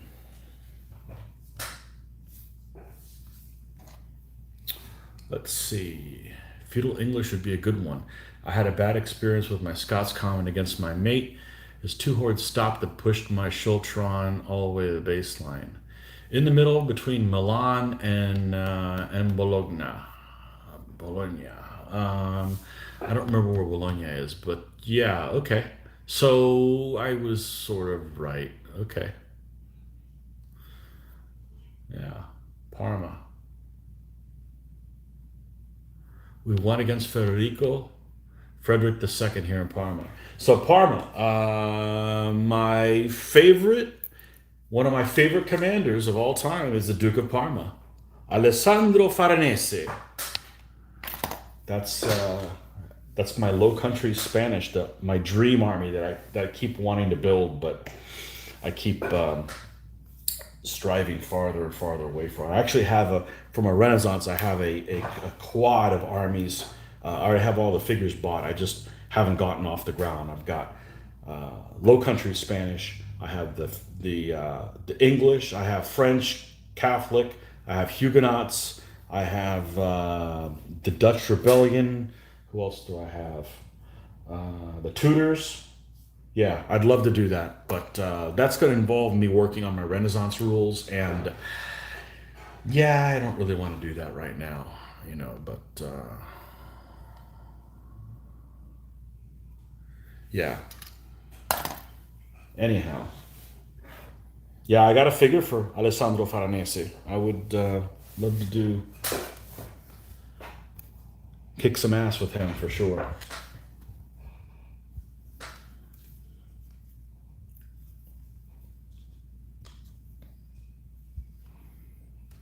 Yeah, you were the one we were talking about that mafia show, and you said that the Naples dialect is just something different that you can't understand. Yeah, that was just I'm like, okay, I should be able to understand Italian. Nope, not what those guys speak.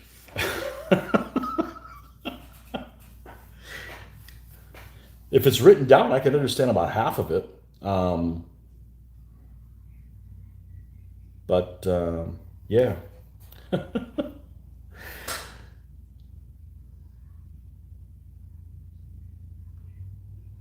I think they only had 2 seasons of it. It's a pretty decent show. It was slow, but man, you didn't know who was going to survive that one. That's for sure. But that's that's typical mafia show.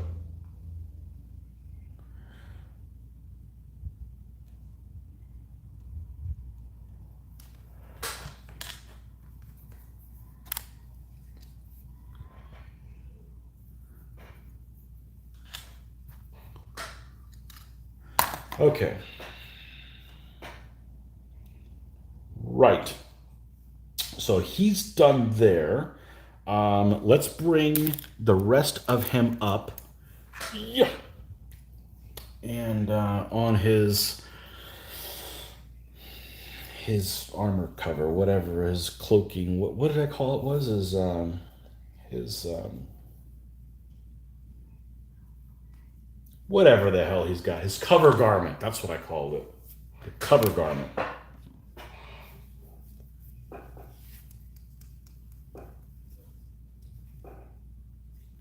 I believe this is the. Is this the color I was using? I think so. Well, we'll know as soon as I put it down. Damn. It's sealed shut.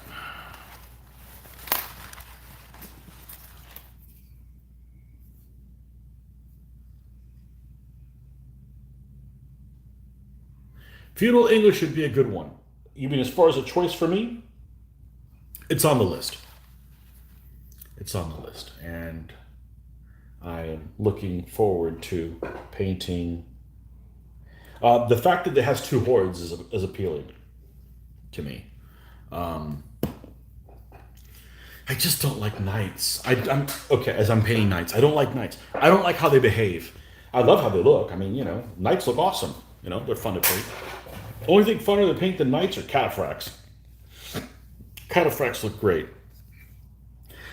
I don't like knights. They just get chewed up by. They get chewed up by everybody. But um, but yeah, they are on my list for sure. Parma's dialect is more like French because we had Maria Luigia of Austria here reign, Napoleon's bride. Okay. If you say so, I didn't know that. I'm not into Napoleonics, so I'm kind of I'm not going to say ignorant about Napoleonic stuff, but it's just too damn complicated with all the we're at war. Well, we signed a peace agreement. Well, we'll come back. Well, we'll form a coalition against you. I need to watch like one of those videos, like Napoleonics for Dummies. Um, Maybe not for dummies, but I need to watch one of the videos that. You know what? I need to watch and see if there's a video done by Kings and Generals. They do really good videos that are really easy to understand because they use maps, and I love maps. I am a map person, and that would be good on Napoleon. I'm sure they do. I'm sure they have one on that, but I haven't played it very much. When we did play it, I realized I have a soft spot for the Austrians. So we played a game called Napoleon. Yes, Napoleon. No, we played a game called Napoleon in Europe. It was a board game made by Eagle Games. I actually had a copy of it, and Mitch also had a copy of it. So last year, 2019, we got together, learned the rules, played it. Played 4 or 5 times in a row, and always got. We kind of drew for straws. First time played, I got Austria. I got a soft spot for the Habsburgs anyway, so um, I didn't mind playing them. And my Austrians kicked ass, wiped the floor with a lot of people. So I kind of got that kind of got to become my army. I enjoyed playing Austrians. Um, but I'm never going to paint any because if we did Napoleonics, like an actual tactical game, Mitch has a bunch of troops for Napoleon's battles like already done. So it'd be like, why am I doing that? I could be painting this stuff, and that takes a lot longer to paint than just something simple like this. So never really got into the period because it seemed like everybody had like the same stuff, just variations of garments. I mean, unless you're doing, the headgear is different on like the really early Prussians, and you got the German infantry that the Austrians have. They've got the little helmet. Pretty much everybody else has shakos and that kind of stuff, almost the same, just different color facings and colors. Just doesn't really interest me a whole lot. It was just never my period.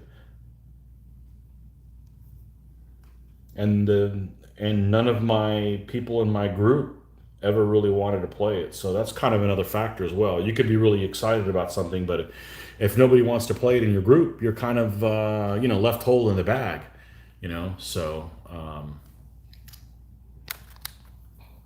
anyhow.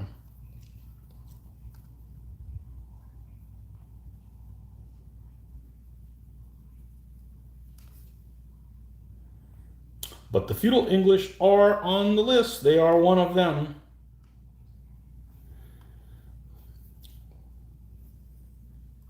They are one of them. That's why I picked up these knights, because some of the knights I don't use for this could be used for the feudal English. So I won't do Scots. I won't do Scots Common. Mitch already has the army. No reason to, and I'm not dying to do them. I mean, if Mitch had an army that I really loved and I still wanted to do it, yeah, I'd build it. But I don't have anything against him. I played him; they're actually a cool army, but he already has it, so there's no reason to do that. I do have some pre-feudal Scots to do. That's a possibility, but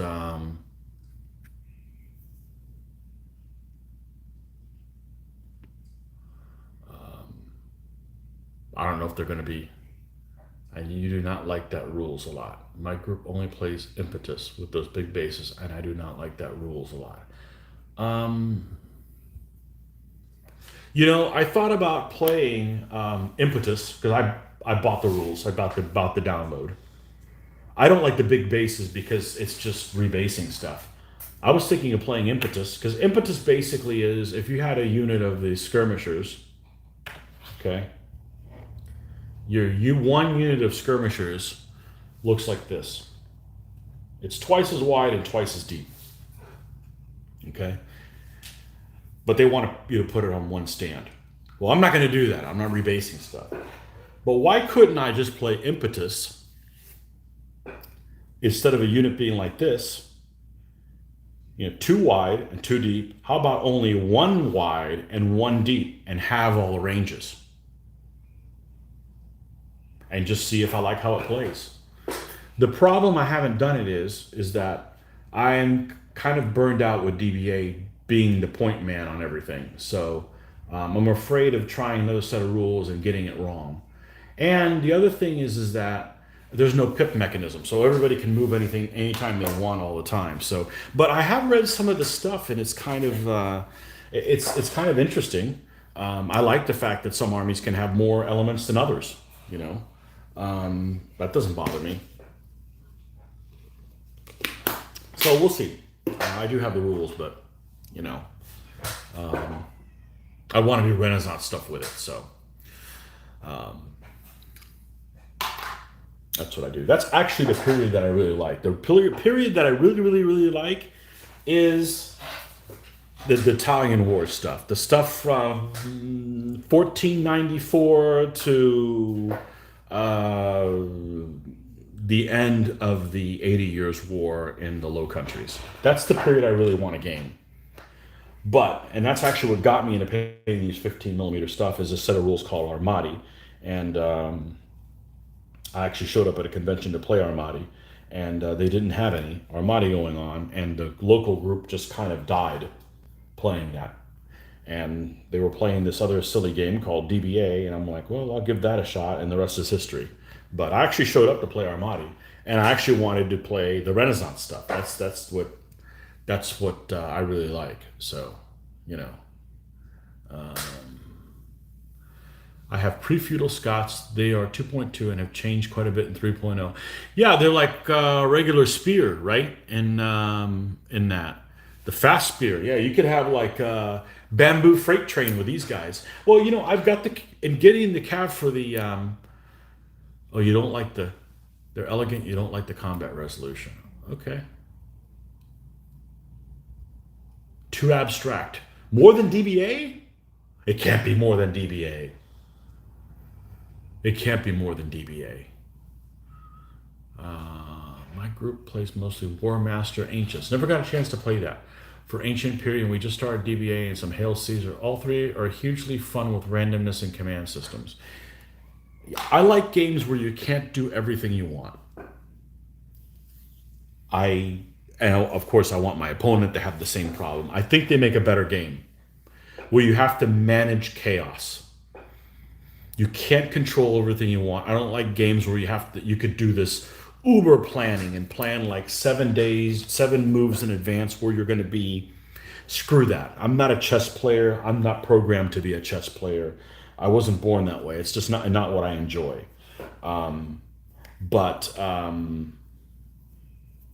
Yeah, Hail Caesar. I'm just not. Do you do Hail Caesar in 15s, or do they do it in 28s? Because it seems like it's a 28 type. Oh, and I don't want to play any game that's a codex game.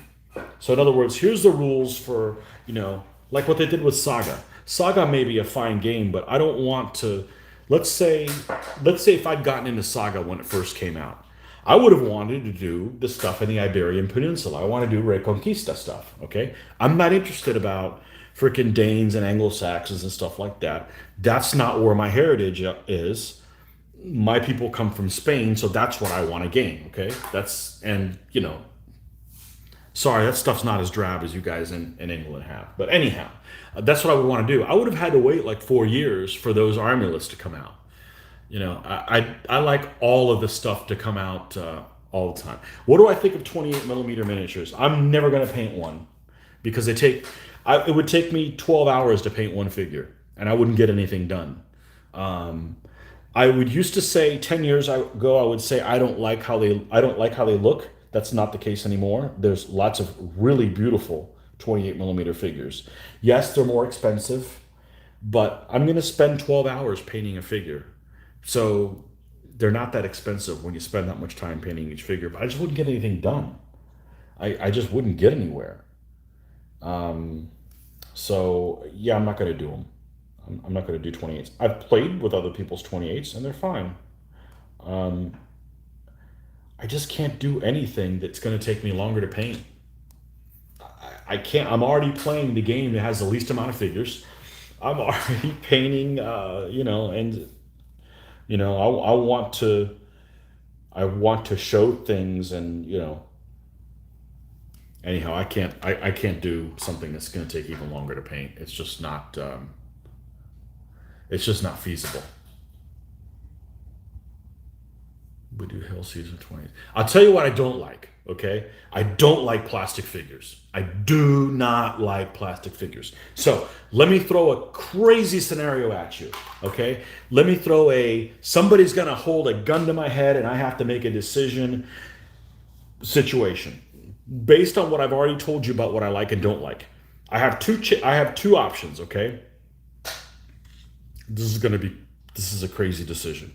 I could either do 15 millimeter figures in plastic, or I can do 28s in white metal. Which one am I doing? I'm doing 28s. I dislike plastic so much because it's bendy. It doesn't have heft. I don't like it. I don't like plastic. I've done plastic models. No. So All the bitching that I just did about 28s, I'd rather do 28s than plastics. I'm not going to do plastics. I love the heft. Now, the only good thing about plastics is you drop it on the ground, it doesn't destroy itself because it doesn't have enough weight to crush itself. Okay? But how many times do I drop figures on the ground? It doesn't happen. Okay? So, Hail Caesar Evolution of War Master Play. You know what I wouldn't mind doing? Saga in 15. But, again, I'm not going to be the one that's going to learn the rules. I'm not going to be the one that's going to learn the rules first and carry it through our whole group and kind of be the game master know-it-all for them. I just don't have it in me anymore. I'm fine learning other rule sets. I just don't want to. DBA's burn me out on that.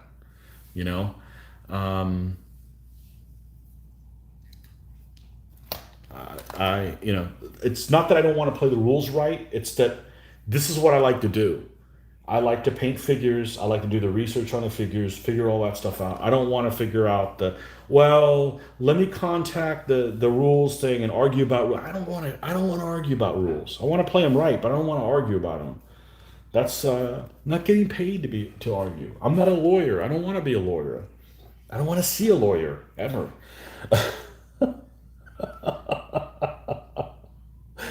I want to have a good time. I want to make fun of.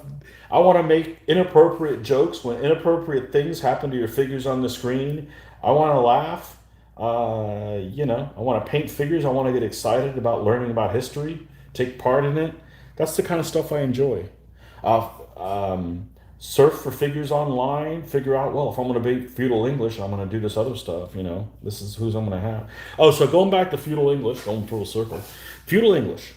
So yes, they're on my short list. I'm going to paint them with the shields that there were at Falkirk. And I'm excited about painting some, the banner for Longshanks, with his, I forget, what is it? Is en passant? Not rampant lions, lions en passant. The laying down on the job lions. There you go. So, I like those Plantagenet lions. They're cool looking. So,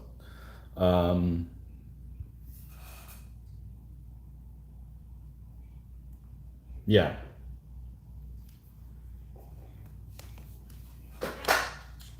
And I like the fact that it has two hordes in it. And then I could be all haughty and jingoistic when I play him.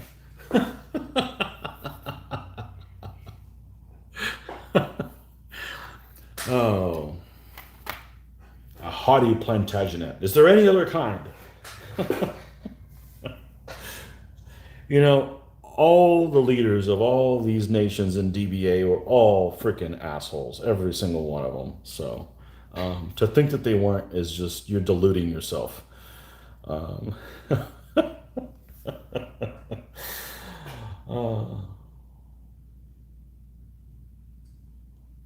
And Mitch likes to say, that whole quote from Braveheart, the problem with Scotland is it's full of Scots.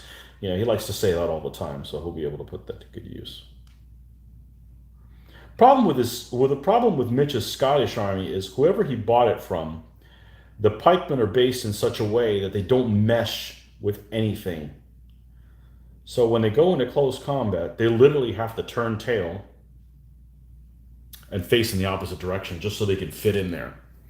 When you move the two units together, you can't have the pikes facing towards the unit. You have to, we'll turn them backwards so they can fit where they're supposed to be. So that's really pretty annoying. So,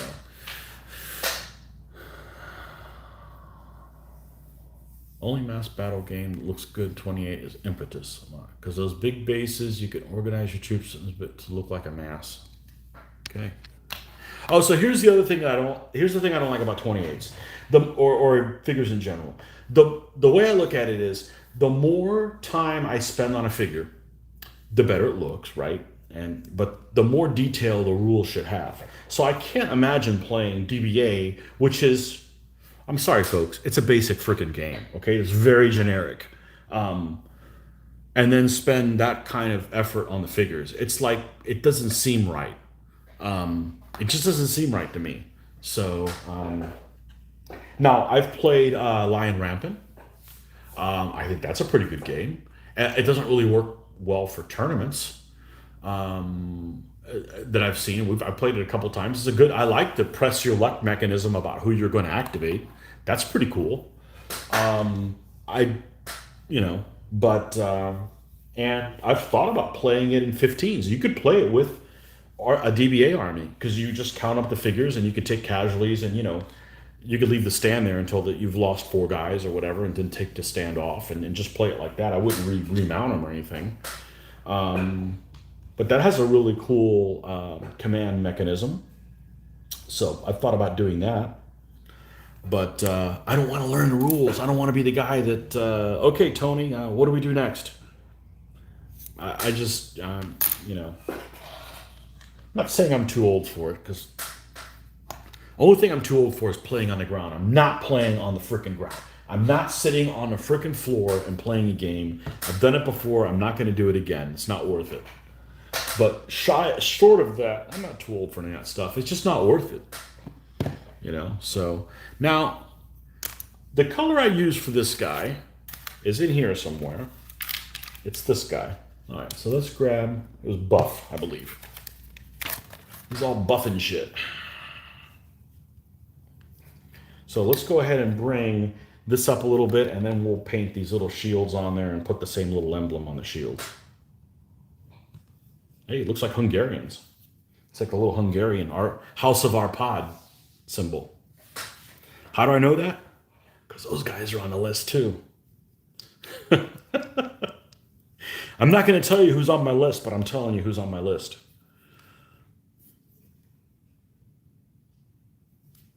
So pre-feudal Scots, I've got enough foot to do the pre-feudal Scots, and I didn't have them mounted, but I made sure that when I bought the Irish horse, I ended up having the extra figures to do the pre-feudal Scots, because they fight Normans, which Mitch has. So he screwed me out of not building the Normans. I've had Normans to build for over a decade and never did anything on them. He bought a Norman army, so that goes out the window. I'm not building Normans. Even though I think the Normans look really freaking cool. I tend to like armies that look cool. So, like for instance, if we're going to play Battle of Hastings stuff, I'm going to want to play the Normans because they look cooler than the Saxons. Sorry, Saxon lovers, but it is. Now, with that said, you guys are aware of the Forged in Battle figures, Dark Ages, that just came out, right? I've never painted any. I've seen them. They're gorgeous figures, but they came out a decade too late. I already have too much lead. Unless I was to sell lead and then I could buy more lead, I mean, I could do it. I could buy lead now, but just from a standpoint of, justifying my decision. I thought about buying those Anglo-Saxons and then doing a morph where I'm doing all the Anglo-Danes and then the Anglo-Saxon army as well. So I could do, I could morph like Alfred and Harold all together in one. I thought about doing that because those figures, remember I said the Saxons don't look pretty cool. Those figures make them look really cool. So I've thought about that. But then again, it's an army that's kind of basic. I mean, it's 3 blade stands and a bunch of spear, horde, and that's it. So it's not very combined arms-ish. But I've thought about it because the figures are gorgeous, absolutely gorgeous figures. So I could. So the Normans I was going to do is Robert Guiscard, of course. Everybody's favorite Norman. Those Hotville brothers were freaking badass. Those guys were freaking badass. And, I'm not worried about silly old William the Conqueror. I was doing the Hotville brothers. So I've got, you guys are going to send me on a freaking goose chase, aren't you? I actually separated all the figures to do that army. So, and drawing from figures that will have Normans that have a little bit of a Arab influence. So I've got some of the Spanish figures in there as well to do them. Because some of the feudal Spanish figures that I have a little bit of some of the early feudal Spanish figures, that's a mouthful, have Arab influence looking, like, not turbans, but they don't look like standard 1066 type guys. So Yeah, I was going to do that. That's what my Normans were going to be. We're going to be Guiscard Normans. But Mitch got the army, so I'm like, I could just be building something else instead. So that's kind of why. That's kind of the why behind it. And what do the Normans have a bunch of? Knights. We've had, so yeah, I actually built I specifically made a Robert Guiscard figure where I took some, I built a cape for him. I wanted him to have a cape. I figured he would have one to make him stand out from the rest of the guys. And yeah, yeah, I guess I could morph into that and then do Bohemond, is my favorite character from the First Crusade. Um, but Mitch has an early Crusades army as well. So again, not really interested in doing that. So might as well work together instead of working against each other. It's not like he got these armies just to piss me off. They were just available, and he got them. It's not like, oh, let me see what armies I can keep Tony from building. It's like, he's only buying painted stuff, so he can only buy whatever people are offering to sell, and they were selling those armies. So that's kind of the story behind the scenes on that stuff. So I got to hurry up and build a bunch of armies so he can't build them, right? So yeah, in a perfect world, I would like to build an army that I can use. When I build an army, it's nice that it either works with stuff that I already have enemies of, or more importantly, one that I can use for Wimp Wars or Soloy Silliness, or bulk them up to use them in an open or with allies to change them up. So usually, I'm trying to find stuff that can fit all of those different requirements, because then it's just that much more useful for me.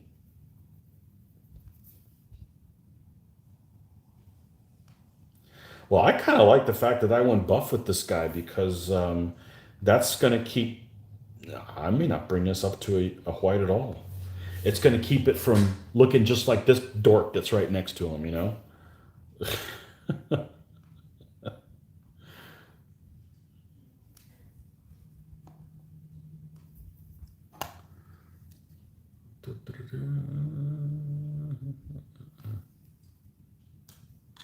Armies in Italy, yeah, that's what I like to do. The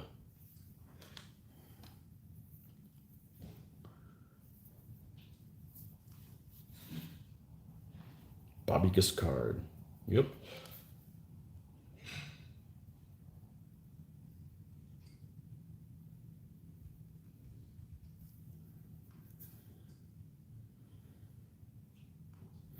I could also build my Normans as Anglo-Normans. I probably have enough guys that have longer chainmail suits, because the later in the period they had they went like ankle length. So later in the period, meaning closer to 1100, I could also build an early feudal French army. So I got other things I can do. It's just those kind of armies are all like kind of rough and powerful, and I'd rather build something a little crappier, or I'd rather build something that can be powerful and crappy. So you can play in lots of different ways. So there's still a ways away, because I'm going to build the three stands of the Scots Isles. Those the guys that the figures that look like that chess set from the Isles. So that's going to be three stands of blade they can come in. So I should be able to play these Irish in an open easily against. They'll be able to have six blade. They'll be like poor man's Marion Romans. You know. So hold on one second. I'll be right back. I need to get a refill, and I need to check on the other folks in this house. Just a moment.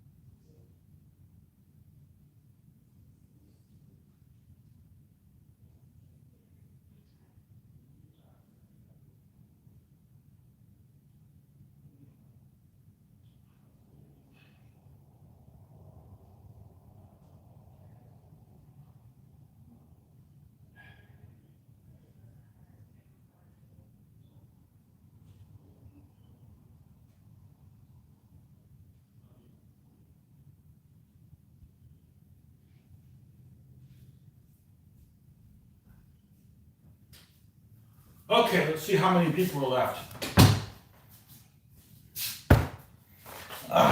What are we on? We're like on. There's 10 of you people watching? It's almost 5 hours on here. Yeah, well, cool. Today's story is let's watch Tony kick ass. Well, I'm not getting a lot done, but I'm getting a lot done. I mean, okay, I'm not getting a lot done, but I've gotten a lot done. There we go. Because this is all I've done today in 5 hours. Well, I say I spend about 4 hours a figure, so that kind of makes sense. You know, hey, this guy's completely done. So, and then we're working our way. You know, it's constant progress. So you guys are entertaining me. I appreciate it. Oh, good. I got some stuff to comment on. Excellent. I'm more of a Tancred fan for First Crusade. That's a future project, though. Good. You can do Tancred. You can do the little guy. I can do the Beaumont. I'm not going to do either one of them because Mitch has the army. But yeah, I got a soft spot for him. I was recently gifted a late Hungarian medieval DBA army. Any suggestions for a fun opponent army? I don't know much about them. I do, because that's one of the things I've been looking into. So, I'm going to do spoiler alert. This is a spoiler alert for me, but you know, ultimately, I love the fascinate about what armies I'm going to do next. Okay. And I don't want to make a decision until the very end because, you know, I'm stuck with it for a while. But one of the armies that has fascinated me to do, because it fits in all those categories, is Dracula's army. So I'm actually reading a book through Audible on Dracula. It's like a historical fiction kind of stuff, and it's like half made up and shit. I don't think it's got any of the vampire crap in it, but it's got some backstory and stuff. So Dracula's army, other than it being a piece of crap being, you know, for like an open setting, it's got a lot of skirmishers and stuff like that. A lot of guys you can't count on to do really well. It's got some interesting allies. You can have Polish allies. You can have Hungarian allies as well. And so then, of course, I'm looking at the Hungarians as well. And yeah, the Hungarians are really interesting because you can bulk them up with who is it that they can have as allies? Of course, I'm just talking about DBA stuff. So if you're talking about, you know, oh, but you said your army was a DBA army. Okay. Allies. So Hungarians definitely go against my Turks, but I wouldn't use war wagons with them because the Turks cannot deal with a war wagon. Well, let's see. If we give the Turks an artillery piece, they can. Yeah, they would do okay. Well, I already have the Turks, and I'm looking for some easy pickings for my Turks. They're 18 and 42 or something like that. I love that army, but man, they're just hopeless. They have too many troops that are light that can't handle rolling a one and surviving. Is really what the problem is. They're a beautiful army and they're fun to play, but you know, here today, gone tomorrow, kind of thing. So, opponents for Hungarians. So, yeah, the Hungarians are cool because they can have Serb allies, so you can bulk them up that way. They're a really cool army. They're a really cool army. So, yeah, definitely cool. So, enemy for them, Turks probably. Turks would be okay. And you want to give them the war wagons because the artillery can really deal with the war wagons, but then the war wagons can really deal with all the light horse and the cavalry that the Turks have. The problem the Turkish army in DBA has is that it has no heavy foot they can count on. The Janissaries are just a standard bow stand, which is handy, but you've got no heavy infantry at all. I mean, not even a blade or a spear or anything. And they can't get one with an ally either. So, you know, if they just can't deal with that stuff. They can actually deal with terrain like forest better than they can with if they're trying to storm a city or something like that. So the heaviest foot element they can have is they can have a fast horde. But in getting the fast horde, they give up the artillery piece. So it's like a choice made in hell, you know, because the Ottoman Turk army can have I'm going by memory here, so if I make a mistake, oops. They have to have a cavalry general. They have to have 3 other cavalry.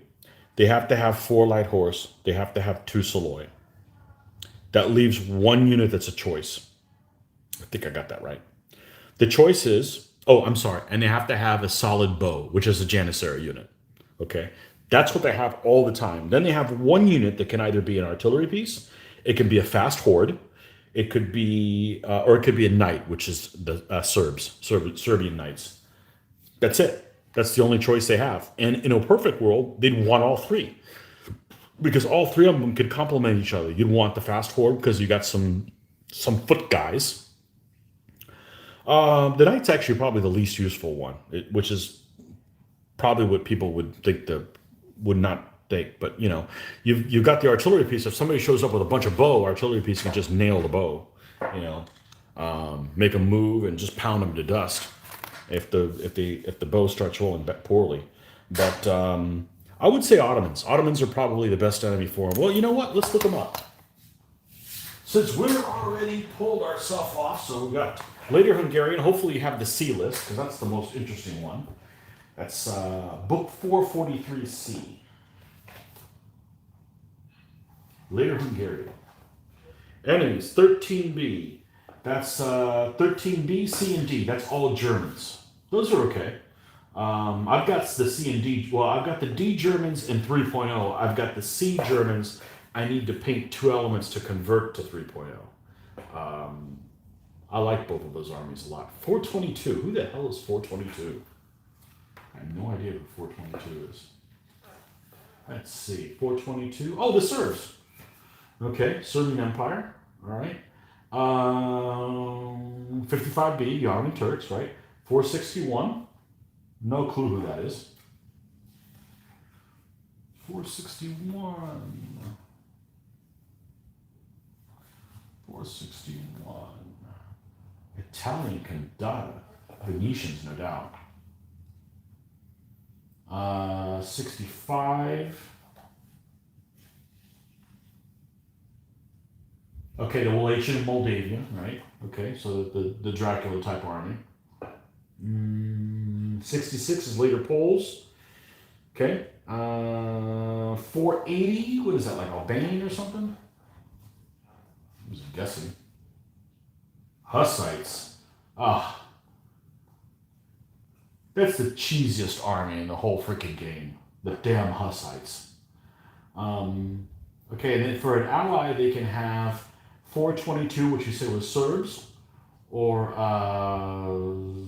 the Wallachian or Moldavian, or later Poles. Of all of those, I'd say that I would either do one of the German armies or the Ottoman Turks. They're very different from each other, both of those two. Later Poles aren't bad, but the problem with the later Poles is that they have, I think they have to have a knight general and then mandatory 3 knights or 3 and mandatory 3 caps. So you've got 7 elements that are automatically mounted. And the Hungarians can have quite a few shooters, so if they put some terrain down, the Poles can't deal with the terrain.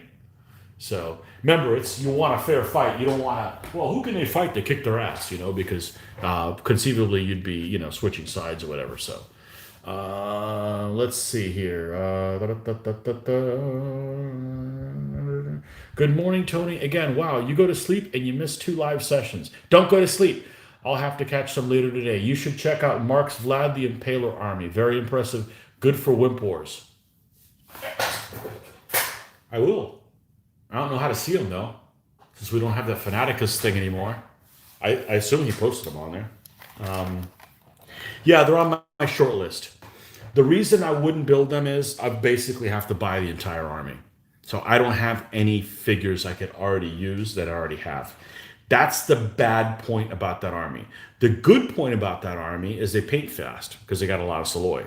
But I may not do them next because I just got done with a bunch of Soloi. So maybe we'll skip one and do them. But I think they might be a good match for my Ottoman Turks because my Ottoman Turks suck and that army kind of sucks too. So, maybe they can suck together. No, I'm reading a book I'm having a book read to me on Vlad the Impaler now, so try to get in the spirit of it. But there's lots of stuff on the Hungarians on there as well. So yeah, now I could probably build half of the Hungarian. I think he posted on Facebook. I'll have to find it. If it's on his page, I could find it. I could probably build half the Hungarian army or more with stuff that I have. So that's kind of appealing. I can build everything except one stand. No, everything except 3 stands for the pre-feudal Scots. I don't have the warband stuff for the pre-feudal Scots. I have to order them from QRF is who I'd get them from. The feudal English, I could probably do the whole feudal English without buying anything. And I mean, I could do them and do them with figures I would be happy with. Let me be clear about that. So, it's like the Ottoman Turks, okay? I built the Ottoman Turks, and just as I was finishing them up, Khorasan came out with Ottoman Turks, which look great, but I'm happy with the guys I have. Would I have been more happy with the Khorasan guys? Probably. But I'm not going to just dump my army and buy other ones because I don't want to play keeping up with the Joneses. At some point, they're always going to come out with an army you don't have. So you kind of have to be happy with what you have and not what you don't. Now, if you flat out don't have the right figures that match up, yeah, you need to buy them. Well, I mean, I would. I'm not just going to, just build some generic army. If I'm going to go through the trouble of spending, of all this time spent painting them, I'm going to have the right figures. But, an appeal to me at this point is to whittle down my lead pile by using some of it up. So that doesn't mean I'm not going to buy an army not out of a wet lead pile, but anyhow. So the Hungarians, I'll have to decide on exactly on what the different options are. And I keep toying with doing a Mongol army. I got tons of Mongol figures, but 2 things against the Mongol army. I'm not a Mongol lover, which many people are Mongol lovers. I don't like the Mongols, period. The Mongols are the bad guys, damn it. They burn everything freaking down. So, but I don't think they play Mongolish enough in DBA. I don't think the DBA is the right rule set for them. So, anyhow, that's the thing. So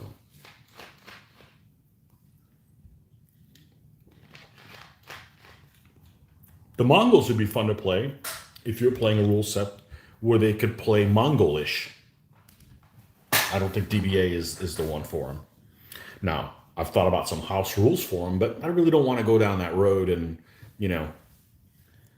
that's not what I'm interested in. I'm not interested in creating another rule set that's going to just subdivide everybody into different camps.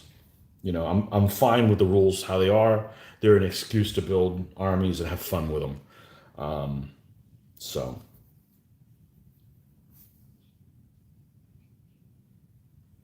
But that's is that all the ones I'm considering? Let me think. Are those all the ones in a short list?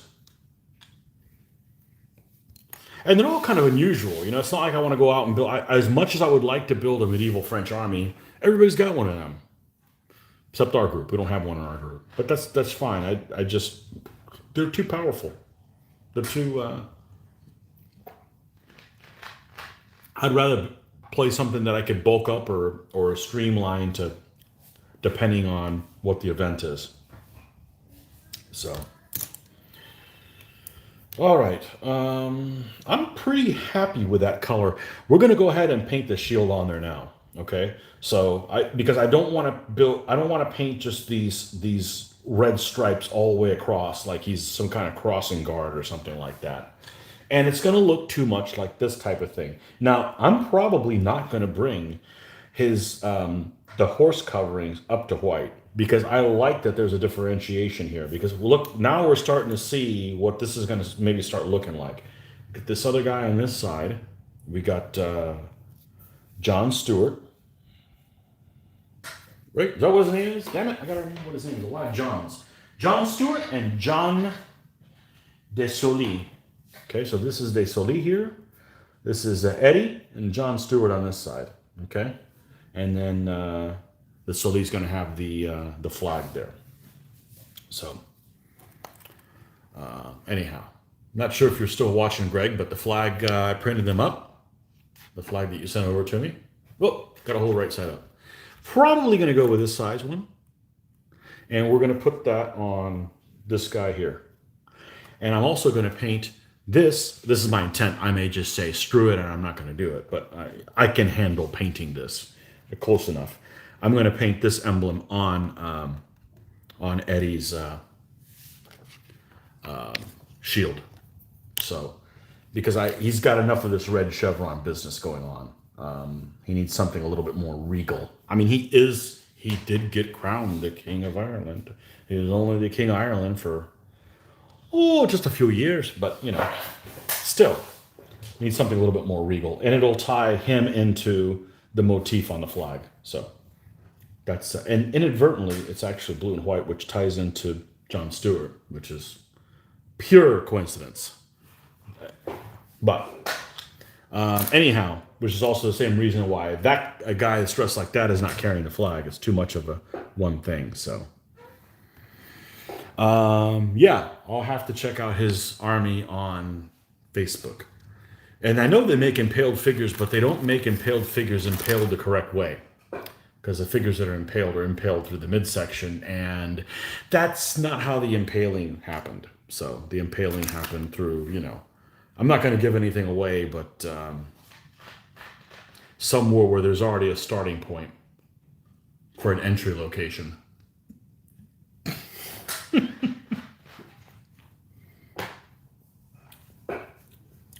Yes, I actually searched if there was actually some naked figures that I could modify, but we're just going to, if we build that army, we're just going to forego having any impaled guys on there. So, anyhow. All right, so shield time.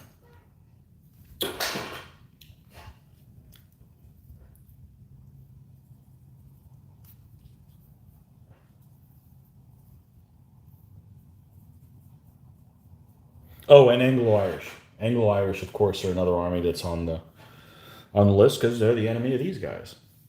And if I build these 3 stands of auxilia, because these guys can replace, the medieval Irish can replace there's 3 stands of blade.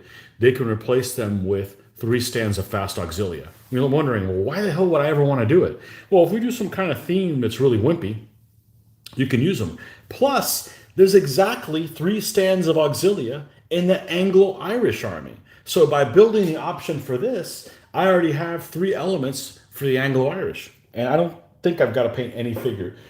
I don't have to buy any figures for the Anglo-Irish. But anyhow.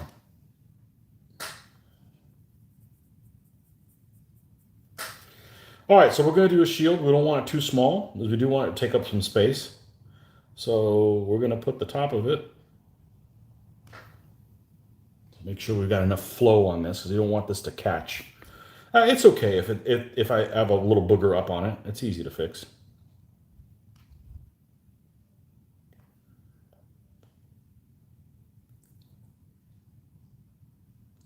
Okay. That's a little shape we've got going on. So let's go to the other side and try to do something equivalent.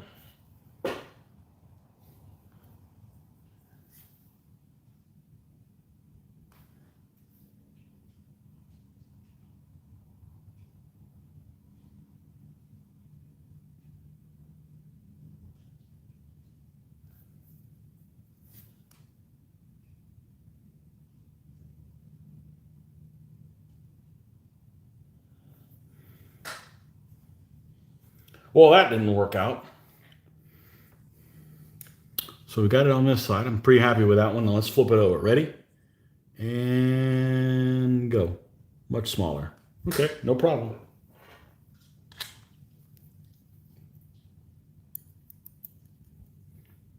See, things don't always turn out the way I want them. Not a big deal. I could dig my way out of any hole I make with this, doing this stuff.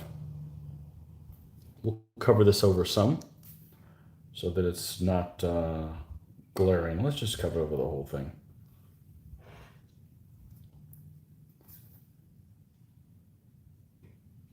You guys wanted to see heraldry. You're going to see some heraldry mistakes.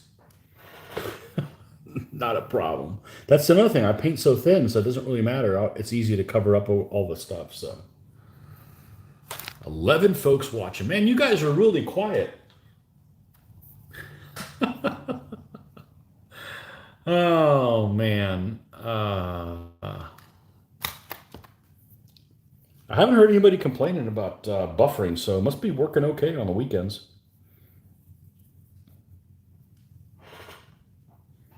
Must be working all right.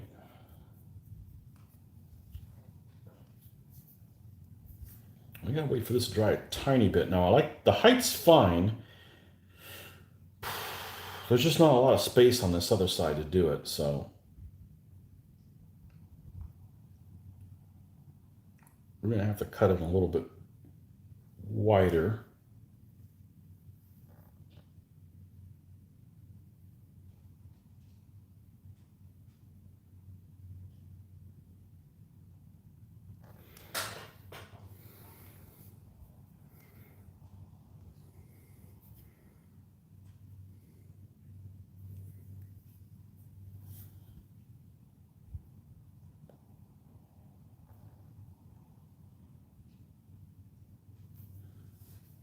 Okay, we're gonna have nothing on the front. We're gonna leave this barren here. We're just gonna have it on the hindquarters there. So,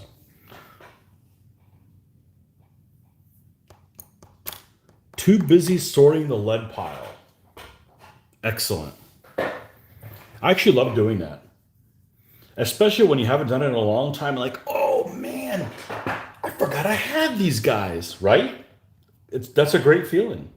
You know, it's like free Christmas. You know. All right, so let's go ahead and do the white mix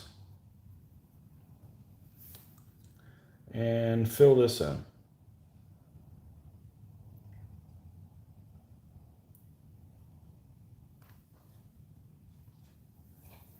The lead pile. You have a big lead pile? The lead mountain. I don't think mine's that big compared to other gamers because it's only in one scale. Okay, we're not going to count my 20 millimeter World War II lead pile, which isn't huge either, but it is something else. So 15s, all my ancients and medievals are only in 15s. So it's not like I got the same damn figures in 28s and other stuff. So I don't think it's that big. What's the definition of the lead pile being big? Can you pick it up all at once? I can't pick up mine all at once then.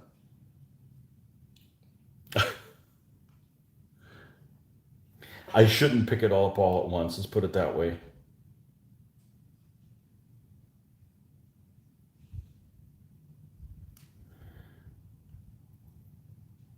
I do need to go through mine because I know I've got those sheep are laughing at me somewhere. I've had those little bastards for 15 years and I haven't done anything with them.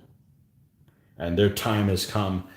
It's time for them to go put them on on an Irish camp and they can go on a date finally. Oh, I mean, I can put them out to pasture.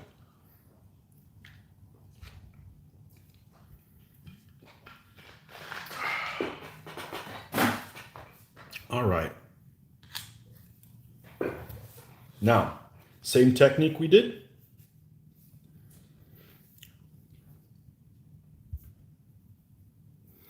The other day I was painting and I was complaining about my brushes all the time. Like, brushes are just misbehaving in this stuff. I don't know, it was like probably last weekend. Maybe it was on Monday or something like that. But not today. They've been behaving really well today.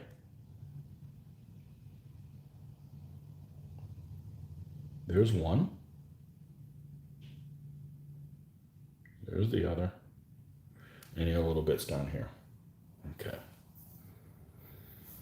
Even though this may seem tedious, this is the part I really enjoy.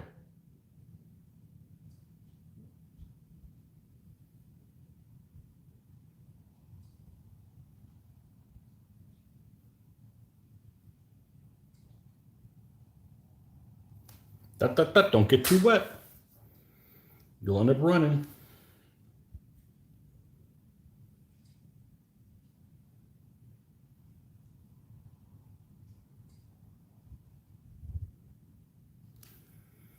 Okay.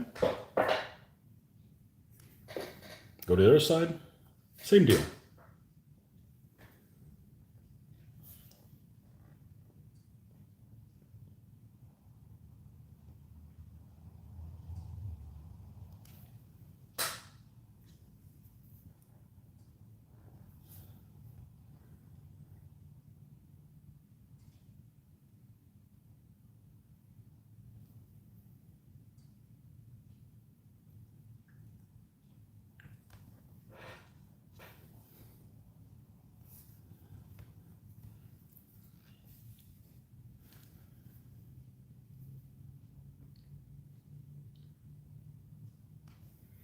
Need more moisture in this to get it to flow. Not that much. Geez, we're gonna drown. Where's my black? Oh, black disappear. There we go.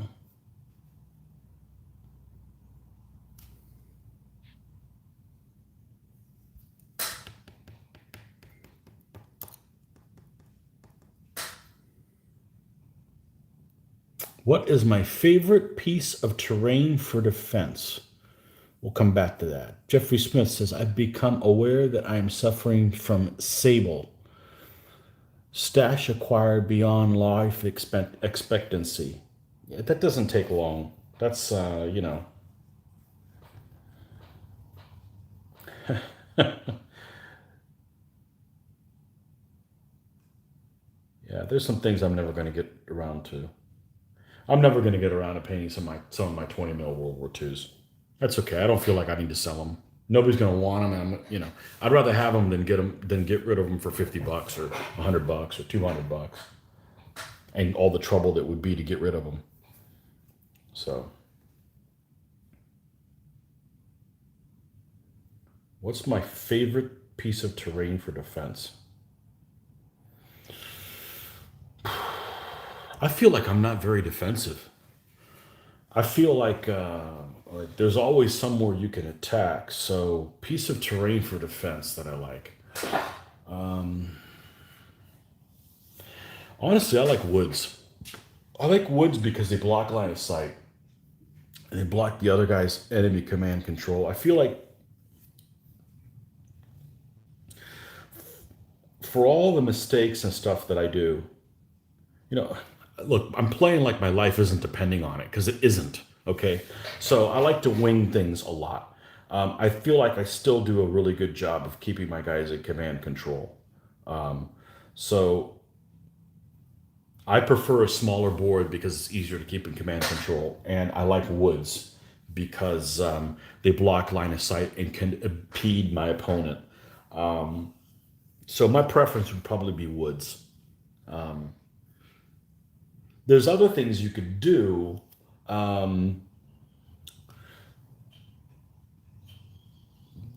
There's other stuff you could do as well, like rocky terrain or those what do we call those guys? The enclosures and stuff. But the problem with that stuff is if the other guy's got artillery, they can shoot right over it. Now, I don't think anybody in our group likes artillery more than me. You know, how many times have I played and I've said, I'm the cannon king, right? Tony von Krupp. I love artillery because even if you don't get the pips for it, if you get it in the right location, you don't get the pips to move it. If you get it in the right location, it's providing a service.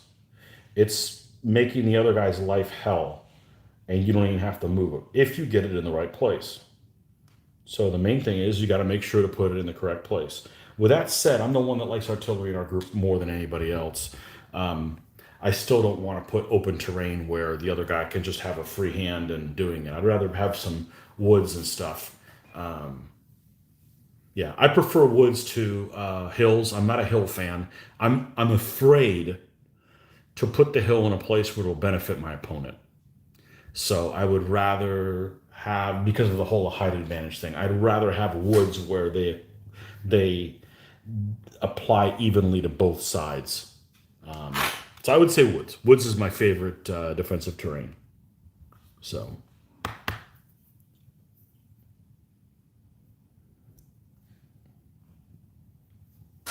I don't like rivers. They delay the game. They make the game too long. We don't play with them enough. Now we have done game nights where we've said you have to use a built-up area at every battle. You have to put down a river. Just so you can get through those rules. But in a tournament setting, you don't want to use a river. It's kind of frowned upon because you could end up drawing the game, not because of indecision, but because of having to look up rules and stuff like that. We just don't play with them very much. And even if we do, your opponent may not be familiar with them. And, you start getting in the analysis paralysis type thing. So, nothing's worse than a drawn game. There is something worse than a drawn game. Any kind of a game against somebody who's a butthole. That's worse. Because that was not a pleasurable experience. Even if you beat them.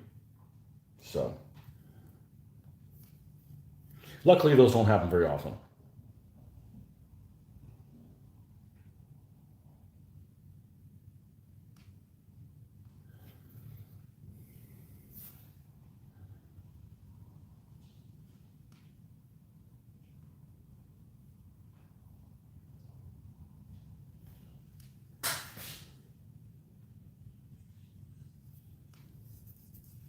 Okay, let's go back to this side. Add a little bit more white.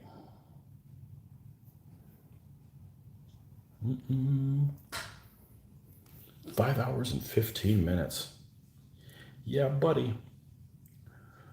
Now, for those that are really excited about this, I don't have any commitments first thing tomorrow morning. So I should be able to wake up at my 5 o'clock wake up time and go right to filming.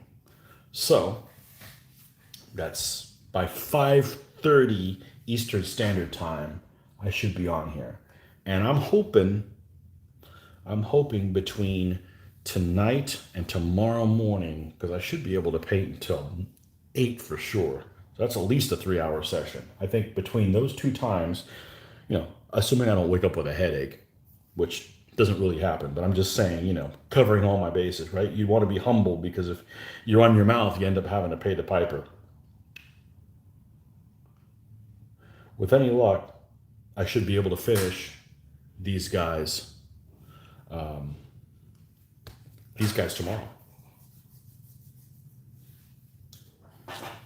And if that happens, we'll work on Light Horse afterwards. Assuming the flag's in, because I'm kind of at a standstill with the flags. If not, what's next on the list? Is it Allies? Is it the Islesmen? Is it these folks? I'm not really excited to paint these because they look boring, but at the same time, I'm going to have fun with them shields. Because there's lots of patterns and there's lots of inspiration in that chess set from the Isle of Lewis. A lot of inspiration there. It's all black and white, but I'll be adding color to it.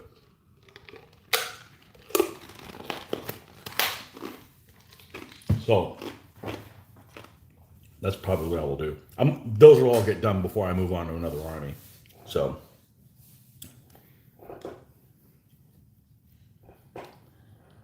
Now, the interesting thing, this to show you how much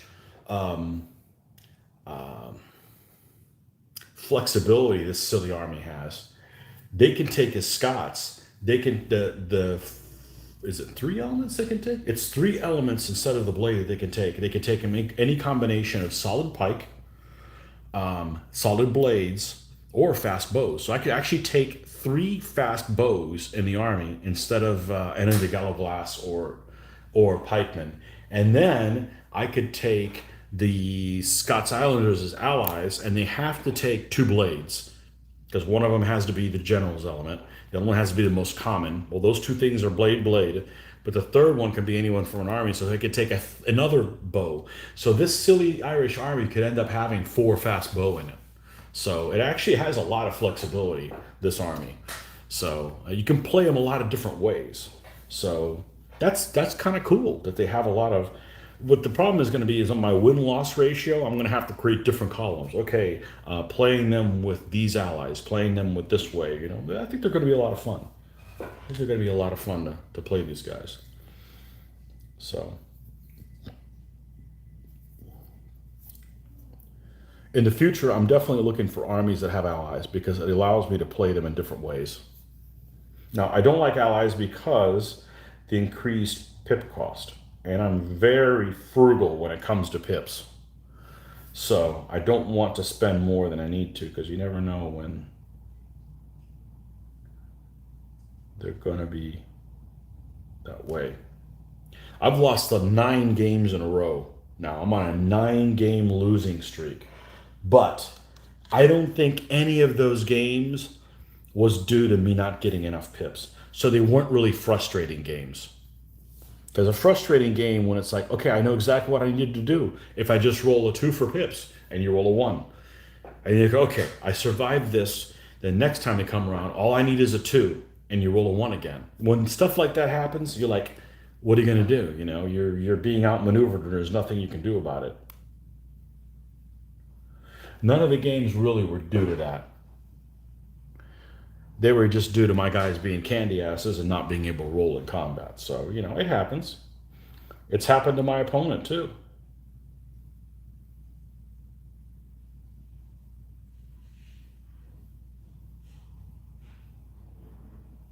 If I knew I was going to win, I'd pick a different hobby.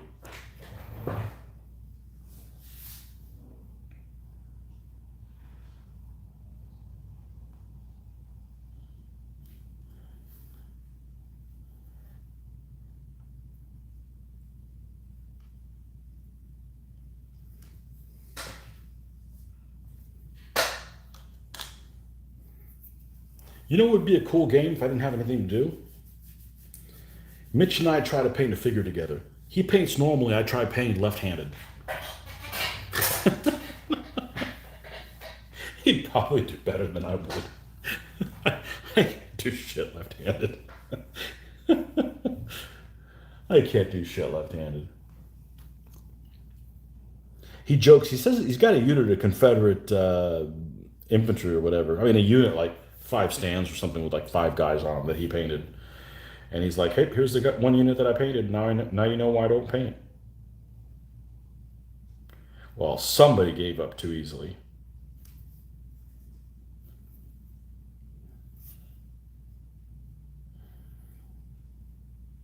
But that apparently was a long time ago.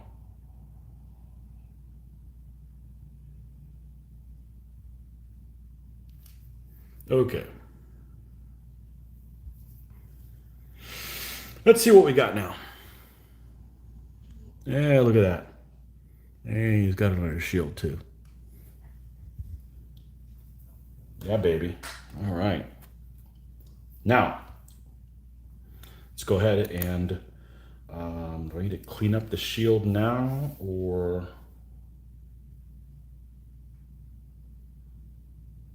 Yeah, let's clean up the shield later. Let's do the buffing. Let's add the buffication of this. We're just going to use straight buff.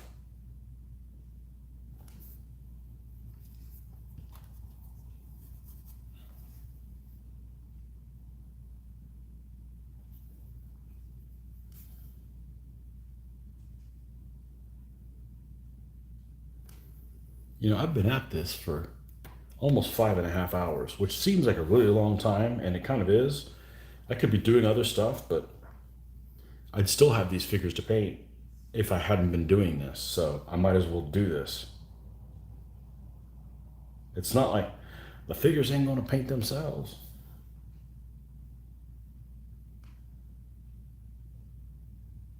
What was this guy?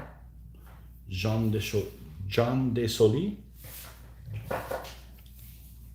Johnny boy. Well, that's 2 of them. Got another John guy here.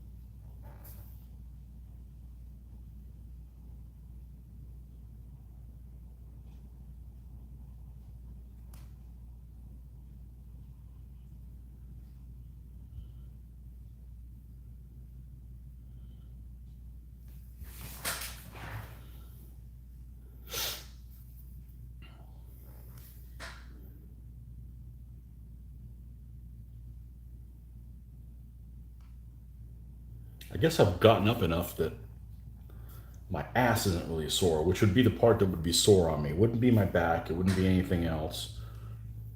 Certainly not my eyes. This is actually really easy on your eyes. So,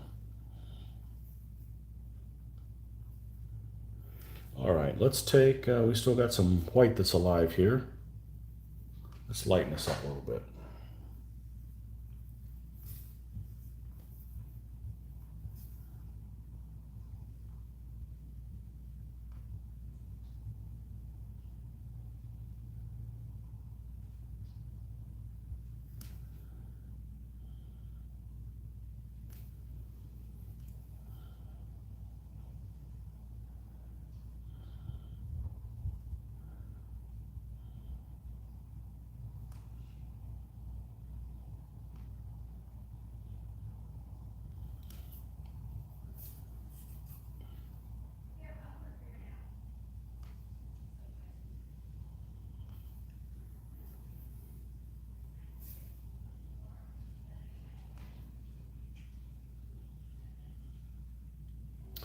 The other thing that this has really helped,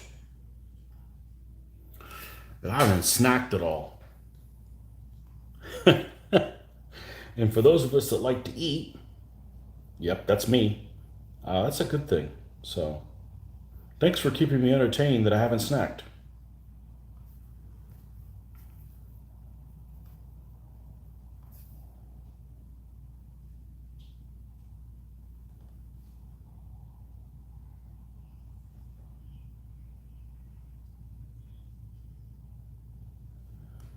Okay, now we're going to get to the point where I'm going to go ahead and draw in the final edge of that shield in black. Now, did my black just die on me? Let's see here. Let's put this over here.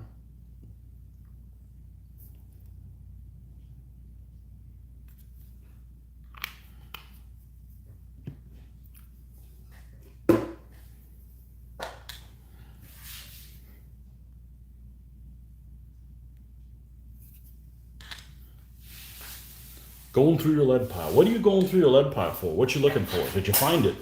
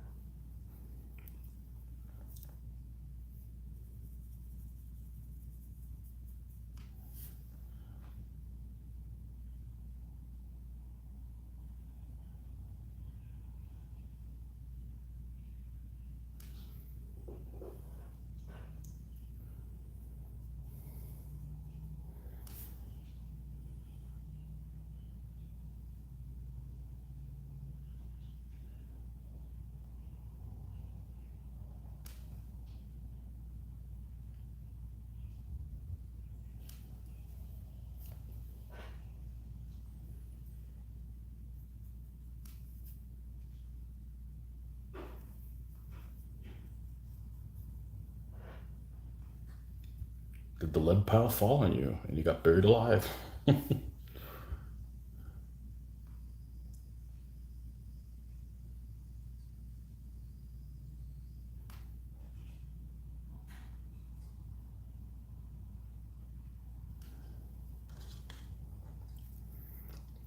Okay.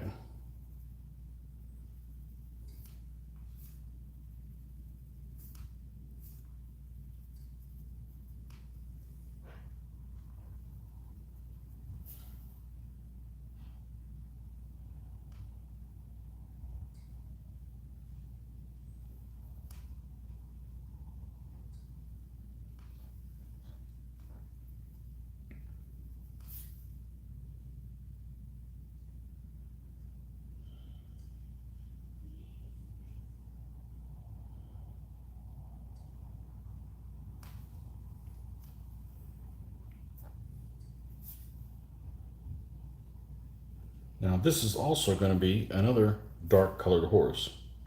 So I have a feeling we may just make this horse black. That's kind of how he is right now, and it looks pretty good with this light colored covering on him. And we don't have one of those on this stand. So that might not be bad.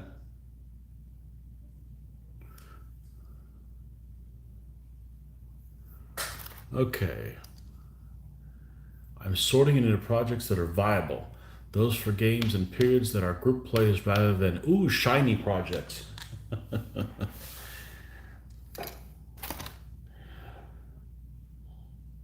Okay, I think that's pretty good.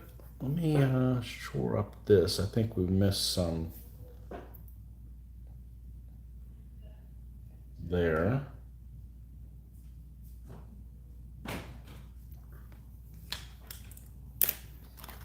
Yes. Do you have a Sharpie? Do I have a Sharpie? Sure, a thin one? Yeah. Just gotta find where it is. I know where it is. Got one in the bag. You just need one? Mm-hmm. Here you go. Thank you. You gonna get ready? You getting ready to leave? Yep. Okay. Have fun.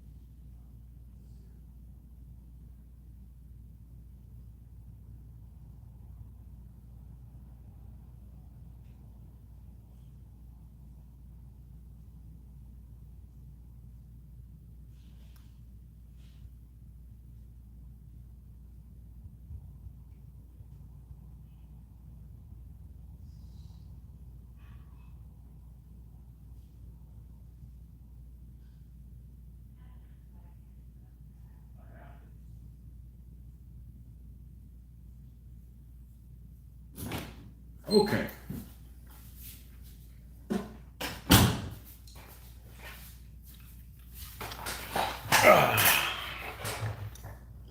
More people are here when I'm not here. Pile has to be reduced or it will fall on me.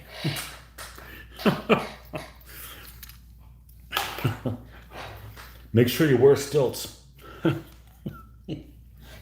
Can't fall on you.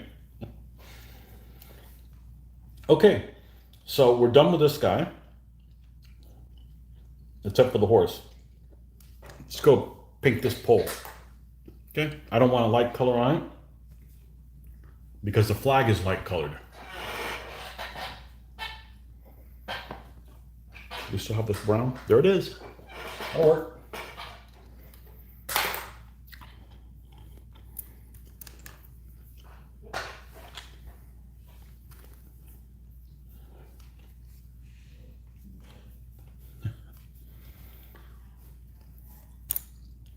Look out or the lead pile will fall on you.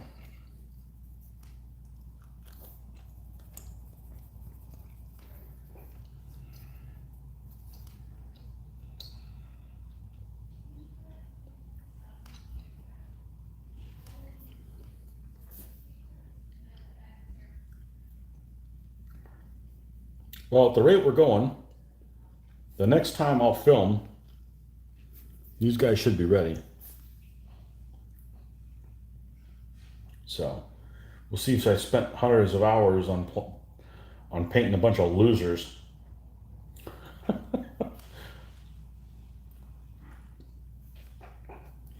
But the more I wait, the cooler the weather will be. And we'll make sure to bring some Jameson with us to drink that while we're playing these Irish guys. So that's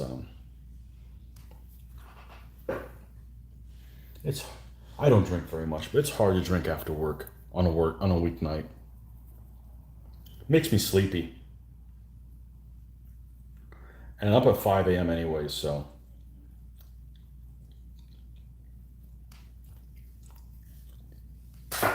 Did something hit the ground? Nope.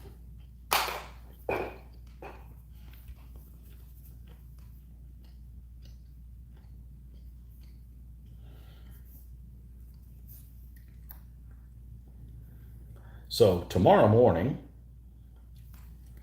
main thing we want to focus on is painting the lion on old Eddie's chest. Not on his chest, his on his shield. It should be easy to do. Should be easy to do. Just got to break it into basic shapes. How about it?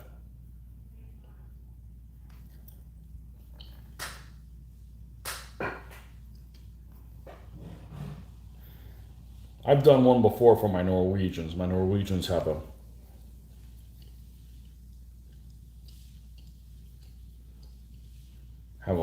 lion rampant I had to paint. And I painted it on their flag. And their flag is double-sided. It was one of those lead flags, you know, that's solid. I believe it was a minifigs figure that had it. And I had to paint it on both sides and to look okay when you went from side to side, when you flipped it from the front to the back. So it wasn't that bad. It's just a small area that it's not that big a deal.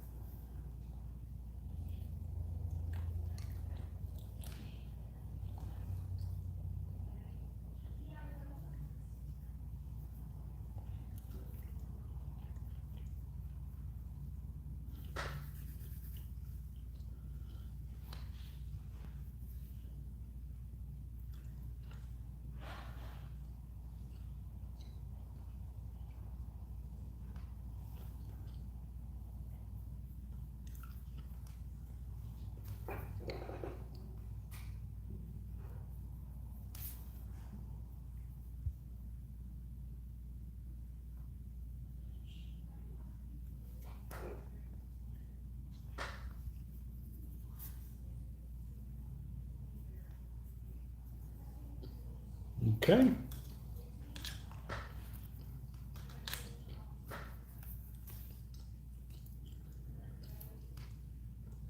While we have this out,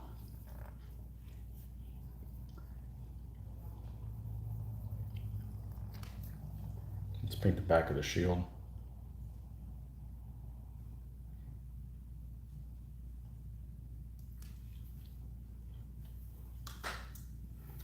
Need something a little bit smaller.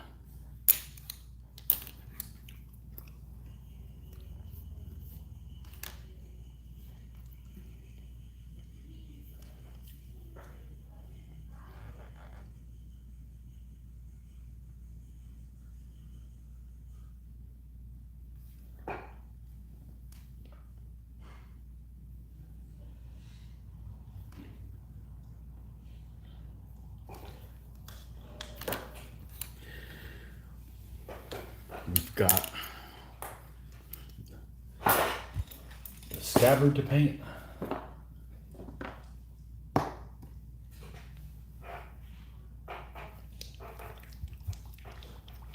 Color should be fine. Look at this. Why are you bubbling up, dude? Why are you misbehaving? People are watching. Nobody's gonna want to buy you, you wet palate. Why are you misbehaving?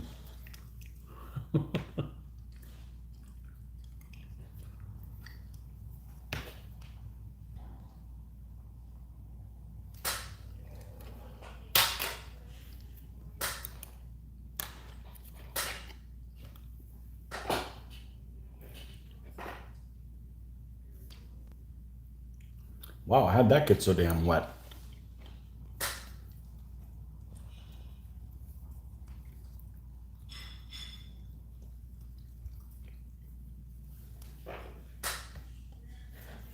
Let's leave that open for a little bit.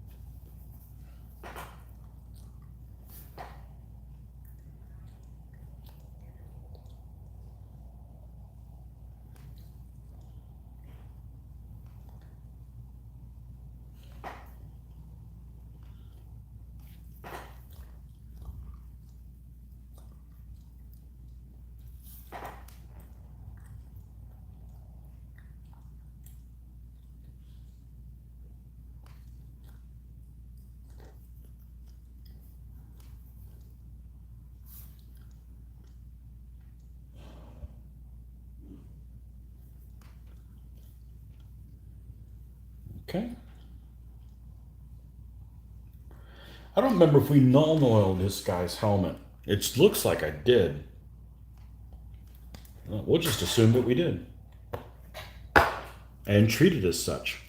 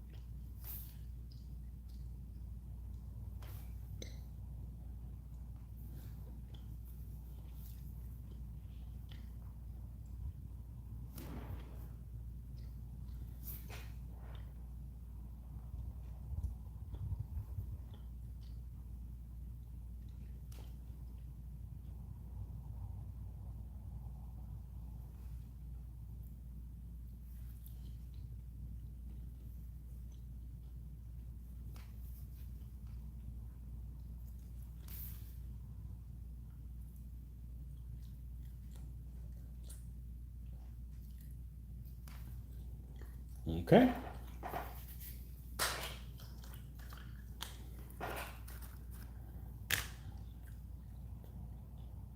Yeah, black horse will work.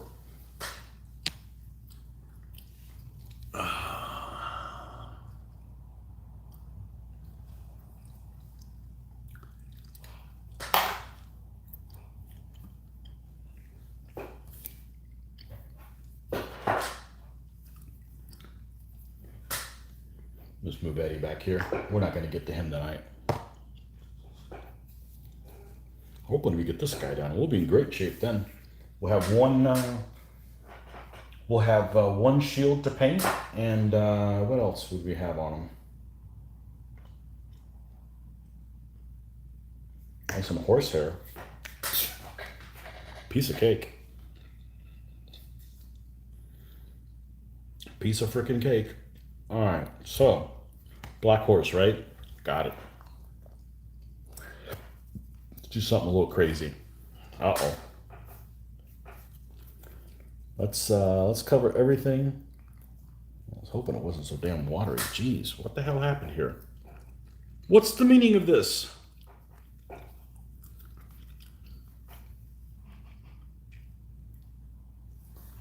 That's not watery.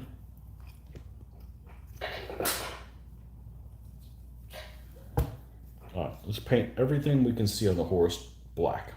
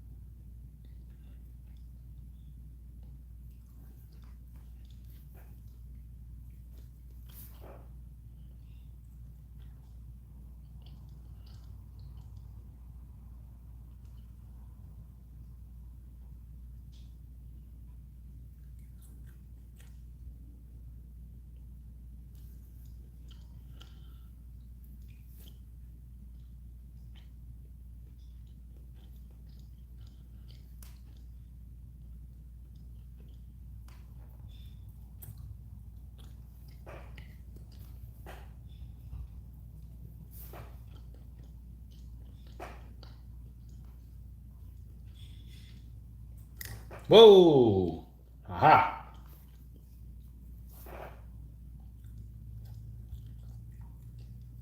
On guard. Haha! Alright. Let's add a little bit to this brown. What happens when you stick a little bit of the brown in here?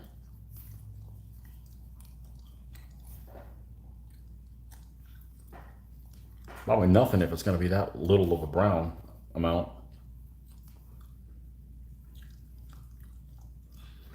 Do the underside with them in that color.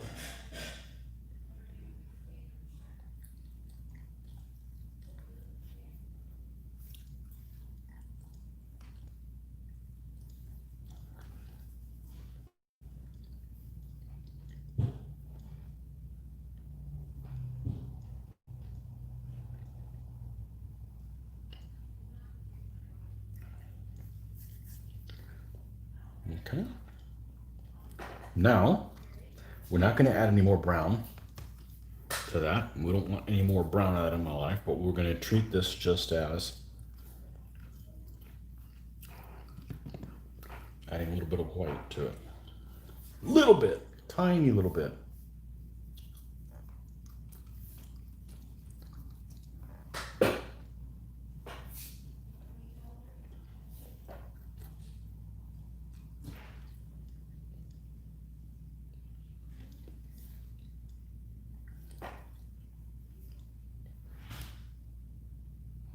Ever so subtle. Now we'll add more.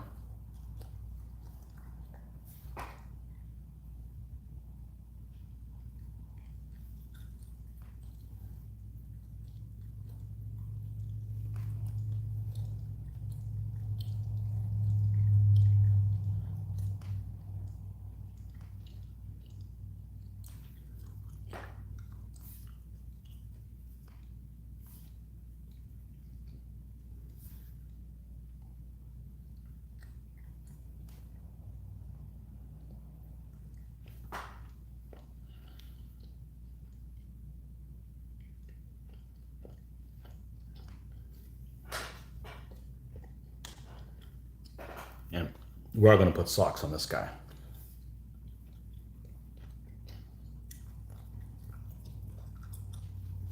Or stockings, whatever you want to call them.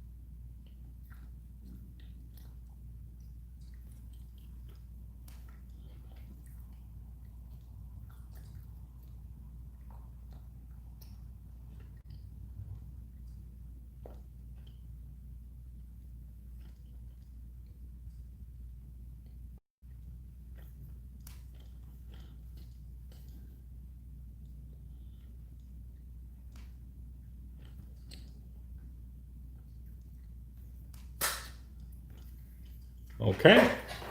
And where's the hoof? There we go. Hey, did you guys all go to sleep? Come on, folks.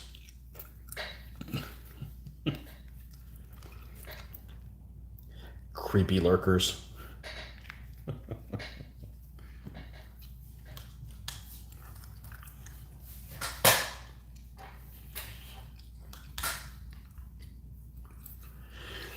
Whew.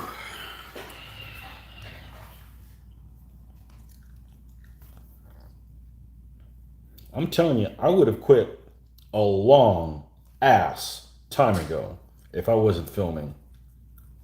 This is freaking 6.5. No, sorry, it's 6:37. It's almost 6 hours. 5 hours and 50 minutes. That's not counting the hour or so that I had before I went to go get my hair cut. So we're going on 7 hours of painting today.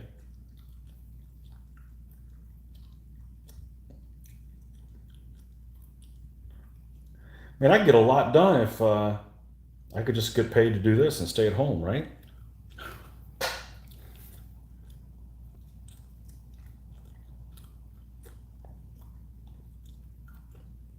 Still only gotten 2 nights painted.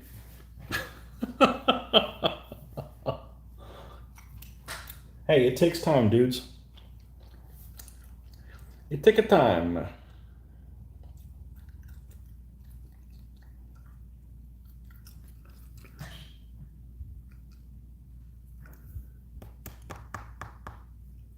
Almost bourbon o'clock. Yeah, no bourbon during this because I'd lose total motivation. I'm um, I'm a happy drinker, so I won't get anything done, and I won't care, and I'll laugh about it. You mentioned before that you don't like rules with multiple codexes. Do you think the hobby has moved too much in that direction? Um,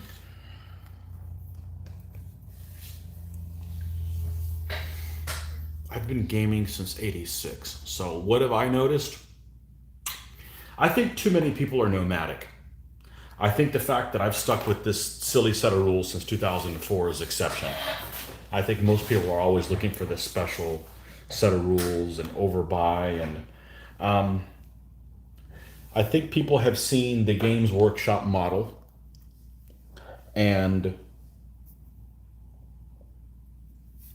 and seen that they make it work and have tried to, like a Flames of War saga. Uh, who else has done it? Well, lots of other people have done it.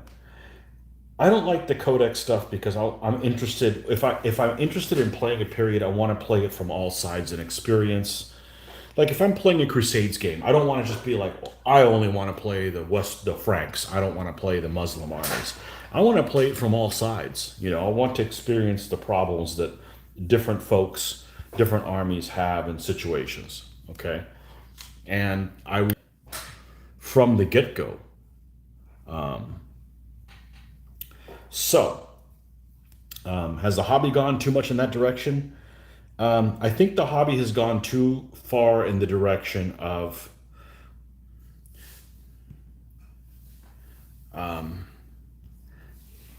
I don't know. I don't like telling people what they should do. I mean, it's a free market. You should be able to do whatever you want. But I'll tell you what doesn't work for me. It doesn't work for me when you have something like Games Workshop, when they have many games that I might be interested in, but I know that after 3 or 4 years, they're going to discontinue them and not support them. It's not that they need to keep expanding it, but still print the freaking rules into into production, and they have that. I've mentioned this before. They have the tendency of not believing in their own rule sets for very small life period of time. Now you know how long it takes me to paint things, so why would I want to work on something for a year or two and then the rules I've got 2 armies done and then they don't support them anymore? So they can do whatever they want because it is a free market, but they're not going to get me to jump on their bandwagon because they're just going to change directions.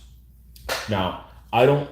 When I started wargaming, companies did not make miniatures and the rules both at once.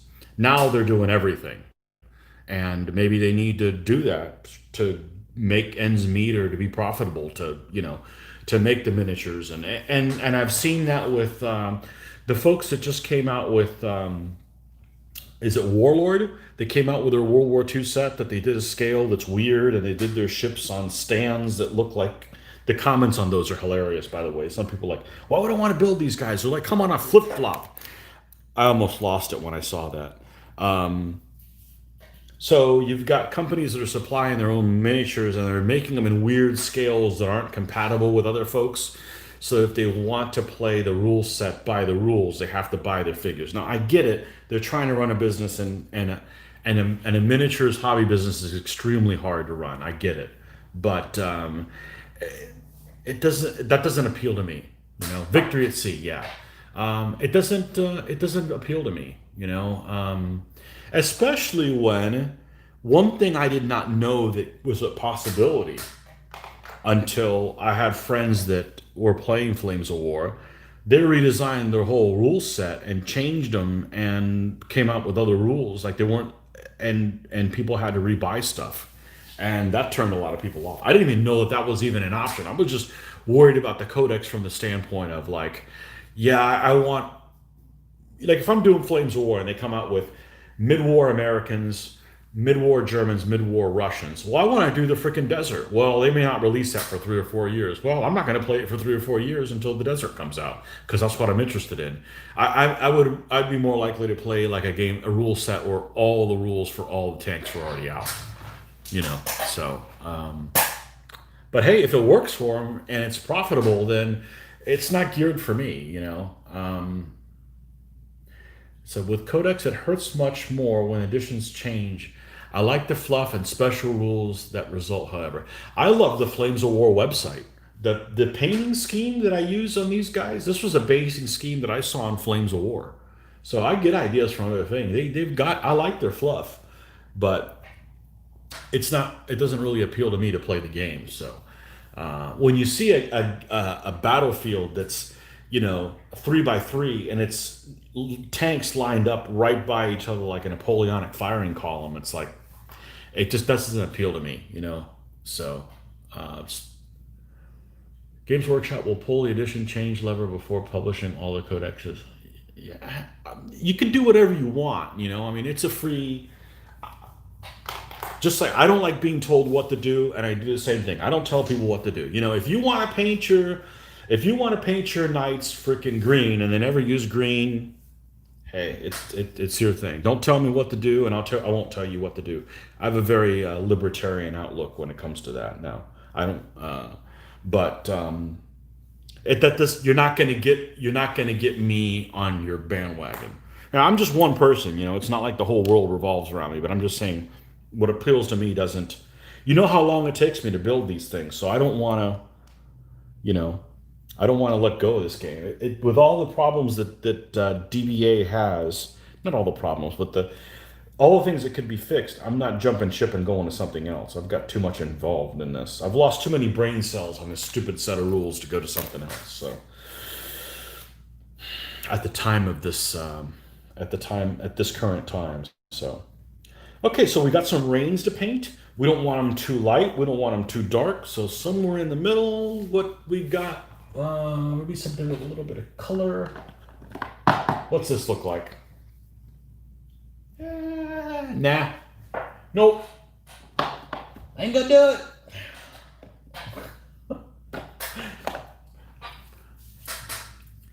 Yeah, I'm sure they did market research and said, okay, well, people that are going to buy this product are ones that are likely to do X, Y, Z, that kind of stuff.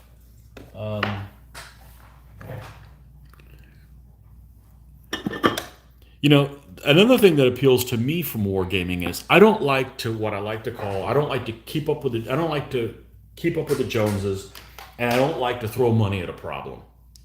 So I don't like something where it's like I need a solution. Like, okay, well, just throw more money and buy more of it. And that's the bad part of capitalism. You're never happy with what you have. So that doesn't necessarily appeal to. And why did I put that color down? That is not the color I want. Damn it! All right, let's go back to this yucky color that I said I wasn't going to use. Let's try this ochre brown. Ochre brown. But I'm not their demographic, So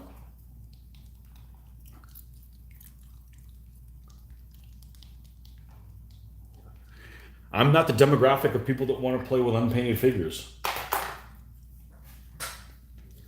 I will, but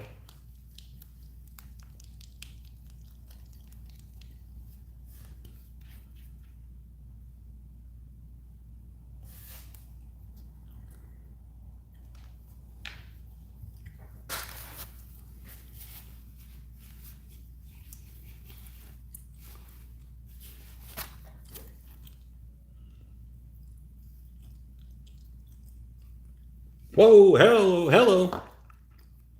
You watery bastard. You watery tart.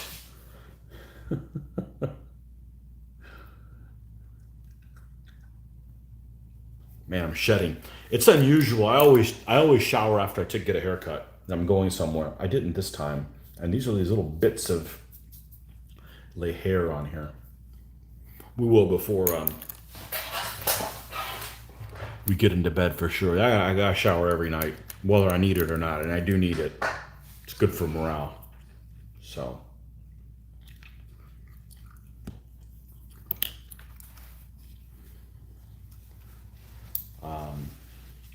so yeah, that business model is not really set up for me. Now, I do like all the fluff. I like all the pretty pictures they have in there. I like the big community that they have.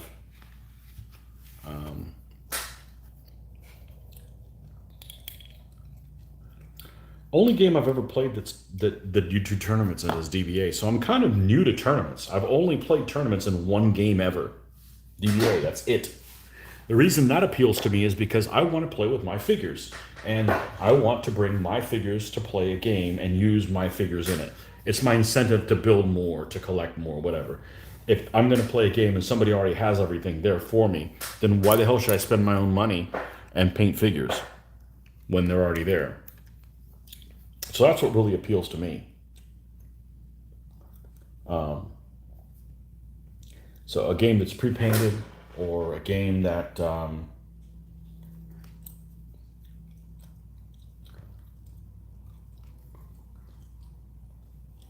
is a collectible game doesn't really appeal to me, because that's kind of a gambling thing. Well, let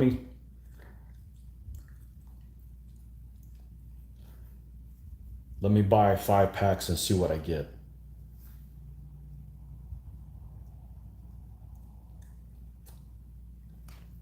Not my thing.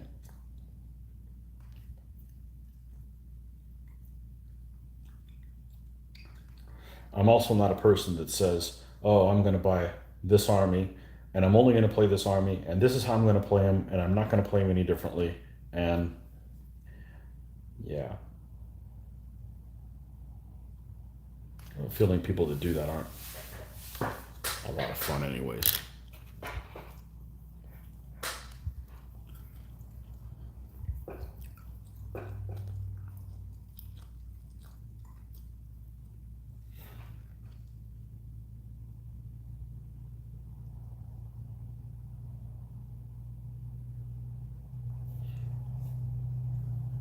That's a little yellowish, but I think we can make that work.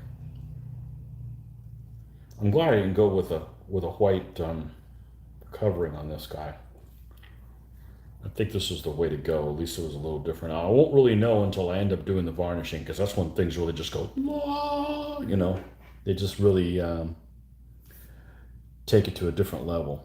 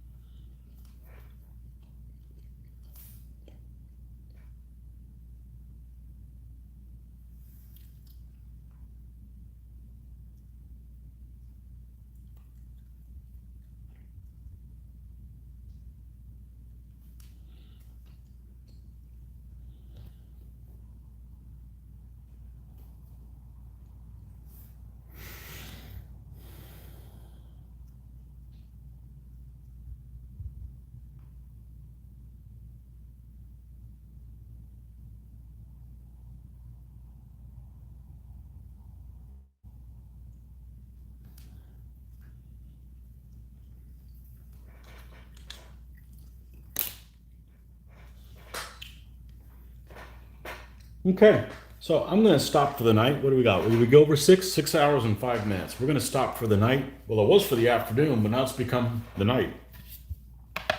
And we're going to pick this up tomorrow morning. And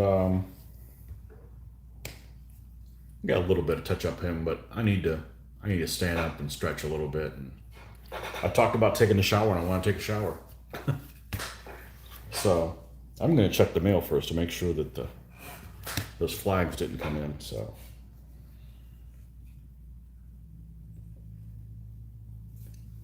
that's what we're looking at so far. Get rid of this here.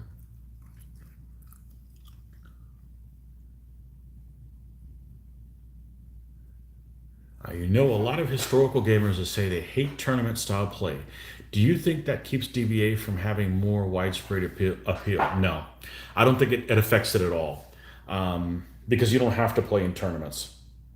And lots of people play Games Workshop, and there's a lot more Games Workshop tournaments than there are DBA. What keeps DBA from being more appealing is the presentation and the wording of the rules.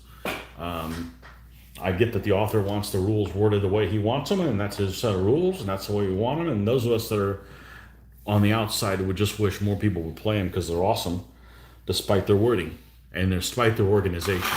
It's actually the organization worse than the wording, because no single thing is ever repeated. So you may be looking for something that involves movement, but it's not mentioned in movement because it was already mentioned in the troop description at the beginning, where you would never think to look for that. If there's like some special rule on, say, war wagons or something like that. Yeah, so here they are so far. We're getting there. This guy's completely done. This one's nearly done. We got to do the saddle and horseman and that kind of stuff. And a little bit on him. So hopefully you guys can see these guys completed tomorrow. So if you enjoyed this, please subscribe. And when you're subscribed, remember you got to be signed in to subscribe. Sign in and hit that little bell on there. That way you get notified when I come online, and you can join me or not, and get some hobby stuff done while you're along with it. So could you get all the shields in here? Yeah, there you go. Got this guy.